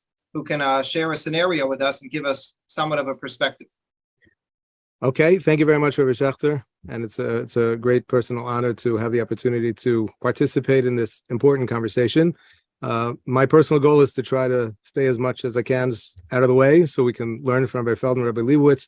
If I've been successful with the help of Hashem in any way whatsoever, it's some people have entrusted me with some very delicate questions and dilemmas that they have faced, and I've had the opportunity over the years to try to assist people from wherever they were in trying to offer them personal guidance and whenever appropriate halachic guidance as well. I think that all of us today have a little bit of a dilemma because we want to be able to really share with the community some of what's going on out there, because I think there's great benefit and there's something very validating for each and every one of us to know that some of the real struggles that we maybe experience personally within our family, within our inner circles, are shared by many, many people at the community. At the same time, I think we want to all make sure that we are being respectful and mindful of people's privacy, and most importantly, make sure that individuals feel that they can ask a shaila to a rav and not be concerned that it is going to be shared with the public. So I think that all of us are committed to giving, to trying to share shailas by preserving their integrity, but at the same time doing so in a way that no way whatsoever would disclose the identity and the particulars of the questions. So I'm going to start off with a fascinating shaila that was shared with me years ago. I imagine that some of the questions we're going to deal with today may be rather intense, and we're going to deal with, I'm sure, some very, very serious shailas. This is a very intriguing question, not one that involves pikuach nefesh, but one that I think for myself personally was sort of like a gateway in terms of my own thinking and appreciation of how complex some mental health issues are, particularly as they intersect with halacha. A number of years ago, I was involved in a situation where there was a young man who had become bar mitzvah within the past year. And it was so long ago, and I was not actually at the time sophisticated enough to be able to really comment much in terms of what was going on from a mental health perspective. But in retrospect, I think that this was an individual who probably had, somewhat of an obsessive personality, combined with what at the time was maybe some sort of confused or maybe, complicated ideological perspectives on animals and our relationship with animals. And the divergence of those two led to the following situation, and that is that he did not feel comfortable having to do anything having to do with leather. He wouldn't wear leather shoes. He wouldn't wear leather belts. He wouldn't wear leather yarmulkes. If I remember correctly, he wouldn't even want to sit on a leather seat. It was really extreme. We're not talking about somebody who just, was a vegetarian or was choosing, not to eat, byproducts of animals. This was really extreme. As he became a bar mitzvah, obviously became an issue with him when he was putting on tefillin. He was encouraged at the time to try his best. And even though he didn't particularly enjoy it and he found it to be uncomfortable for him, to push his way through. But over the course of several months, this became a real struggle for him, to the point where what he described and certainly what he displayed was a tremendous amount of personal anguish wearing tefillin. It was painful for him. It literally brought tears to his eyes. And you didn't get the impression that this was an individual who was looking to be difficult. He was not rebellious per se. He wasn't, as far as you can tell in every area, he was committed to living a life of Torah mitzvos. But this particular mitzvah, obviously a very important one, presented him with an extraordinary challenge. So I will now open the floor and allow Rabbi Leibowitz and Rabbi Feldman, who were not there at the time, to share any thoughts that they may have in terms of. And again, I think that we want to try to keep this conversation focused on two things at the same time. What are some of the halachic issues and what's an approach that maybe we would take, but at the same time to realize and to appreciate, the real the human struggle here, and to understand, how complicated and not necessarily intuitive, some of the real struggles, mental health struggles that people encounter. Well, I'll speak first just to frame the question further, so then I can shift over to Rabbi Leibowitz.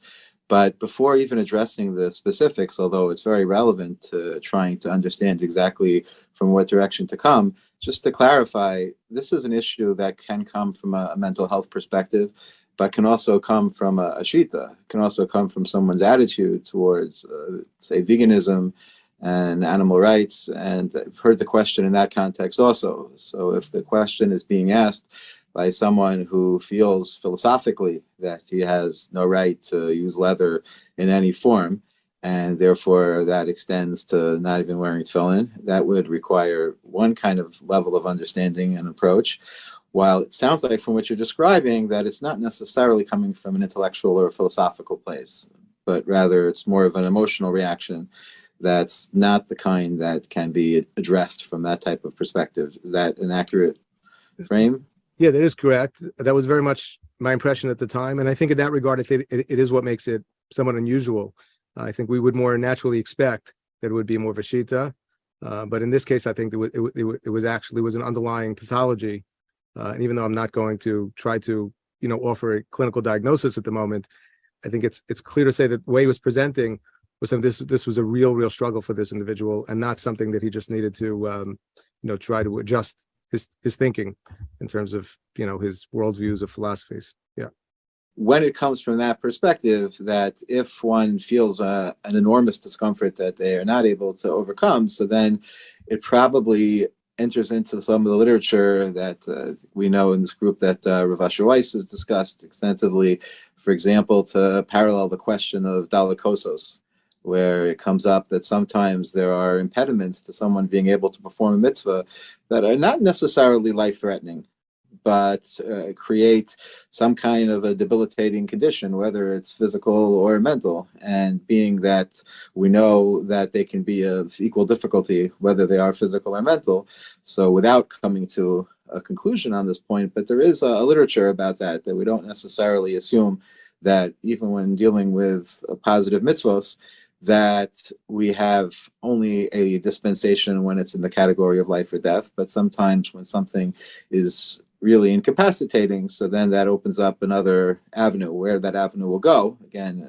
is not something we can conclude so easily, but in some contexts, it's brought from a kal v'chomer for monetary expenditure, that we know that tefillin, as important as it is, yet it's still subject to a limitation when it comes to expenditure of 1/5 of your money. It's in the category of chomesh. So a incapacitation that is so absolute, even it's going to be subject to how exactly you assess it, theoretically would bring up some of that literature. I would suggest, along the lines of what Rav Feldman is saying, that we know when it comes to avoiding violating a lo saseh, a lav in the Torah, a person has to give up all of their money. But when it comes to fulfilling a mitzvah saseh, so it's only ad chomesh lechasav, up until 20% of your money. If I'm not mistaken, in a tshuva relating to an almana covering her hair, after she's no longer married, but she's in shidduchim now, and technically, strictly speaking, she's supposed to still cover her hair. I think in that context, Rav Moshe writes that if it's so traumatic for her, or it's something that's so difficult for her, that she would sooner give up 20% of her money rather than do this mitzvah, that would be beyond what the Torah expects of her in that mitzvah. Now, that's in that specific circumstance where covering the hair, Rav Moshe suggests, is only perhaps a mitzvah saseh, rather than for a married woman where it's a lo saseh, so no one should extrapolate about hair covering in general. But when it comes to mitzvah saseh, we typically assume that if it's the type of trauma that you would sooner give up 20% of your money than to have to fulfill the mitzvah, that it could be that one is exempt from fulfilling the mitzvah. There are a couple of other factors, though, that have to be taken into account. First of all, it's not so clear that if it's not just a one-time mitzvah, but it's a constant, where every moment you're getting a new mitzvah, that we would have that same measuring stick of 20%. Meaning, for example, the Minchas Chinuch writes that when it comes to the mitzvah of mezuzah, where every second is a new kiyum mitzvah, it could be you have to spend way more than 20% of your money on mezuzah. And when it comes to wearing tefillin, also each moment that a person is wearing tefillin is a new kiyum mitzvah. It's not just it's not the same to put on tefillin for 30 seconds as it is to put on tefillin for 45 minutes. It's not like netilas lulav or something like that, although lulav is its own discussion, so maybe I shouldn't have given that as an example. But it's not a necessarily a one-time mitzvah. And the longer, some of the posts can recommend. I heard Moreno of Shechter Shlita suggest for someone who missed putting on tefillin one day, wear your tefillin twice as long tomorrow. Meaning, even though each and every day there is a chiyuv to put on tefillin, but each and every moment there's a kiyum mitzvah of tefillin. On the flip side, one always has to be mindful of long-term goals and short-term gains. Meaning, if pressuring a person to do a mitzvah is going to create such a traumatic experience that forever there will be a negative association with this mitzvah, and then once the person gets to a healthier place, there's still not, it's going to be a trigger. That mitzvah is going to become a trigger for them. So then it could be that we're really shooting ourselves in the foot by putting too much pressure to do the mitzvah. Obviously, as both Rabbi Rothbach and Rabbi Feldman pointed out, this is really a case-by-case basis where a person has to really, really assess the situation, what the long-term impact is going to be, what the short-term impact is going to be, what the attitude of the person actually is, and obviously in consultation with a mental health professional who's familiar with the case, not just a mental health professional in general, which, by the way, I don't know if it was mentioned, Rabbi Rothbach is a mental health professional in addition to his rabbinic duties, but a mental health professional who is who's familiar with the case. I think it's worth mentioning also, once we're talking about this, that sometimes community members who hear about such a question don't really fully appreciate the struggle that the individual is having and don't really understand what the question is. I remember, for example, there was a woman who had posed the question, as Rabbi Leibowitz mentioned before. So he spoke about the variation that Rav Moshe has about an almana who's now in shidduchim and covering her hair. But there were a number of situations where women came to discuss a question about covering their hair. They are married, and they just said that they have terrible migraines, terrible headaches every time that they have anything on top of their heads. Now, that's a question which obviously, again, needs to be a very case by case and not to extrapolate from. But I remember mentioning it to someone else in the community, and he said, come on, just do it. What could it actually do? You put something on your head, like, is it really bothering her? How much can it bother her already? She should just do it. And I think there needs to be an effort to try to educate people that they need to be mindful of the fact that, yes, there are some people who have conditions or who have situations that maybe you don't experience and maybe you don't fully understand, but it doesn't just mean that, they have to suffer and that they need to ignore or suppress that struggle. It's something that needs to be spoken about and dealt with. And obviously these questions are dealt with. And sometimes the answer is, yes, you need to suffer and you need to struggle, and that's what it is. But very often that is not the case, and there is a discussion in halacha to be had. I was just wondering from the other Rabbanim, I've had several shaylas that relate to what's called exposure therapy and what the limits are, and maybe they had similar shaylas and how to navigate this kind of situation. I'll just give two quick examples. Exposure therapy, from what I understand, and Rabbi Rothbach can certainly correct me if I'm wrong, is the idea that if a person has, whether it be an OCD or an anxiety that relates to a particular area, a particular topic, where they have extreme attitudes or extreme thoughts, that you sort of expose them. Like if a person is terrified of cats and can't walk on a block that has cats on the block, or that they once saw a cat on the block, that they then slowly you expose them a little bit more to the source of their trauma, and they grow accustomed to it and they get used to it. So I had two cases. One where a guy was struggling with OCD and anxiety, and he had these very extreme thoughts that he thought that anytime he thought negatively of somebody, it constituted a tefillah that the person should suffer. And he believed that his thoughts were actually making people suffer because he was davening that they should suffer. And this was a result of something that happened in childhood, that he had wished ill on somebody, and the person really suffered pretty terribly shortly thereafter. And the therapy, the way this therapist had recommended, was to say out loud that he wants something negative to happen to somebody. And I don't know that you're allowed to do that. Meaning, generally speaking, it's not nice to say, to curse a person and to say that you want something bad to happen to somebody else. Another situation was a person who had, who had OCD relating to religious behavior of people around him, that he just couldn't handle when anyone spoke any avak lashon hara or any nivel peh, anything of that nature. And what the therapist recommended was that he either say or hear nivel peh, bad words, and through by being exposed to them and not reacting to them, that it would be helpful to him to function like a more normal person in his day-to-day life. And each case is different, but I just wonder if you've ever had either questions about that or have any insight onto the effectiveness of such treatment and what the limits of exposure therapy might be.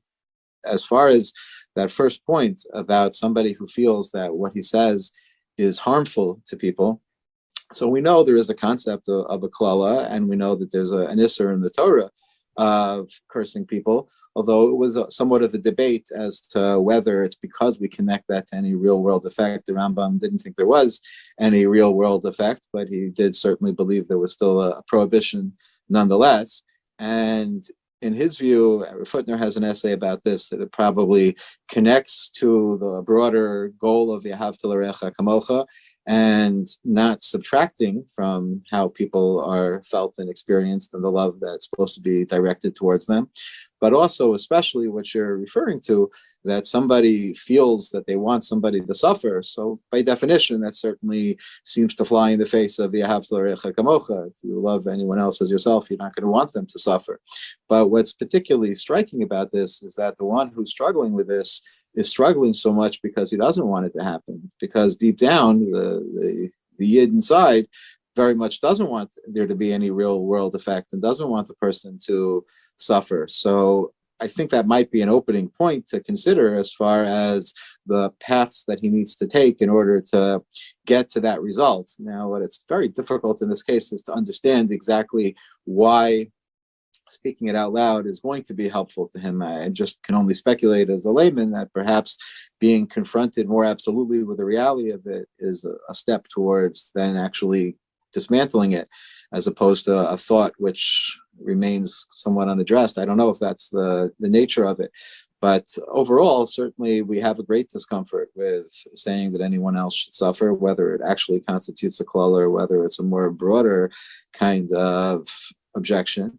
But the fact that this individual is so troubled specifically because of that, because in real life, that's the last thing he wants to actually happen. And to whatever extent this may help to mitigate that and to bring him to a place where he's not even having these thoughts in the first place. So the worthiness of that goal is something to hold on to. How much you can accomplish with that is probably more in the hands of the professionals in this area. It struck me as a little risky also, meaning he's going to say something out loud that he wants something negative to happen to somebody. And what if it happens? Then it's going to send him back, I would imagine. Right. So the nature of that, I think this would also be a case where for the rabbi to speak directly to the therapist, if possible, and to understand how this is supposed to help and how it's supposed to operate.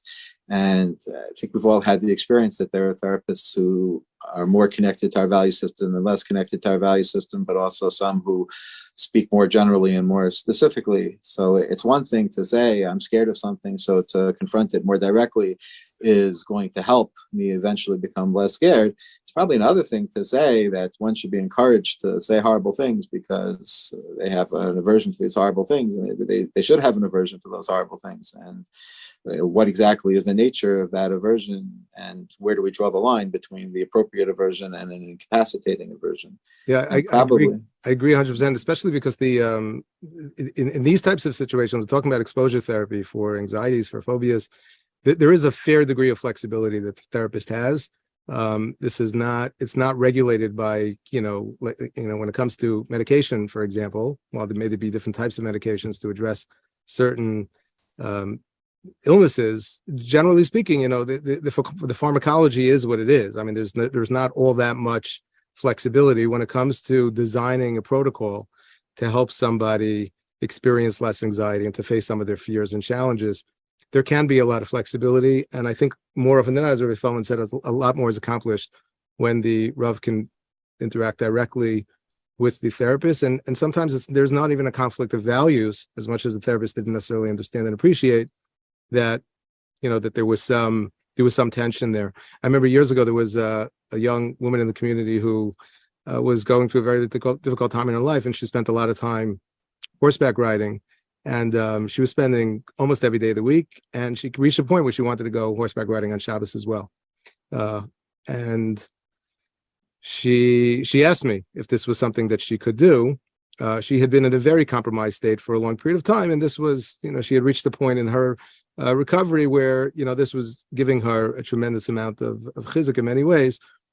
So there's a particular Rav, a posek, who had been very involved in helping and guiding this family through many of the challenges that they faced. So I went to him and I asked him if it would be permissible for her to go on Shabbos. And he didn't need a lot of background because he was already familiar with the case. And he said 100%. 100%. And it's just a matter of the details. How is she going to get there? And we have to work that out. But in no way whatsoever should we stand in her way if this is what she needs, and it'll continue to give her the nachas ruach, etc. The therapist heard about this. And the therapist, to my knowledge, if I remember correctly, was not Jewish, and certainly not an observant Jew. Said absolutely not. She may not go on Shabbos.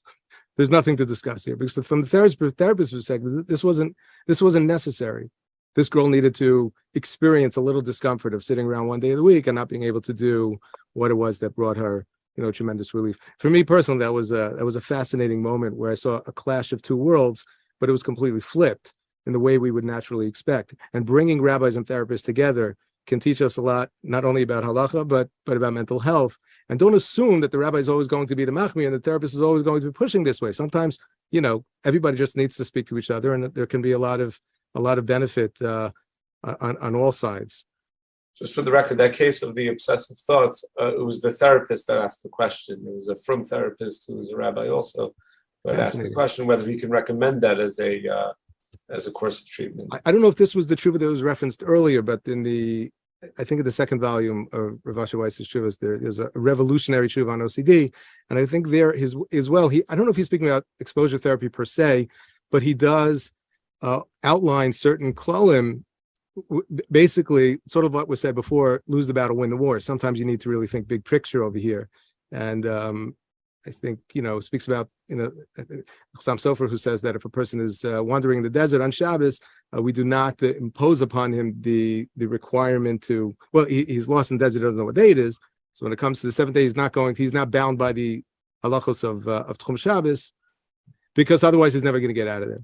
And I think takes the Gadol Yisrael to think in these terms and to apply these klalim in these types of situations. But it's very, very important to remind ourselves that we have to be willing to explore all possibilities. That doesn't mean that everything's going to be okay, but because the alternative sometimes is the person can really be trapped. If I recall correctly, Rav Asher Weiss's shaila was about a Talmud Chacham who had OCD about davening, and he would constantly repeat words in davening. And Rav Asher told him to never repeat words in any of your brachos or tefillos, no matter how certain you are that you didn't get it right. And then, like you said, like Rabbi Rothbach said, that was his logic, that you have to keep the big picture in mind.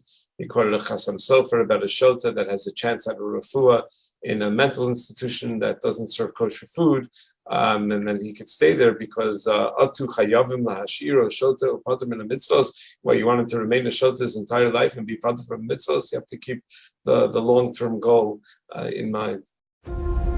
If you ask anyone in the mental health field, people that study sociology, they'll tell you the most difficult thing in this world to do is to break stigma. both individually as Yechidim and collectively as a klal, as a community. But Amudim has been successful in weakening and softening that stigma. We have come a very long way. And the stigma that we have softened has opened the doors for those that have been suffering in silence for far too long to start reaching out for help.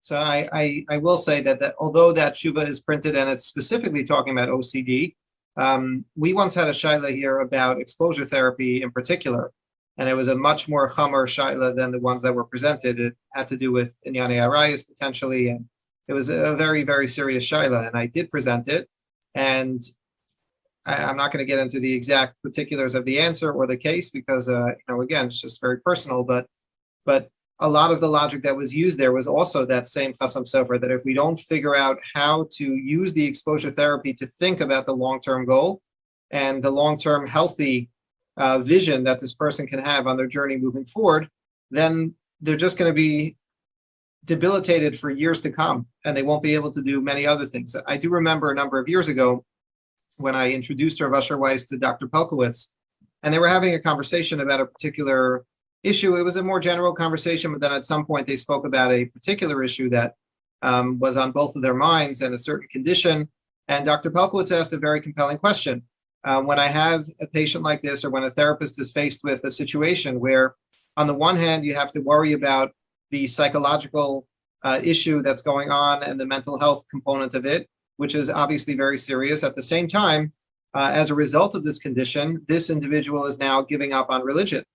And very often we find that happens. So which one should I be focusing on first? Which one takes the primary role? Should I first be working only on the mental health? Should I be paying attention at the same time? Should I do parallel therapies and have two different therapists seeing this individual? And Rav Asher Weiss was very clear in his answer. And he said, if you're not alive, you can't be frum. So he basically was telling him that the first thing that needs to be taken care of is you need to make sure the person is healthy and stable and strong enough to be living life and living the journey and experiencing life and going through it in a healthy way. Everything after that is secondary. And only once a person is healthy do they have the ability to then be frum and to consider that.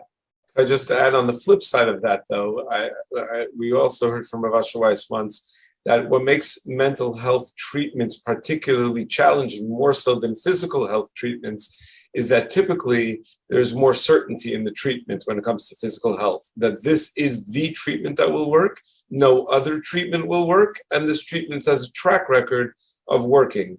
There are certain therapies that you could perhaps say that about, but there are a lot of things that may be suggested as a course of therapy by one mental health professional that may be the mental health professional may be just trying something, and has very little certainty of whether it's going to be effective, and it's not certain at all that it's the only course of treatment. So I know in a certain very chamor arayos case, which I'm not going to share the details, not because I'm trying to protect anyone's privacy, but just because I don't remember the details. I remember Rav Asher Weiss also said, I would try to protect someone's privacy also, but I happen to not remember the details. Rav Asher Weiss said that they couldn't pursue a particular path of treatment because it's not so clear that path of treatment was the only way to help and was even going to help. But this is why everything's on a case-by-case basis. The flip side of exposure therapy, just another type of question that Rabbanim will get, is in the management of addiction. Sometimes there's an approach that's called harm reduction, in which a person is addicted to a particular behavior, which is harmful, in some cases usher as well, and I think it would almost always be both. And whether it's after failed efforts to eliminate the addictive behaviors, to break these patterns, or maybe it's just under the circumstances, the only way to help sort of reduce the intensity of that addiction, the recommended approach is to pursue what's called harm reduction, which is exactly what it sounds like, and that is to reduce either the frequency or the the nature of the vice. So that would mean perhaps in dealing with, let's say, a drug addiction, perhaps instead of using a certain type of drug, which is potentially much more toxic, it would be to use one that is, that provides a high, but a little less toxic, to reduce the intensity when it comes to exposure to pornographic material. There's another approach where, again, the treatment is not, well, do it less. The treatment is do it less. Because if the goal is going to be to just go from one extreme to another, given this person's track record and the particulars, and again, we're talking very general terms right now, that is not something that's going to work. And it's a little different, I think, from the perspective of halacha. It may be different in terms of how we would view that. Over there, we're not necessarily looking to introduce something that is not already part of this person's struggle, but rather give them license to continue, but to do so in a way that will hopefully, again, enable them to find their way out of the desert.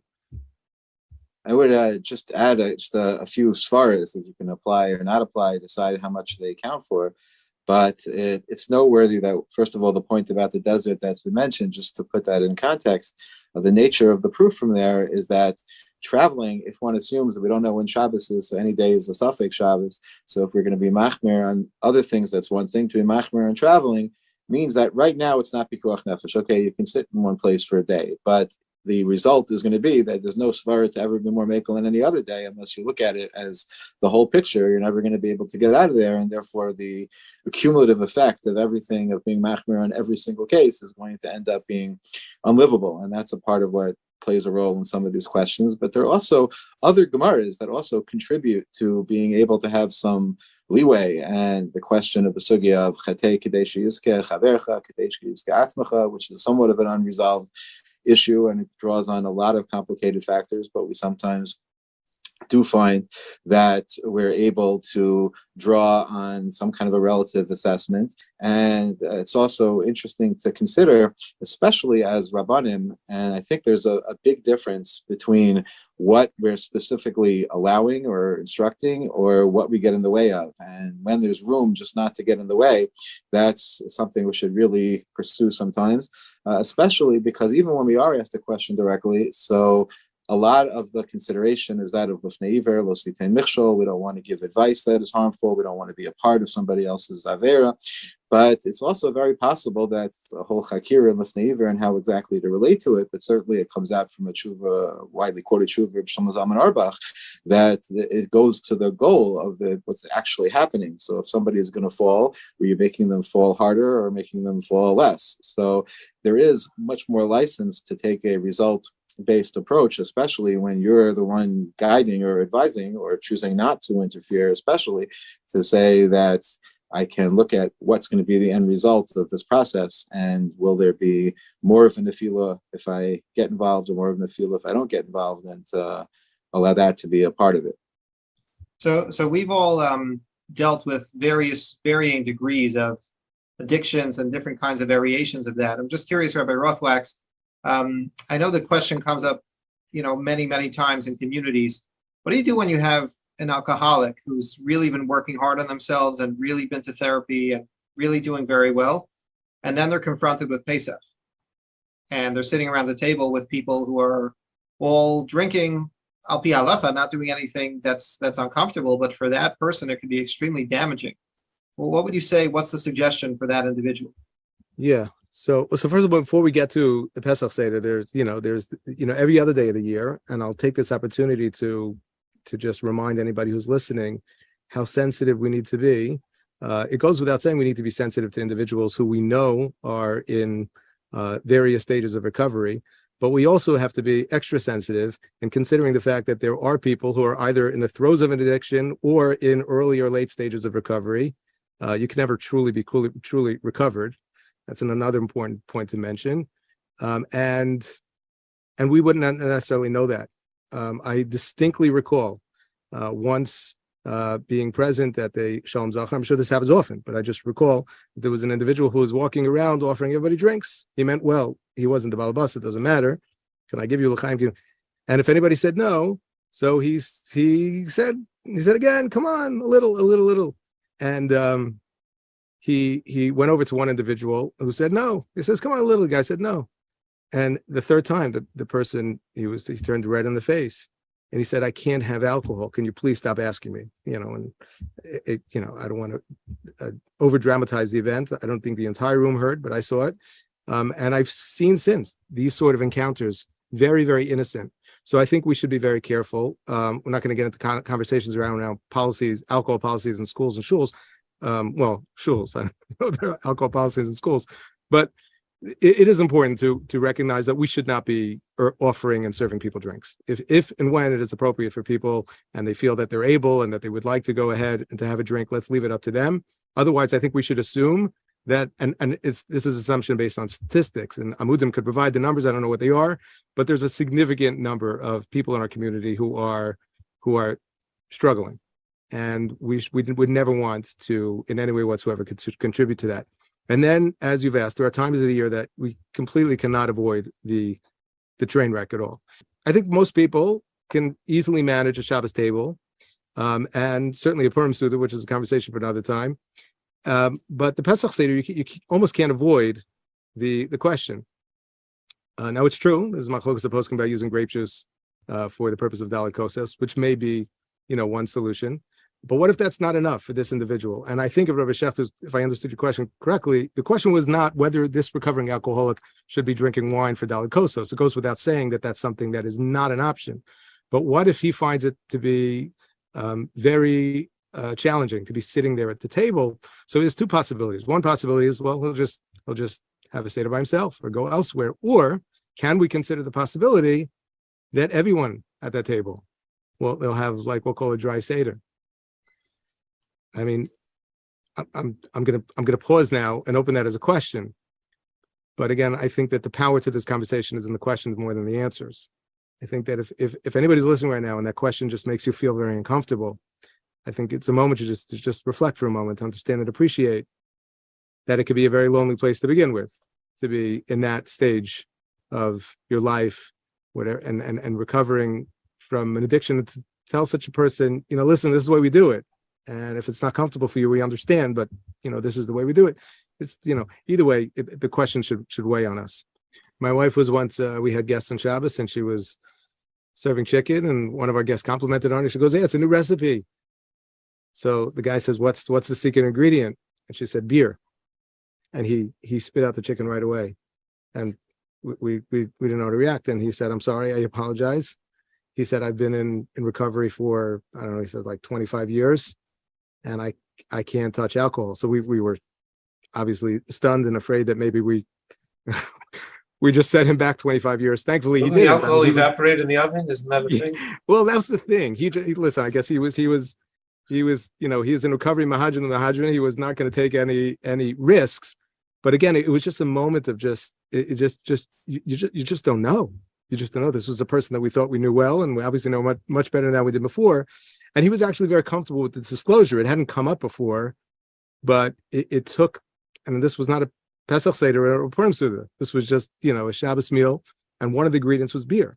And again, the takeaway message is not that we should eliminate beer and wine from all of our recipes, as much as just understand and appreciate that we don't really know from time to time who we're interacting with. If it's okay, I'll just pivot for a moment, because what this question really, what it puts on the table for this conversation is the possibility that there are times in supporting and helping individuals in various stages of mental health treatment and recovery, other individuals must at least consider the possibility of adjusting their own routine, which for the purpose of our conversation means, considering their own possibilities for their own halachic observance.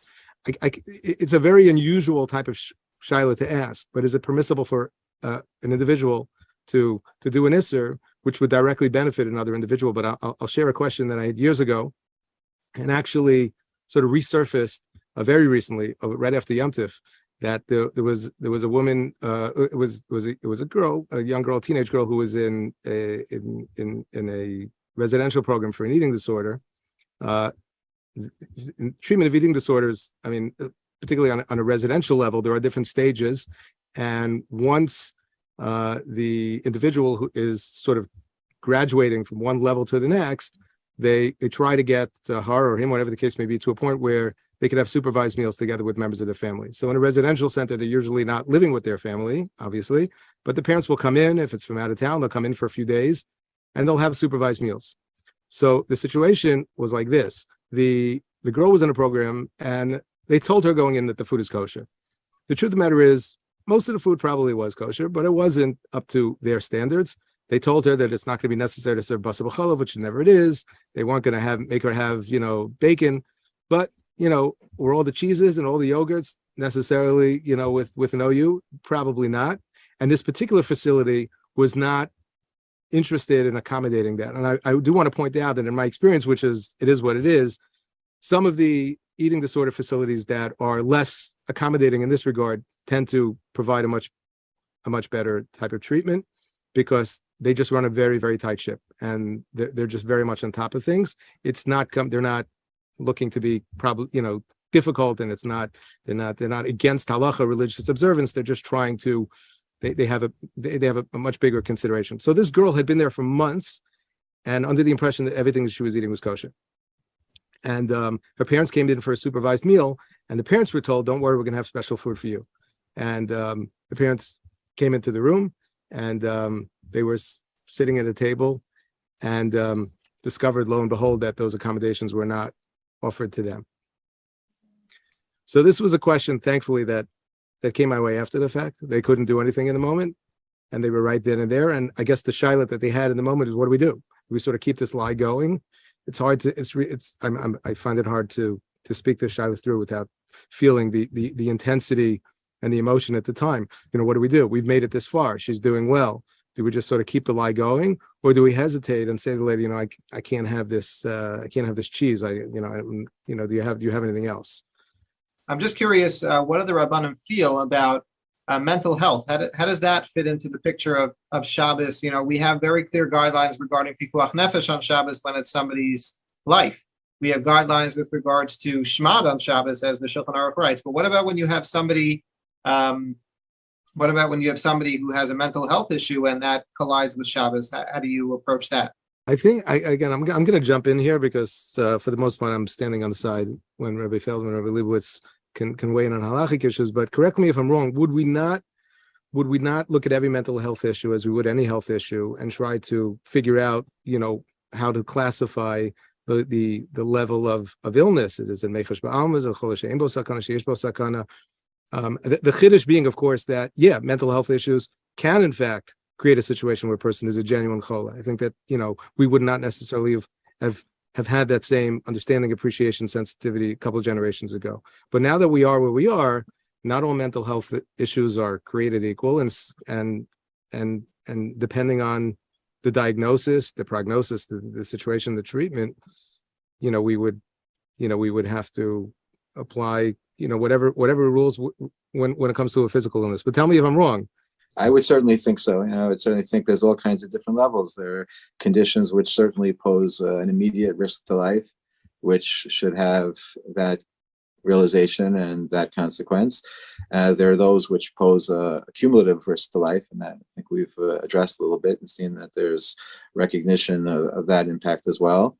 And then there are things that are incapacitating or create tremendous tsar, and that may not have the same level of impact on halachic permissibility, but it certainly is significant when dealing with a number of things that come up in Hilchos Shabbos, and the question is how to assess within each one. But I think there's no question that if we had a credible reason to believe that somebody's physical health and physical well-being is at stake, so then the logic should fit, even if we're not comfortable making klalim and we're worried about how that might be misapplied.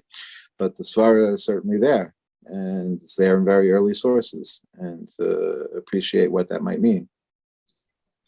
Just from your experience, I'm curious, what do the Rabbanim feel would be some direction maybe for family members or community members to make themselves a little bit more sensitive, to try to sensitize ourselves as a entire community? From the experiences that you've had, is there something you can share that maybe people who are watching can walk away with and allow themselves to feel a little bit more of a sensitivity? Or are there places in religious life, in things that we do in Minhagim that we're part of, that maybe we can add an extra dose of sensitivity toward those who might be struggling and we're not even being mindful or aware of it. Well, to go back to a previous point, because I think it's also relevant, the question about the drinking at the Seder. So the question was raised, should we ask everyone to have a dry Seder if one individual there needs to be avoiding alcohol completely? So that's one question that's fair to ask, but separate from whether that actually has to be as far as that step has to actually be taken, but the attitude that we convey about the drinking, and this would certainly benefit us if all year round we were aware of just how harmful it is for people to be exposed to an attitude that sees drinking as the be-all and end-all of human experience, and to recognize just what impact that has, whether somebody is a recovering, or like Rothwick said, a not yet recovering alcoholic, or somebody is just potentially at risk for alcoholism or for any of the tremendous harm that can come, and the whole culture that has developed that it's portrayed as the most enjoyable activity and the most uplifting activity possible. So there's a lot we can do to change that culture. So whether it means that everyone at the Seder is not drinking alcohol, and if grape juice is an option, it may be realistic to ask everybody at the table to drink grape juice. And I think that would probably be a tremendous statement that would be enormously appreciated by somebody who's there and wouldn't involve that much halachic compromise. But even if we didn't go that far, just if we related to those who were drinking at the Seder, related to it more as a mitzvah rather than as something that they are enjoying tremendously for reasons that go beyond the mitzvah. So I would throw out the question, let's say you had somebody at the table, at the Seder table, who had celiac and couldn't eat matzah. So let's say that individual wasn't eating matzah. Would he feel the same kind of pressure from everyone else eating matzah as the recovering alcoholic feels when he's not able to drink wine? Is it simply that he's not doing what everyone else is doing, or is there more about the culture that makes this more tempting and that elevates this beyond the mitzvah status, and that if it was viewed more as a mitzvah rather than that which else, everything else that comes with it, it might be easier for someone to say, okay, so I have a personal condition that doesn't allow me to do that mitzvah. There's things like that that happen to people all over, and I'll sit this one out, and it won't necessarily have the same effect. I think also the more we talk about these things publicly, this kind of event is very helpful, that people should hear that these things actually happen. For a long time, there was, and still remains to some degree, a culture in our community of just hiding mental health issues, addiction issues. I think Amudim has done a great deal of work in terms of bringing this to light, even if it just involves saying statistics of how many people were lost to suicide or drug overdoses, how many young people where it used to be, wow, we have a high rate of aneurysms in our community, where now we realize that, and we're able to say that no, this person had a disease, they had severe depression, they had an addiction, and you know, the more it happens, sadly, there are two ways that we can learn about it. One is where a person has it in their family and they're exposed to it directly, and they gain a high level of sensitivity toward these things. And the other is just by talking about it more publicly. I would add as well that it would go a long way for us to appreciate that there are features of our community, I think more cultural than halachic, but you know, the line between the two can sometimes be blurred, that may present some individuals who are struggling at sort of a heightened risk. If you like, think about food as an example. We have a community that is very, I would say, on a communal level, very obsessed with food. Some of that is because, you know, there are a lot of times that we need to eat. There's a chiyuv suda, you know, every Shabbos 3 times. But beyond that, I think we have, you know, culturally, our community has adopted in a way, has adapted rather in a way that you know, has really we speak a lot about food, and we talk about a lot about the presentation of food and all that, and we have to understand and appreciate that while that may be very satisfying and enjoyable and fulfilling for some, it may be very triggering to others. It's always already been mentioned that there are certain times throughout the year where alcohol is an important part of our experience as Jews. We have to understand and appreciate that very feature which makes our community unique and special also, again, can be challenging for some. I think that the levels of stress that already teenagers, and particularly, you know, people who are trying to support their families, are subjected to in order to have, you know, to support the lifestyles that are demanded of us in our communities, the stress is real and it takes a toll. And for somebody who's already predisposed and already struggles with anxiety, depression, could literally push them over the edge, and in some cases does. When we are when we deny that and we want to be overly defensive and say, no, it can't be. It can't be. It's a mitzvah, so therefore it has to be always good. Or this is what we do, and this is the way I was raised, and it worked for me, and so therefore there can't be anything wrong with that. I think it's a very narrow-minded perspective, but it's an attitude when we hear that can be actually very hurtful to some, and does exactly the opposite of what conversations like this are designed to do, and that is make people feel comfortable in sort of talking about some of their issues and their struggles and trying to seek help. I would also point out that I think our community has some very unique protective factors. I mean, the fact that we are such a strong community and we have the infrastructure and the ability to produce conversations like this, as an example, and really reach so many people, I think is showing that, you know, this very community, that it's, you know, it's difficult and challenging sometimes to maintain an equilibrium within, you know, provides me with the resources and the support, and the hope and the desire and the motivation to be able to push forward. So speaking about it honestly, openly, without being defensive, and all questions are good questions. I've seen over the course of the last 10 years alone, and I think people who have been paying attention for longer could probably say over the last 20 or 30 years, a significant reduction in terms of the stigma around mental health issues. I don't know that we could ever, you know, we're not there yet. I'm not sure what it means to be there, but I think we're doing very well. Baruch Hashem as a community. In particular, the stigma around therapy has really, really, thank God, in many circles been almost reversed. You know, there are certain places where, like, if you're not in therapy, like, what is wrong with you? Why aren't you, why aren't you talking to somebody? You know, I had an experience a couple of summers ago where I run a program for guys who are learning, 18, 19-year-old guys who are learning all day over the summer. And there's always a counselor or two, someone who's 21, 22, 23, that the boys look up to and that they admire. And one particular occasion, it was a Friday night and we were schmoozing and we were just going around the room, and I was asking the boys, you know, what's the nicest thing anyone's ever done for you? You know, can you share something that like really uplifted you that someone else did for you?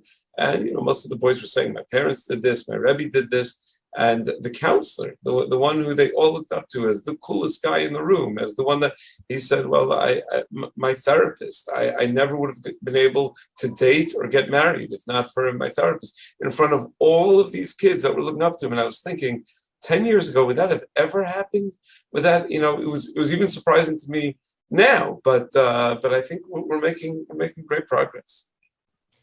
So thank you to all the Rabbanim for joining, and we just want to once again give a tremendous Yashar Kvav to Amudim for the unbelievable and incredible work that they do for so many individuals and for so many of our communities.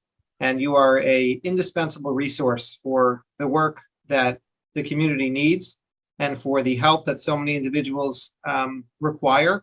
And we're so grateful to you, and we hope that all who are watching will help in this effort, in this Unite to Heal effort, to support the work of Amudim, to allow them to continue to help our community to be strong, to be healthy, and to continue on in the journey serving HaKadosh Baruch Hu in the best way we possibly can.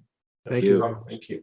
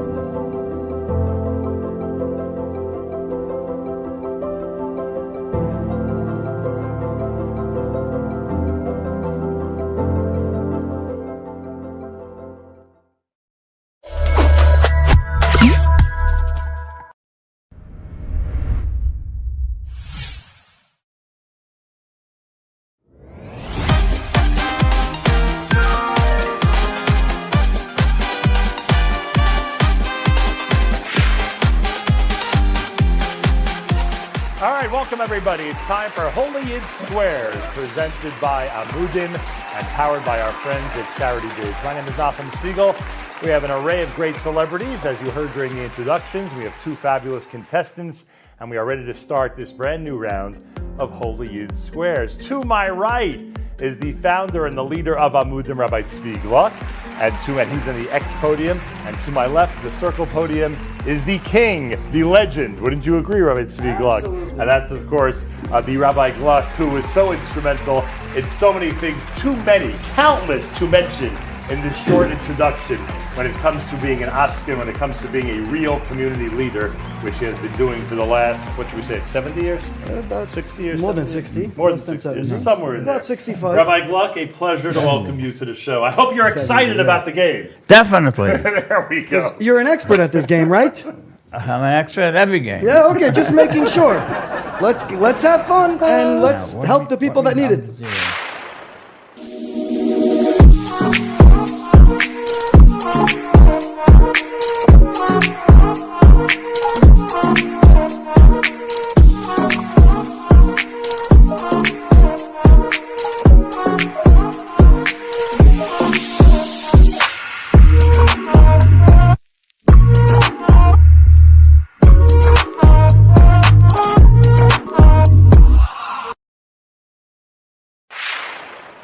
Well, you're in the tic-tac-toe game. You're the circle, and Tzvi is the X. And we're gonna. But don't worry about that. I'll help you along with that. It's not Don't worry, we're playing tic-tac-toe. All you have to do right now is choose one of these 9 celebrities to begin our game.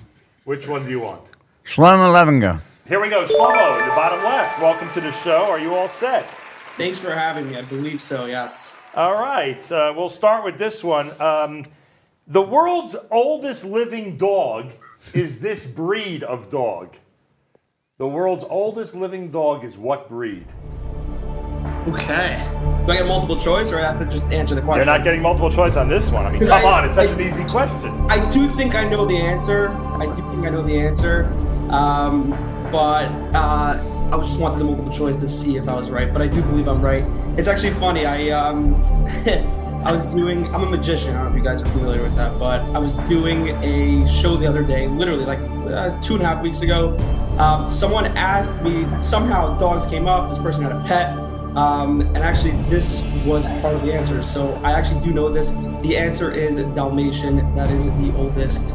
That is the answer. All right, the oldest living dog you say is a Dalmatian. Rabbi Gluck, you agree or disagree? Disagree. You disagree. The answer is Chihuahua. And circle gets the square, and we move on to the next. I do have to mention, Shlomo, you knew, after I knew who you rooted for in the World Series, is no, I was starting with an easy question for you. Exactly. You knew that. I mean, come on. Exactly. All right, Rabbi Tzvi Gluck, choose a celebrity, please. We're going to go with Joseph Gittler. Joseph Gittler, center square. All right, welcome to the show. Joseph, name the snare drum cymbal crash effect that's used to punctuate a punchline. Ooh. Okay. Name the snare drum cymbal crash effect that's used to punctuate a punchline. What do we call that? Ba-dum-bum. What do we call I believe it sounds like this. What do we call that? I know the sound, but I can't come up with what it's called. You want to guess? You want to give it a try before? It looks like you have people around you who are very anxious to jump in here, but nobody jump in, please. An exclamation point. That must be the answer. An exclamation move on the drums. Tzvi, what do you think? I gotta say, we always tell people, if you don't know, there's nothing wrong with saying I don't know. You Not know, in this game. But I guess in this game, we always know. Not to say. Right, but in this game, we always know. So, based on that, and if I'm wrong on this one, this is going to be really funny, but I will disagree, respectfully, of course. The answer is the rim shot, and X gets the square, and we move on. Rabbi Gluck, let's see, what would be a good place to go to? Well, actually, anybody in the left side would be good. Anybody in the bottom would be good. Choose one of those celebrities. Ellie Leibovitz. Ellie, you all set?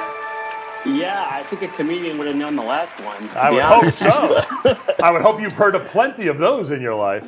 Ever since 1927, this annual recognition of global game changers has featured everyone from Mark Zuckerberg to Henry Kissinger, Adolf Hitler, and Ayatollah Khomeini.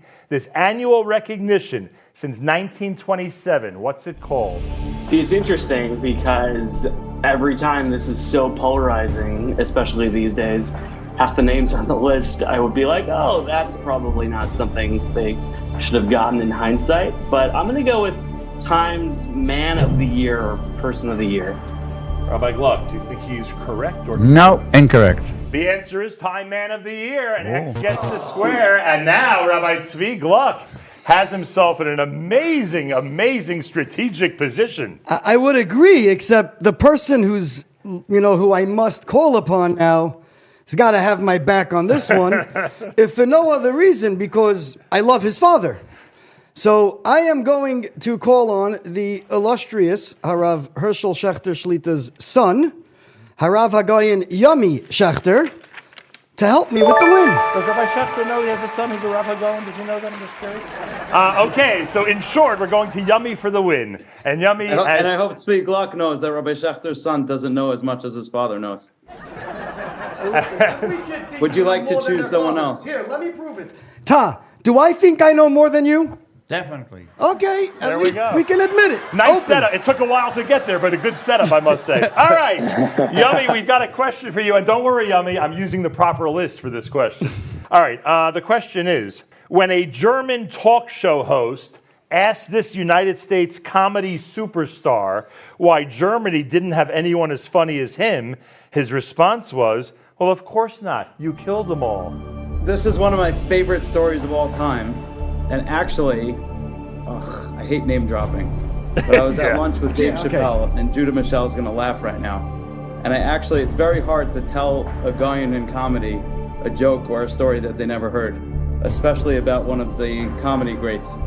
But when I told them the story about Robin Williams being on German talk radio and being asked by the host, why do you think comedy in America is so much more popular and why do you think it's not so popular in Germany?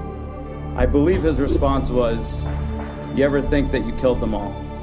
So I'm going to go with Robin Williams. And I'm also going to tell Tzvi, you picked the right guy for this one. Tzvi, you asked him to have your back. What do you think? Agree or disagree? You know, when I used to watch the show as a kid, not with my father, obviously, soll sein gesund, there was always multiple choice. This is getting a little, but I'll say this. We've discussed we may have to go with a balance of multiple choice. Yeah, the balance questions, is but almost see. like, the balance like everything else in life. But you have a guy who's really confident about the answer. Why even worry about multiple choice? You have somebody who's telling you, I got your back. Tzvi, the victory is right there for you to grasp onto it. What do you want to do? You know, Yummy, I am going to agree with you for more reasons than one. Probably a few million reasons, considering how amazing you're doing and helping us with this campaign, and as have you done in the past, All so right. that we can do what we do. So based on that, I am going to say agree. Okay. Whew. We got to the answer. The answer is agree, and the answer is Robin Williams. Reb Tzvi Gluck, please congratulate your father in participating, and please tell him what his consolation prize is. Come on. So, first of all, thank you for playing, and I have to ask you for Mechila. I apologize that I won. Out of respect, I shouldn't have. But I will join you for dinner. There you go. As a consolation prize for playing and trying to do what you can to help us, help Amudim, help others. Rabbi Gluck. Thank you. I'll accept that offer very graciously, and I really appreciate it.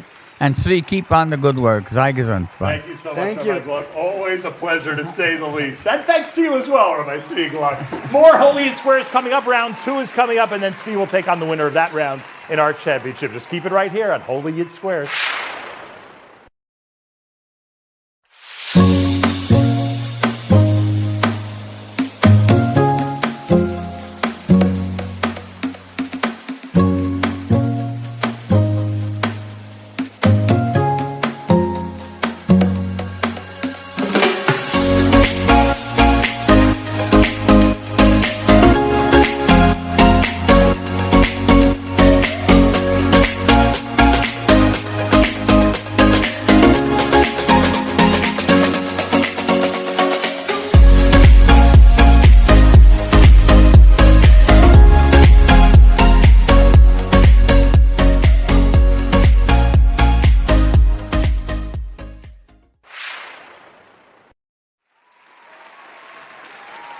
Welcome back to Holy in Squares. It's time for round number 2 of our game. Holy in Squares presented by Amudim and powered by our friends at Charity Biz. And we've got a great contest shaping up. 2 wonderful contestants and, of course, 9 great celebrities. At the circle podium is David Kushner, Director of Government Relations for Amudim. David, all set for the Good the to game? see you as always, Nachum. Same here, thank you. And David Weingarten is at the X podium. He is the Director of Project Heal and Intern Supervisor at Amudim, and they're going to be playing against each other. The winner goes up against the boss, Rabbi Tzvi Gluck, who won round number 1. Backstage, we had our coin toss. X starts, and that means David Weingarten. It's time for you to choose a celebrity.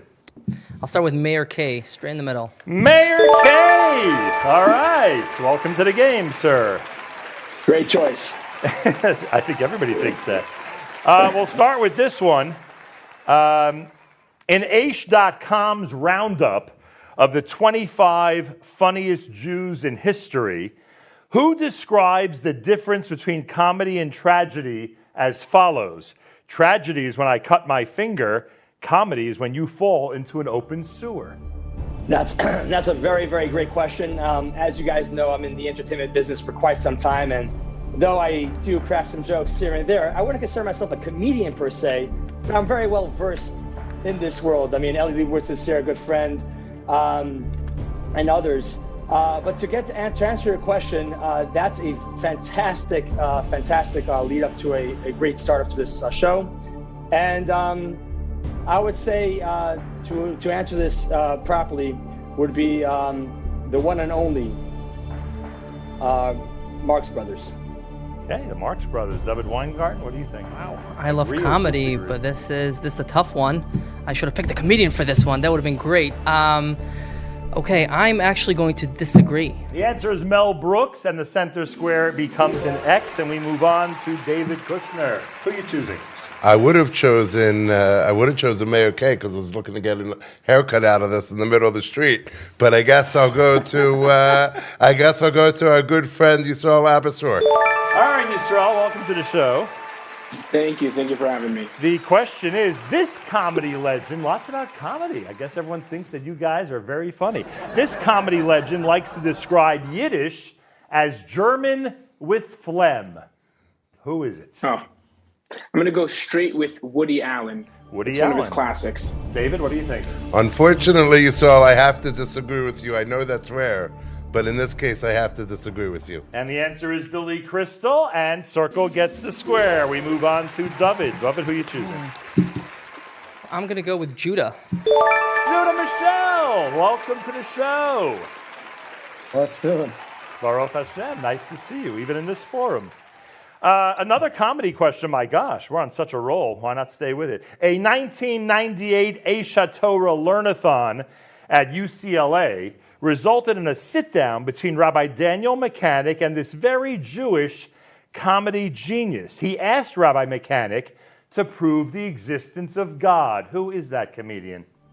I was a madrich in Aish Torah during that year.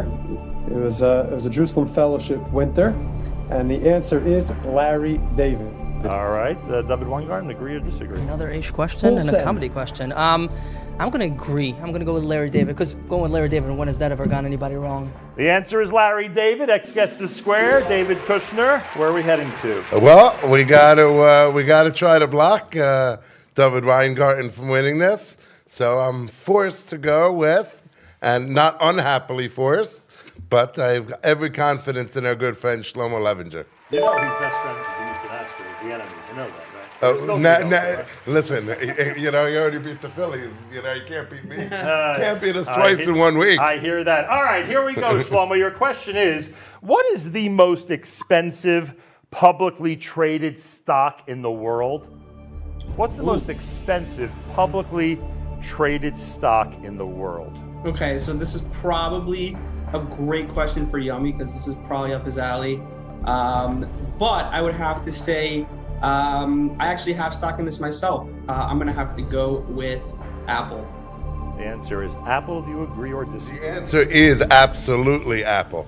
And the answer is Berkshire Hathaway, which means X gets the square. But according to the rules, you cannot win the game by default. You have to actually earn the square, which means that David Weingarten, I would assume, is going to choose. I mean, this. Yeah, I this think is I would go with no-brainer, right? So I can pick the same one, right? Of course. Shlomo Levinger, right? Got to okay. go for the win here. Pull some magic, right? Here we go, Shlomo. I'm getting a lot of airtime here, and I'm not getting a lot of questions right. So let's see how this goes. Interesting. A very important hint for the contestant. Thank you. George Washington was born and died in what state? In what of the 50 states George Washington was born and died? Which one? I mean, it's got to be Delaware, right? He's answering Delaware. Do you agree or disagree? Disagree. The answer is Virginia, and David Weingarten wins the game, and the big championship round is coming up. Stay tuned. We have the big final round of Holy It Squares coming up.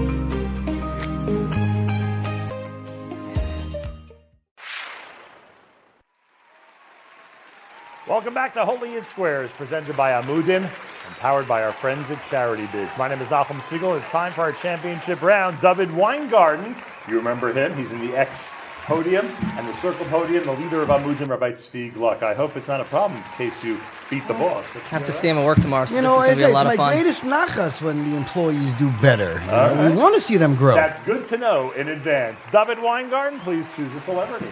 I'll go with Kalman.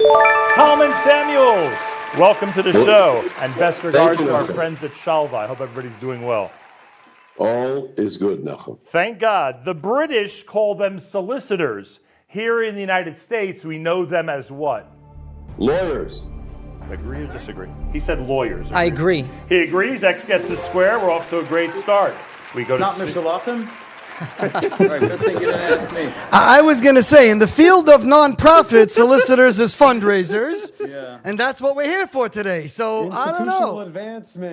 Institutional advancement, development, expand. We got all the... Judah, you want to come work for us? Kalman, I didn't know if it was an appropriate question for you. Now I've been proven right. What do you want? By the way, It's all about building. I have a new joke for you. You have a new What joke? do you call a collector's son-in-law? Do you know that one? No. A Masholach son-in-law is called the collector's item. Okay, rim very shot. cute. Joseph Gittler, that would be a rim shot right there. There you go. Rabbi Gluck, go right ahead, sir. I think we're going to go with Elon Smith. Elon, you got to help me out here. Elon, center square, pretty prominent if you ask me. Welcome to the show. And here's your question. Fun fact for people who enjoy cleaning for Pesach. According to a study by the National Science Foundation, this is the dirtiest room in the house. What is it? My kid's bedroom. Part up between the kitchen and the playroom. I'll go for the playroom. He says playroom. What do you say, Rabbi? So let me ask you a question. Elon, are you home for Pesach or you go away? I'll go away. So that's a good But reason. I'm here for the 2 weeks before Pesach. So I'm going to say I disagree. The answer is the kitchen, and after all, that circle gets the square, the center square. It's like Exact. Elon was coming with the comeback, though. Little Levinger, take notes. David Weingarten, where to? Okay. Which celebrity? I'm going to go with Ellie. All right, Ellie. What do Canadians call a 5-cent piece? Well, I actually, me and Yemi had coffee in Toronto when I was there a few years ago, and you know, I know that the Looney and Tooney pieces are a 5-cent piece, so I'm actually going to go with a nickel. All right, agree or disagree, David? Ooh, I know nothing about that. All right, Ellie, I'm going to agree with Ellie. The answer is a nickel, and that means X gets the square, and now Rabbi Tzvi Gluck has got to increase his strategic method. I know, the irony. Look who's going to be picked. How does that, I mean, like, seriously, this is a setup. Okay, I'm going with Rev Kalman Samuels again. I'm sorry. Can we move the squares over? I've checked with the judges. That will not be possible. Okay, in that case, I am going to go with the leader of charity bids, Yami Shachter. Yummy, how does a lamb become a sheep? How does a lamb become a sheep? Become a sheep? It's a good question. But while I think of the answer, I just want to point out that because I'm terrible at trivia, I did come up with another idea that I think I'll be better at. This game inspired me to create the first ever Mishpacha approved game of Guess Who with only men. I'm looking at all these squares and I think we're onto something. But anyway, how it turns into a sheep, I believe when it turns 1 year old. Rabbi Gluck, agree or disagree? Yeah, I think that's the answer. How does a cat turn into a mouse? What was the question? Lamb becomes a sheep. Lamb becomes a sheep. 1 year. By the way, I was going to go in the whole yeah. Shech's lamb for Pesach thing, Exactly, and I was waiting for that, you know. Yeah. Just the thought of it is nice. Go ahead. Agree or disagree? You know, I'm very, very torn. So, Judah, nobody's looking. Quickly, shake your head. Judah's laughing. I'm going to say I disagree. The answer is a lamb becomes a sheep when it turns 1 year old. But in order to win, you must earn the square. Yeah. I'm having a sense of deja vu. Give me the questions. I'm gonna go with Yumi. All right, Yummy. Ironically enough, who can win the championship round for David Weingarten? It is Yummy Shachter. Was he last time also for David? No, he was not. But Yummy, I need to be really good in trivia right now. His plans to reinstate the Sanhedrin never happened, but Napoleon did offer a handsome prize to anyone who can come up with a cheap and wholesome substitute for this food item. What was the food item? Brain. Horseradish. Answer is horseradish. Agree or disagree? Disagree. The answer is butter. Congratulations, David Weingarten, who is our Holy in Squares champion. A big thank you to all of our celebrities. Of course, a big thank you to our contestants. Congratulations to all the winners. Big thank you to Amudim. They are presenting Holy in Squares and so much of this amazing programming. A big thank you to Charity Bids, who power this entire operation. And of course, a big thank you to our friends at Flow Motion here in Brooklyn, New York, an amazing studio to work with. A shout out to Dov Friedman, and a big thank you to you, our audience, for watching and for contributing. Keep the trivia going and join us on the next episode of Holy in Squares.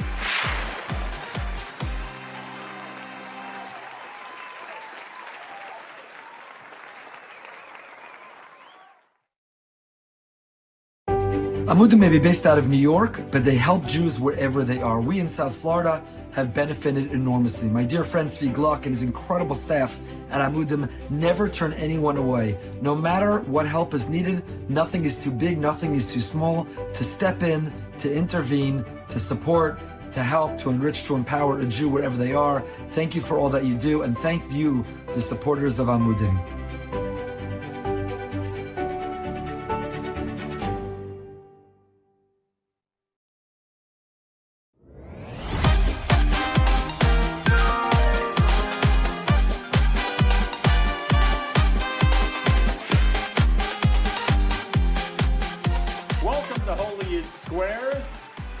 By Amudim and powered by our friends at Charity Bids. We're set for another exciting game.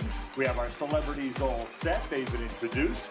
And we have two amazing contestants. At the X podium, Yoni Z. Yoni, great to have you here. Great to be here. Thank you you're so all much. Excited? Yes, I am. All set? Let's go. And in the circle, at the circle podium is Shaya Heth. Shaya, are you excited? I'm pumped.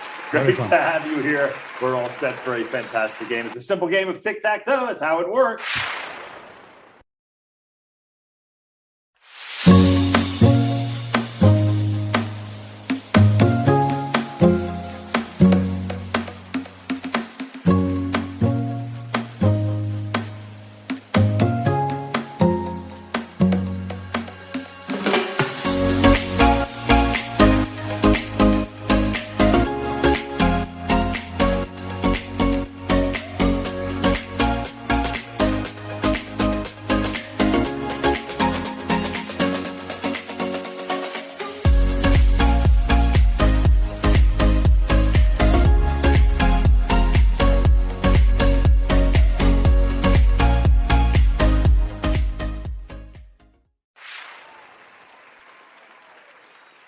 They're trying to get a direct line of X's or O's diagonally, up and down, or across. And they do that by asking, when I ask a celebrity a question, they all have an opportunity to agree or disagree with their answer. If they're right, they get the square. If not, the other contestant will get the square. That's how it works. Our celebrities are all set. Coin toss backstage determined who begins our game, and we are starting with Yoni Z. Yoni, choose a celebrity, please. All right. Let's start with the birthday boy, Shalom Lemmer. Happy birthday, Shalom Lemmer, everybody. Thank you. There it is. Happy birthday, Shalom. Shalom Thank you very much. Appreciate it. Gets our first question, and here it is. When Avram Fried told this singer, "A voice like yours comes along once in a generation, I just wish it wasn't my generation." Who was he talking to? He was talking to Mordechai Ben David. Yoni Z, agree or disagree? I agree. That is He correct. agrees. The answer is MBD. X gets the square, and we're off to a great start. All right. Shia, choose a celebrity. We're going to go with my old classmate, Aryeh Kunstler. Aryeh. Good to see you, sir. Here we go with your question. Cantor David Werniger of blessed memory recorded albums for Skalen, Satmar, Bobov, and Boyan, though he himself was a chassid of which dynasty? But I kind of Amshinover? Am I wrong about that? Is that your answer? Yeah. Aryeh says Amshinover. Shia, agree or disagree? That is totally incorrect. And he's disagreeing, and it's good he did, because the answer is Ger. Circle gets the square. I was hoping Shai would have known that. Okay. And we move on to Yoni. So Yoni, where on the board are we going? Okay, we're gonna see. Okay, let's see. I'm just trying to get some strategy in the game here. Okay, so nothing personal to anyone. Simcha Liner, you are perfectly situated for this next one. So let's go with Simcha Liner. Simcha, welcome to the show. Here we go. According to the Kalbach Shul website, Rabbi Shlomo Kalbach received his smicha from which of the following rabbinic leaders? His father, Rabbi Naftali Kalbach, Rabbi Yitzchak Hutner, or Rabbi Aaron Cutler? So being that I live really close to where Rabbi Aaron Cutler lived, it would be a disservice to choose anyone else. So I say Rabbi Aaron Cutler, who also inspired the song Lulei Seirasa of Shlomo Kalbach. Yoni Z, agree or disagree? I'm in full agreement with Simcha there. And unfortunately for you, the answer is Rabbi Yitzchak Hutner of Chaim Berlin. Circle gets the square. And now Shia Hecht has an opportunity to really do some damage, as they say. Shia, who are you going for? No question, Eli Schwebel. Eli Schwebel, center square for this game. Eli, how are you? Doing really well. I'm very excited to win this for you, baby. That's why I'm with you. Let's go. All right. This is a tough one. Here we go. The Smithsonian Music Spirituality Exhibit, right? Smithsonian Institute has a playlist with a waltz from this Hasidic group. Which one is it? So, just to my Zaidi is a Chazan. I grew up in the family of Chazanim, and I love Nagunim. And for me, what I consider the greatest of all time is the Mojitzer dynasty. So for me, guaranteed 100%, it's gotta be the Mojitz dynasty. Shia, agree or disagree? Well, he's a very artsy guy. I'm gonna have to go with it. And the answer is Mudgets. Congratulations. Shia wins the game. And we're going to move on to the second game in this round of Holy Squares. A big thank you to our celebrities and contestants. Plenty more coming up after this.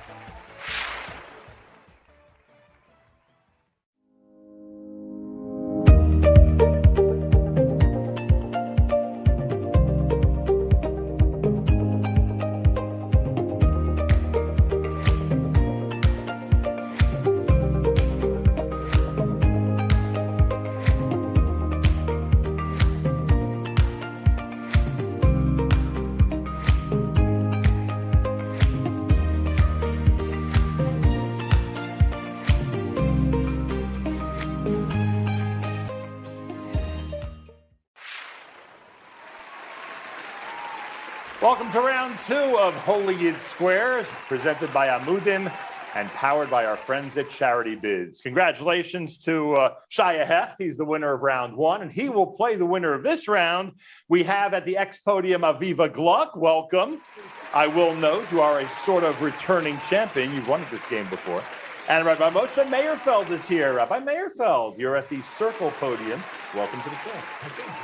A pleasure. And Aviva, we had a coin toss backstage, and you've been chosen to go first. Please choose a celebrity.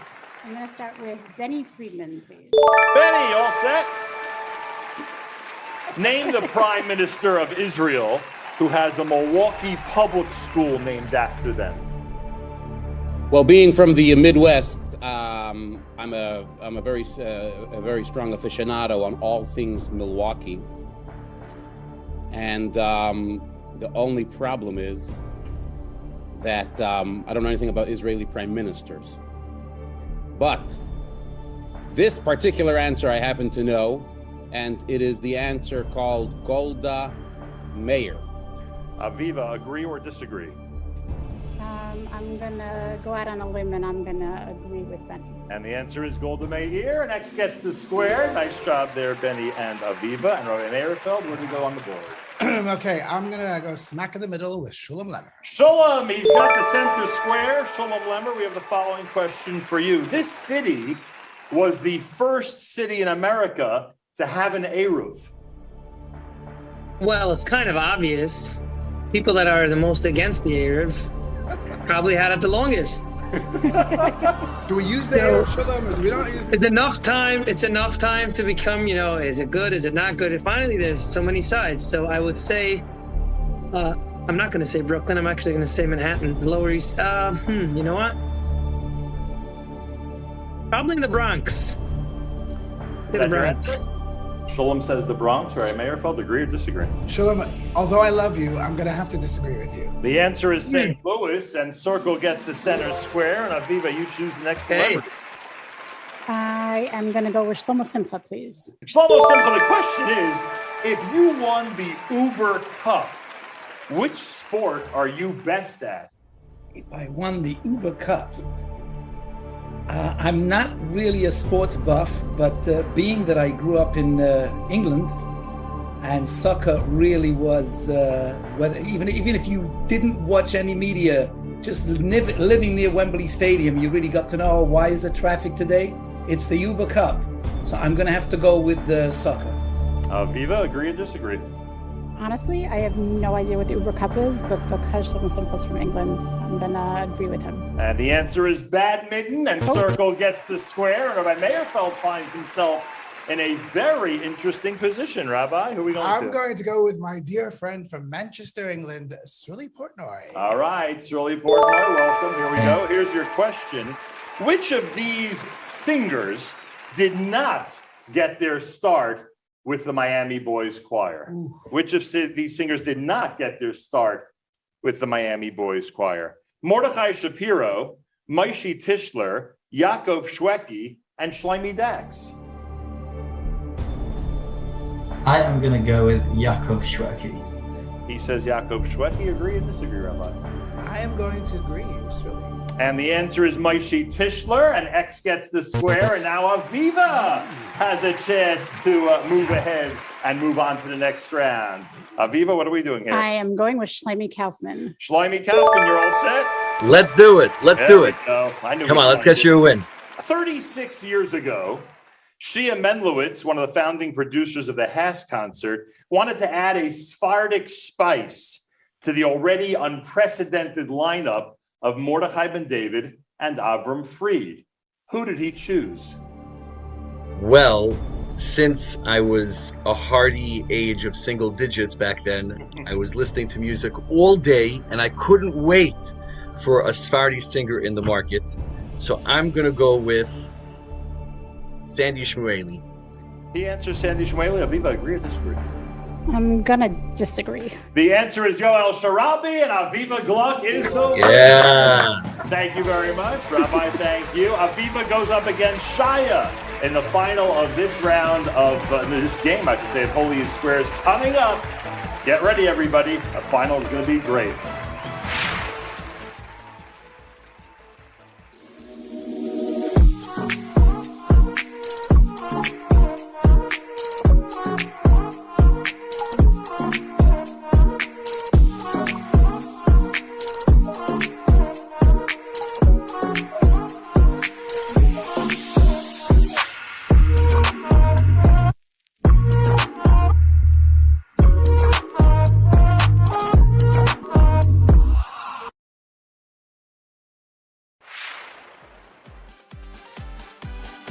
Welcome back, everybody. It's time for the championship round for this game of Holy Yid Squares, presented by Amudim and powered by our friends at Charity Biz. Our celebrities are ready, our contestants are ready, and it's going to be Aviva Gluck against Shaya Hef for the championship round. And before we get started, let me ask both contestants what it's like to be here on behalf of Amudim. Aviva, what are your thoughts on being here for Holy Yid Squares and Amudim?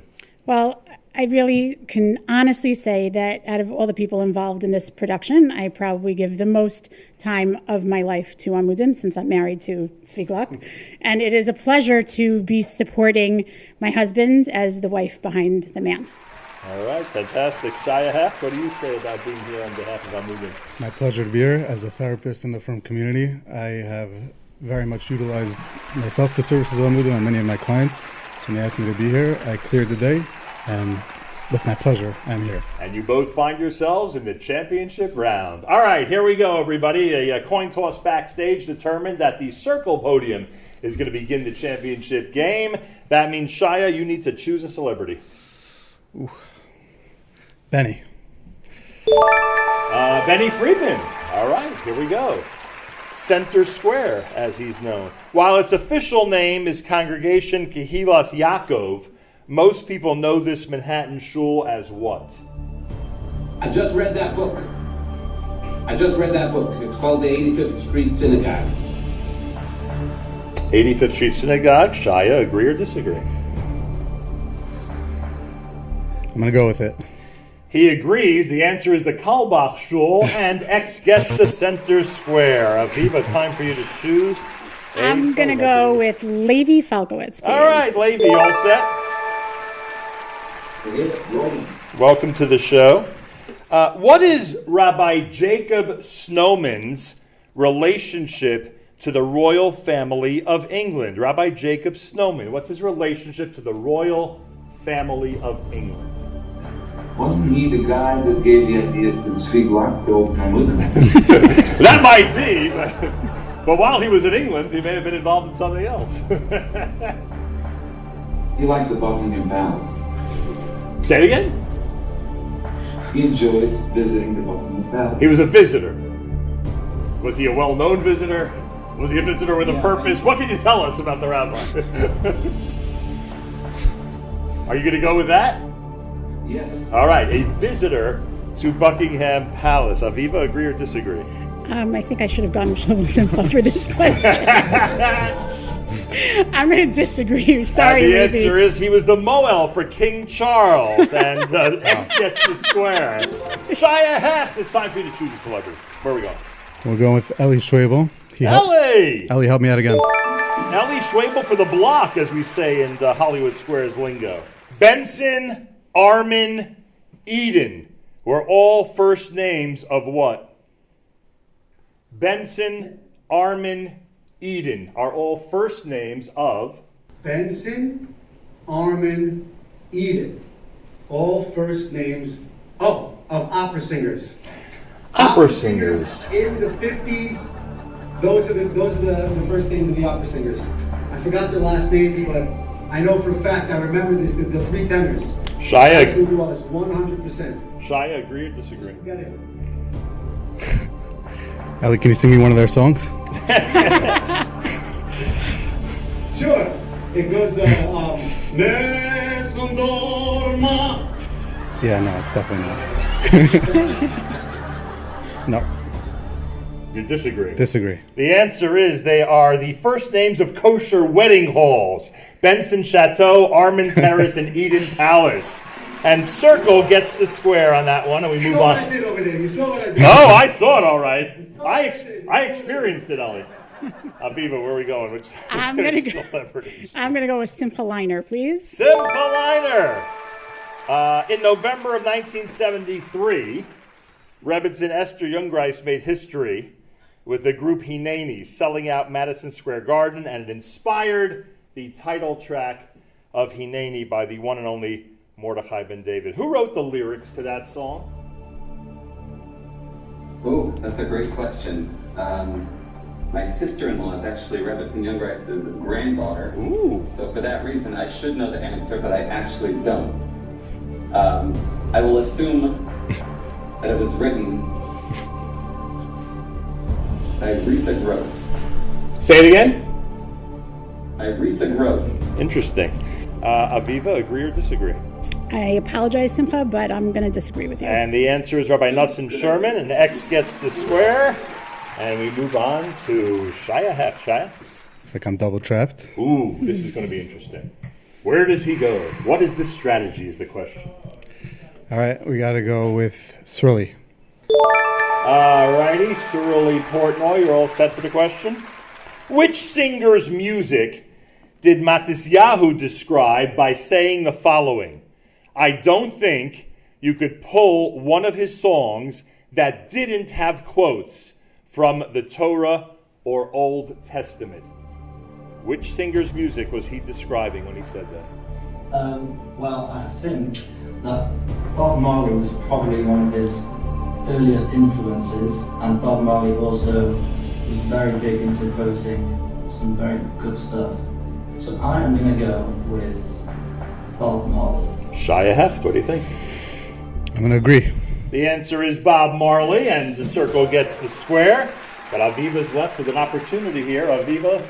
I am going to go with Aryeh Kunstler, please. Aryeh Kunstler. Who was the corporate sponsor? Which company was the corporate sponsor behind the 1967 Salute to Israel Music Festival in Central Park that featured the Rabbi's Sons? I'm going to go with Macy's because, parades and all. But other than JM in the AM, I'm going to go with Macy's.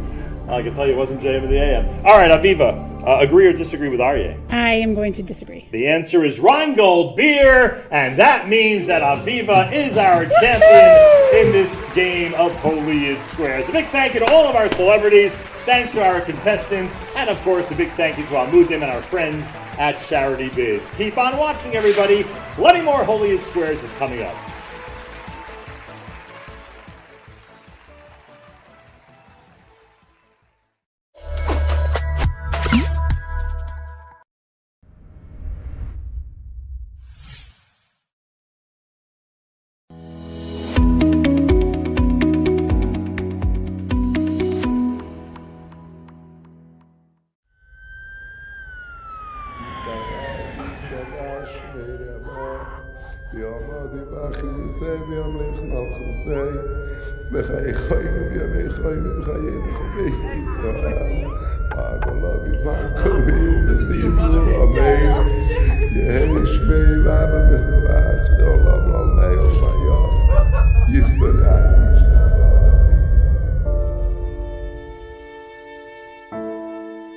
This is my family. They're in so much pain, so full of unimaginable hurt and grief. And they're grieving for me. And underneath it, they're all wondering the same thing. What could we have done? Could we have helped him more? Could we have been better educated? Could he have been? Could that have stopped him from overdosing?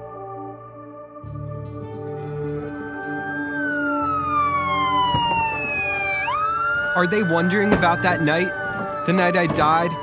After taking almost a full bottle of oxycodone? Because it was the only way for me to get the high I needed?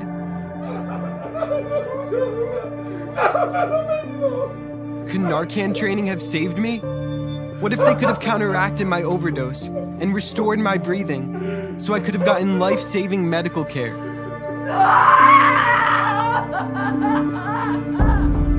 What if our shuls and our communities were better prepared to deal with kids like me who are struggling? Or maybe a couple of weeks ago, when my addiction had become so intense, I was taking a handful of pills almost every 2 hours because taking fewer wasn't working anymore. It wasn't only about me getting high. It was about keeping myself from getting sick. Maybe someone could have helped me then. Excuse me. I was so lost in my addiction that I was barely home anymore. I'd isolated myself from my family. Weeks before that, I was hanging out with my new friends.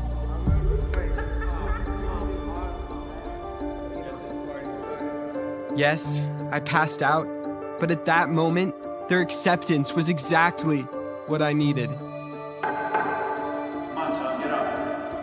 Did my parents try to get through to me in the only way they knew how? Maybe I was no longer able to hear them. Or before that, when I started to do so poorly in school. I tried so hard, but I was always in so much pain that I just couldn't learn anymore. What about when I stopped hanging out with my friends?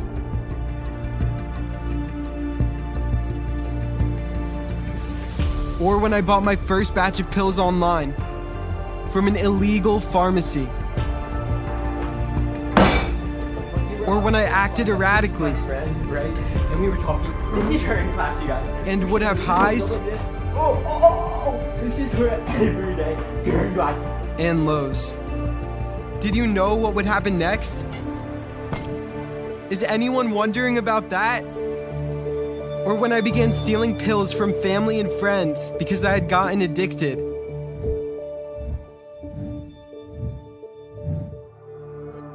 Or the very first time I tried Oxy with my friend David, who never got addicted. Maybe because he wasn't carrying around the feelings that I was carrying around. The feelings about what happened to me years ago. The shame and agony I felt. Feelings I locked away.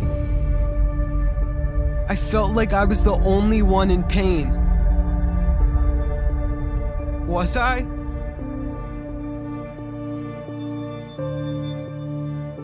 Did you know something was bothering me? If I had spoken up and come to you, would you have believed me? Would you have accepted me? Or would my pain have been ignored? Was it all just too hard for everyone to deal with?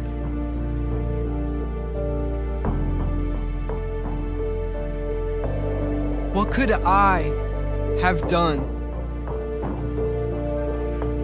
What could you have done? What could we have done?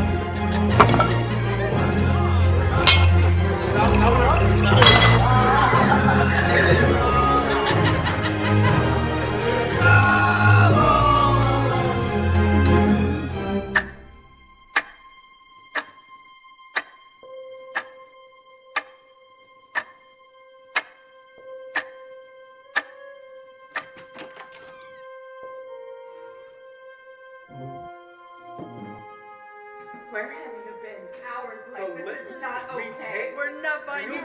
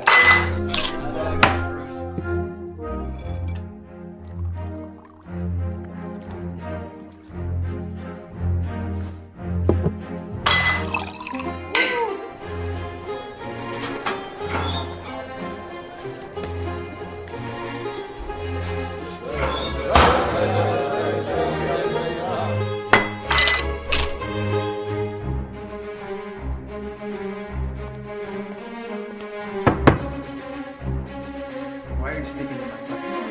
Answer my question. No, but oh, sit back down there.